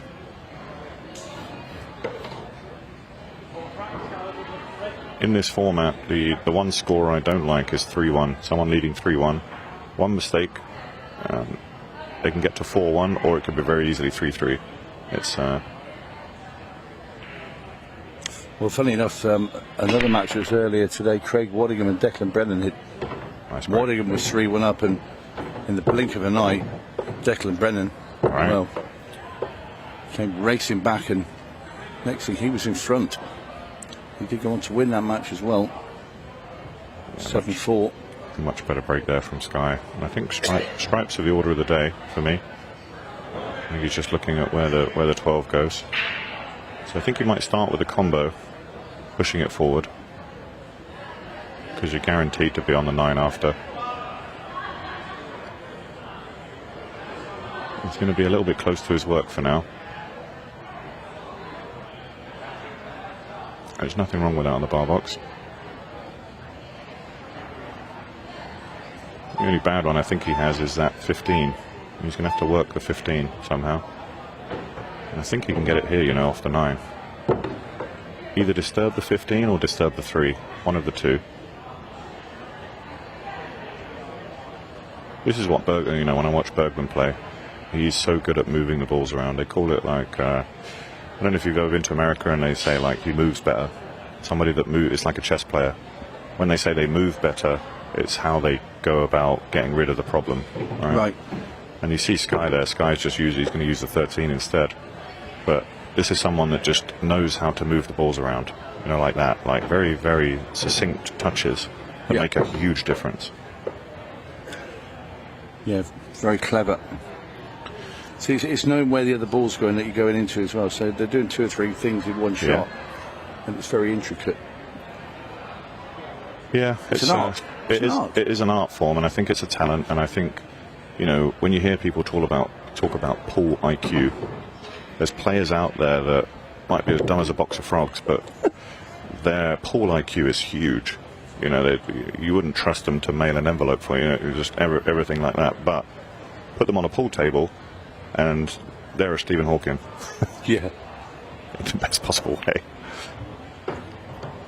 He's gone too far. He wanted to just drop on that 12 there. He did. You don't want to leave. Shrug of the shoulders, because he's very precise, this Skyler, and he'll be annoyed now. He has to reroute and play the other ball first. He didn't want to. Yeah, the reroute there is definitely. You don't want to leave your problem ball until the end, and he's perfect. But like you said, that could have easily gone wrong. It's a perfectionist as well, though. He's thinking, "Hang on, I just want to move 2 ball rolls there, and I've got an extra one. You know, I shouldn't have done that." And that's, you know, he'll probably, you know, be critical to himself. He will, definitely. It's the precision nature of why we love bar box 8-ball, and fractions really do matter. I've heard a lot of talk this weekend, just people that would normally destroy a bar box break, but can't seem to understand why they're coming up dry. And there's things like that as well. It's like, it's such a finite game sometimes.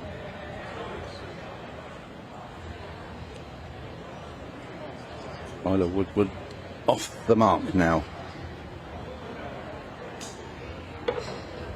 And there's your 3-1 that you love.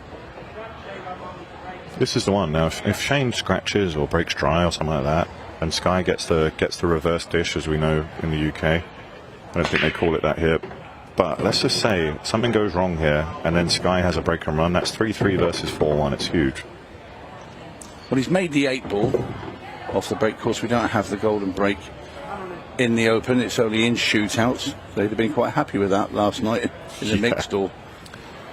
Also, it's another funny rule with the international rules is if it was just the 8-ball, it would respot and be Skyler's go. That's right. Because he made other balls, he stays at the table, and he gets to choose his spots or stripes. Yeah, that's a unique rule that we've got. I'm just saying about a mistake, Tom. Yeah, you did say it, and that is it. One mistake, and now 4-1 becomes a huge difference. Wow, you wouldn't expect Shane to miss that. And again, open table, so Sky can take strikes. Yeah. And you look at it in the tennis term as well. Now Skyler breaks back. Yes, it's break back. Right. Shane had the break of serve, if you like. And that's why I don't like winner breaks, because it's the only format in any sport where you don't get you could sit down for 9 racks and watch your opponent break and run the whole set. And I hate to say it, but golfers get the chance, tennis get the chance. You need to hold your serve. Yeah, I agree. You can be playing in the best form of your life and not have a shot, which is Not have a shot. Yeah, it doesn't seem very fair. It's not the professional way for me, unfortunately. It's I get it from a gambling standpoint. You want to be able to fight your way back, but this isn't gambling. This is professional pool at its best.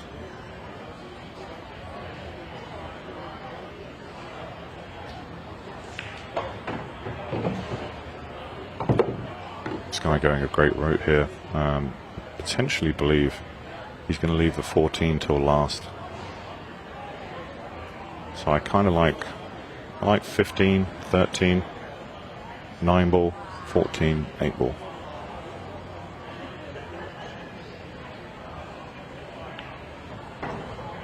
Yeah, put a bit of twist on it, which means that... You know what? I think I'd rather go 13 and come and play the 14 up in the top right now. Yeah, see, he put some twist on that. He's going your way. But. Yeah, but I agree with you. I think he could have gone forward, but you see where the 8 ball is? The 8 ball connects from the 14 much better than the 9 did. Yeah. And these guys kind of like that. It's just a stop shot now. You can even spread it a little bit into the middle. Didn't take any chances, just bringing it off the rail. But yeah, we got a game on, guys. This is going to be an interesting one. Fantastic. Well, 3-2 it is. Skyler back to within 1 of Shane Van Boning, and it will be his break next. So we are back on service, Del. Back on serve. Now you just have to hold serve. Shane had the initial break. And again, if you can just, exactly as you said, if you can hold serve till the end. Yeah, that's it. You're over the line. Do you ever worry about the conditions in the room? Are you someone that worries about humidity or temperature and how the balls react differently? Heat-wise, yes, the humidity. I don't mind being too... Well, when I played, I never minded being too cold, because I don't think, after galloping around the table a few times, you tend to... your body will warm up a little bit. Yep. But when it's humid as hell today. It really is. Yeah. And I mean, I'm sweating. What it's like for those guys as well when you're actually playing, and especially when you get to 15 seconds of shot and you've got to start moving around the table a bit quickly. Yeah. Might lose a couple of pounds out there. 100%. And look at that massive break by Sky. It's a huge break right now. And this is what I was mentioning about the score gap closing up. 3-3, he'll feel like he's completely reset the match from 3-0 down. I think stripes are the order of the day, but perhaps he'll go solids, because I think he can squeeze that combo down in the bottom left as we look. So he is choosing to squeeze that 1-3. That'll be nice.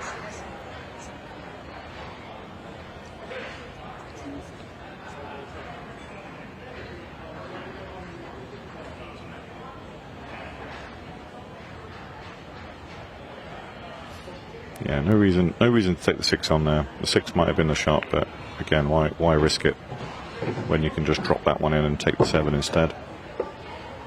I don't think I want to leave. I don't want to leave the combo till last, if that makes sense, because the combo can get funny depending on where you land. Yeah, it's the second ball. It's the second ball, yeah. Wherever you land on that one, if you have to make that combo and manipulate the cue ball, you could actually push the 1 into a funny place and end up more be stuck to it. There's all sorts of different scenarios. You could be stuck to it. I kind of like dropping the 6 in, playing it rail first, take the combo now and come around back to where the cue ball is now. It's just my personal preference, but again, I think Skyler feels that he can play this combo. He thinks he can draw the cue ball back, and that one, he thinks the one's going to. He can play it away and keep the 1 sat there. Okay. If the 1 bounces funny on that rail, he could go onto the bottom rail, but nah. Yeah, he played that nicely. That was my fear there, is that he would get stuck on the 1. He had a good look at that, and he must obviously he was 100% that he could play that shot. That's another nice shot too. A lot of players will play that for the side. This was nice coming back for the same pocket. Very nice. And 3-3. Said it. We said it earlier. Well, we said it's going to be so hard to call. And there you see Skylar Woodward having another bottle of water or lemonade delivered. I think it's water. Yeah, he'll pour that on top of himself. You know what, I was actually thinking, as soon as this match finishes, I'm going to go to keep my head in under a cold tap. And I'm jealous as well looking at that, because you can see the frost on that cold bottle of water. In fact, I'm tempted to go out there and steal it from him. Well, if anyone's listening... He's not too far away. I can just out the gap there, so I reckon I could get there in about 30 seconds. If anyone's listening in, they want to bring us a couple of bottles of water there. Yeah. Please, we're in the back here. What you do is you wait till Skylar's at the table playing and then just lean over the side there and then steal his water. Then steal it. Actually, the size of you, Del, you could probably reach from here. Yeah, let me go gadget arms. Shane now will really be conscious of a good break. Yeah. And I think that you'll see him concentrate more on the cue ball than the spread. Richard Rhodes, our referee, just making sure these balls are all packed tightly together. No gaps. Yeah, He's happy. Referees do a hell of a job for these 4 days. It's incredible, really. You know, and they don't even really get any downtime. It's crazy. No, well, there's always one at the table refereeing, and the other referee, because we have two of them, is doing the clock, the match clock, and resetting. So Richard Rhodes is out there now, and our other referees, Daryl Hibbard, and they do an incredible job. Yeah, fantastic. Credit to our referee system. See Shane, like I said, a little bit simpler on the cue ball. Didn't spray around the table like it has been doing. He very much controlled this cue ball, and you might see it go in off the 11 ball here. Spreads it nicely. If he's on the 10 ball, I'm not against the 10 ball right now. No, because that's a tricky one to get onto it for the corner pocket. Correct. Yeah. Maybe he'll just come back, just take the 11 first, and drop on where he is right now. Gave himself a little bit straighter, which is better. Don't see any problems, Tony, do you? See Wow. What did I say? I'll tell you what, you're a lucky man. Thank you. I'll just say, that was your good lady that just brought us a bottle of water each. I knew she was listening. Very kind of her. And while Shane runs out, we're going to have a swig off.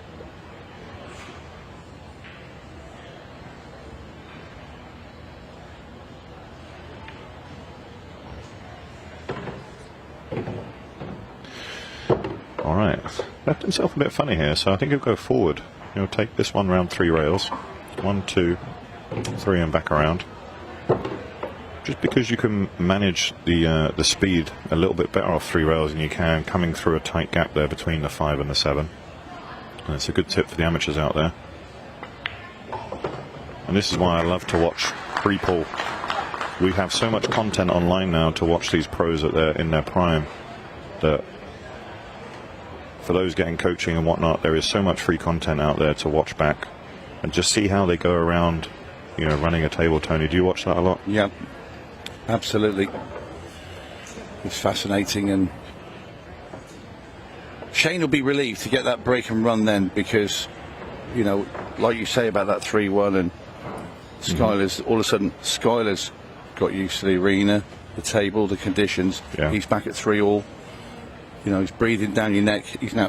I'm putting Shane under pressure. He now needs to make his break to keep a break and run to keep ahead of me, which he's done. So now, it's like a boxing match now. You've got 2 great heavyweights champions. Oh, yeah. And they're now stood in the middle of the ring, and they're going to be trading blows now until the end of this match. Yeah, because whoever can deliver that haymaker right at the end. And just adding that extra rack makes this a whole lot different, because at 4-3 up you'd favour the person to 6, but to 7 this is still it's like you said, it's a slugfest now. Skylar makes a couple of balls. I really like that break. That's Do you see how straight it came back? I did. I was just about to allude to that. The cue ball control He did not flirting with any corner pockets. Look how straight the cue ball comes back. I mean, it hit the S. Yeah. I mean, you'd have to be very unlucky for one of those other balls to collide with that cue ball and knock it into a pocket. Yeah, he's just going to try and move the ball out there, and it's because the 2 was blocking. Ooh. Oh, the 12's there. Yeah, he's got 13 as well. 12. 13 might be the shot just because of where it is. Just because he hasn't moved from where he stood. Yeah. He's saving wear and tear on his shoes. Yes. He's always had some nice shoes, this guy. I think he used to wear the nice Louboutins back in Moscone days. Wow. He's traded up for some Skechers now. He's got 2 kids. I think you need quite soft shoes when you're playing multiple matches on the last day. And oh yeah, without a doubt. I'm going to sound really old, but feet care is my number 1 priority when I'm playing pool. Tell you what, though, you don't all sound old. Well, here's the thing: 300 pounds. What's that? 20 stone. It's a lot of weight to carry around, you know. Well, I know some of the players, Tom Cousins, Craig Wadigan in particular, bring a backpack with a change of clothes on. Yeah. So they'll go out and play their match. As soon as they finish, they're out of that. They're in a pair of shorts and a t-shirt just chilling. Yeah, absolutely. Else you won't want to stay in your pool clothes all day today, and especially with the humidity about. Yeah, it's 90 degrees outside. We are in a nice big sports arena, which is great, and there is air conditioning, but it is slightly affecting the play. But you wouldn't notice it between these 2 guys. And again, locked at 4-4. This is an incredible matchup, and I really hope you're staying with us on this one. Yeah. This is the last match of the daytime session. So after this, we will be going to a bit of a break. And then we are back on air at 6 p.m. And the first thing we will have up, the first match will be the junior final at 6 p.m. when we return. Then we'll have the 2 open finals, semi-finals should I say. Then we'll have the ladies final and then the Boston Open final itself to finish the evening and the weekend off with. Yeah, it's going to be incredible. Really. One of these guys might well be in that final. It's my prediction. Whoever can overcome this one. I think there's been some unexpected players in the quarterfinals, if I can say that. But here's the thing: this is the beauty of local events, traveling around America like Ultimate Pool is doing. You're drawing out some of the best local players that might not have an opportunity on the spotlight like this, and it's really showing the strength and depth of a lot of local talent within the Boston area. I have to say your wife is an angel, by the way. I don't think I could have got through without this bottle of water. Thank you, mate. See, that's the reason I put the call out. I thought she was going to... She listens intently to these, which is great.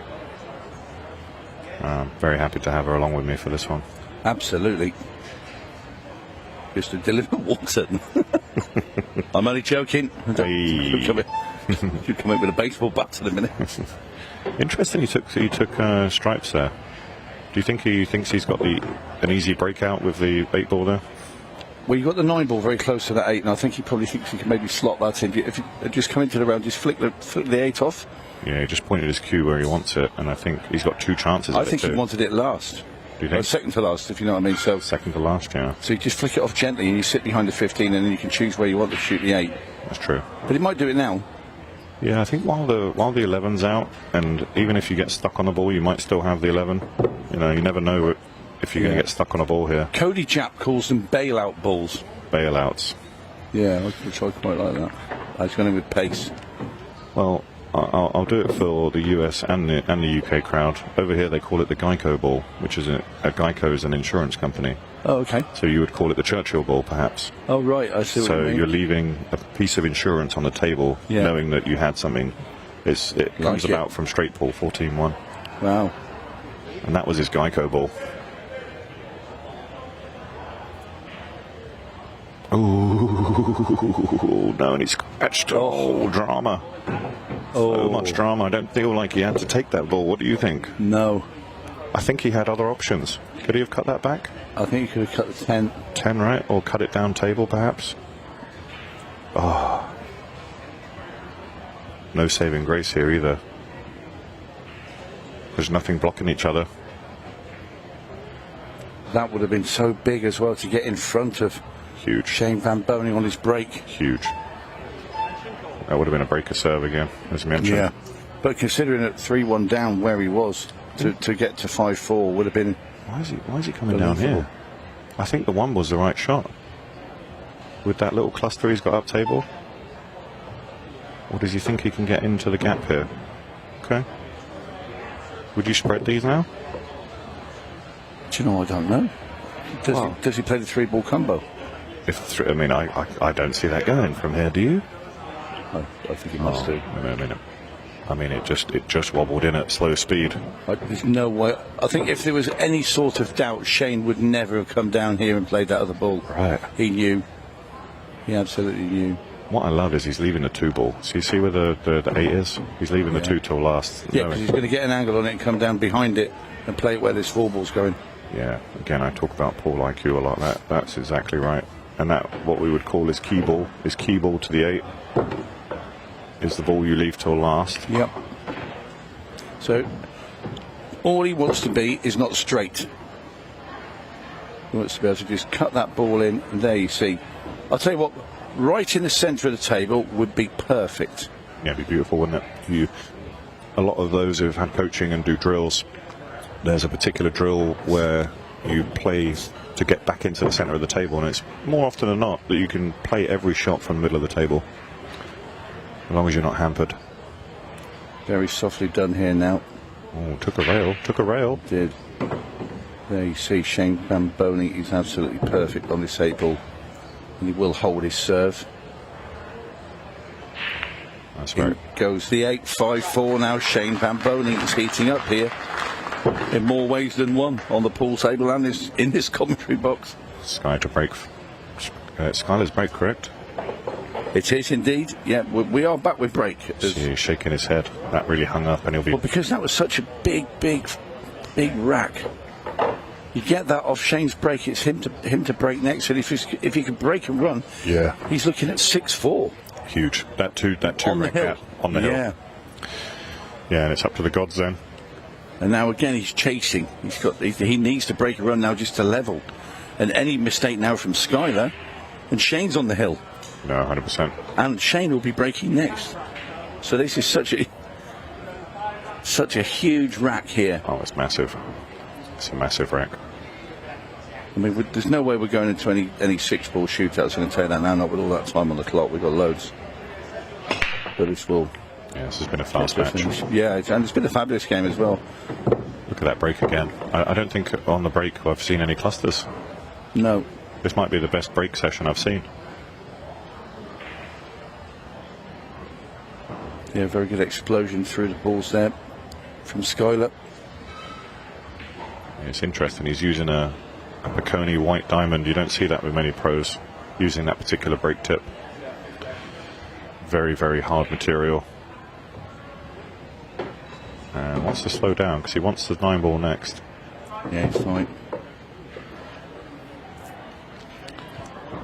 So the stripes are all there for Skyler. And I think he'd be fuming if he didn't get these. I don't know, I had a little pitted stomach moment there. Yeah, I think he wanted to finish on the 13 there because does it go by the 5, do you think? Can we see the overhead? I think it does. I think it sneaks in. Yeah, if it sneaks in, then that's fine. Yes, that will sneak past that 5. That will sneak. So he can go either side of this, is what I mean. He's got 2/3 of the pocket. But it looks like he's going to have to come back between the 7 and 5 anyway for his final shot. He's not going to take the cut on the 10 now, so needs to leave some angle here. Not much, just enough to get him around, and that's why he used 2 rails instead of 1. That way he was able to manage the angle for this 10-ball to get between the 7 and 5, and now he can just drop onto it perfectly.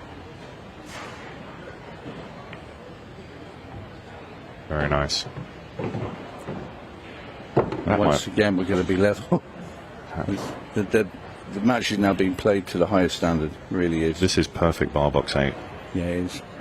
Shane, as you saw him, he's wearing the patch for the ENEA. He is a proud ambassador of that particular division for 8-ball pool.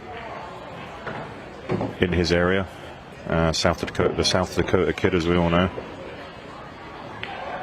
And I think Skyler got his start in bar box 8 ball as well. So, wow, they're both very accomplished players at this level. A bit of a shake of the head. I think that was from the rack before. Definitely. Because he's thinking, I would have run that rack for 6-4, and it is only for 5 each. But what a match we're having here. I have to say, that's something that Europeans do very well. They shake off the misses. And I've noticed with the American crowd that they hold on to it. They do hold on to some of those misses. And I hate to say it, but someone like Darren Appleton, for instance, wouldn't think twice about forgetting his last missed shot and just moving forward. I think Shane is going for the Tom Cousins break, but doing a loop bridge instead of looping over the pocket. You notice that? Yep. Because Tom's getting a lot of success on his break too. And Shane is very astute. He'll sit in the arena. You won't see him, but he's analysing what everyone else is doing. Yeah. And if he sees that there's a gap, he will go for it. He will say, like, he will adapt his game to it.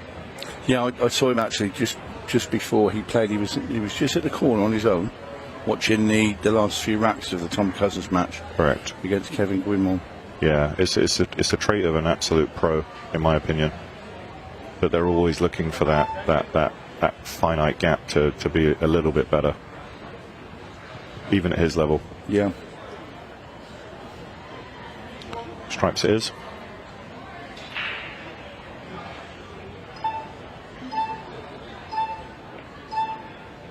I think either or was good here, Tony, right?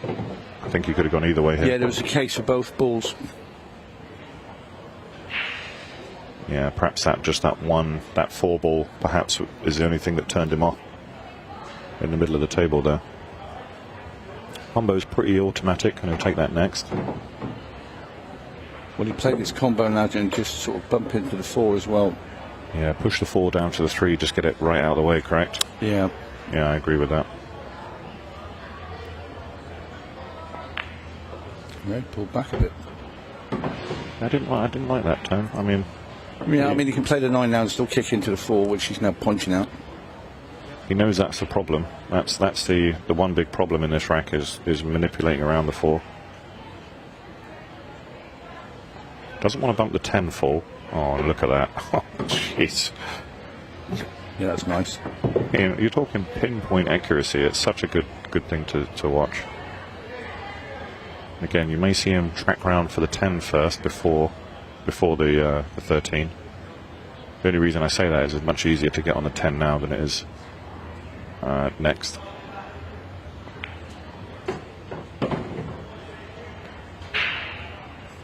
Yes, so by playing the 10 now, he can leave himself an angle to get the cue ball up the table towards the 8 from the 13.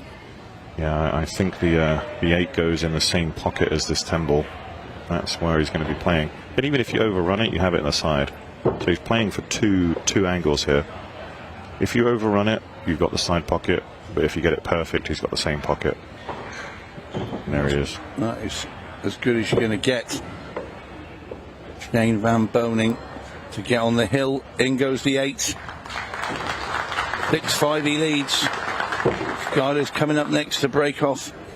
And now we are right on the edge in this match. Skyler Woodward will break off. Needs to make balls. Needs to keep the cue ball on the table. Needs to run the rack. And that will take us to a 1 rack decider. And it would, if we did get there, it would be that man there to break in the final rack as well. And what we said at the start with the lag, so important. You're 100% right. This could go right down to the lag, as you mentioned. And so funny to see that the emphasis on the break and run. We're almost expecting that they will hold serve with a run. Yeah, definitely. And it's not because the game is easy. I'm not going to say that. I'm just saying that they're executing at the highest level right now. Well, we've got 2 of the world's best players, simple as that, at pool. So you know what you're going to get. You're going to get class, entertainment, excitement, and they both respect each other. It's they're ultimate pros. 100%. But something has to give somewhere. Only one of them can go through. It's a crack. I mean, again, it's the most, you know, it's almost like a puncture in your tyre. You're looking for that leak. That's it. Yeah.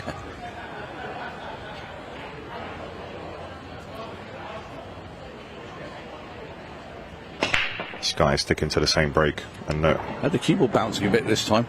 yeah, he likes to arc it. He likes to arc it right around to that pocket. And sometimes you can scratch on that if you hit it wrong, but he's hit it perfect. He's hit it perfect every time. Are you solids? I'm solids every day.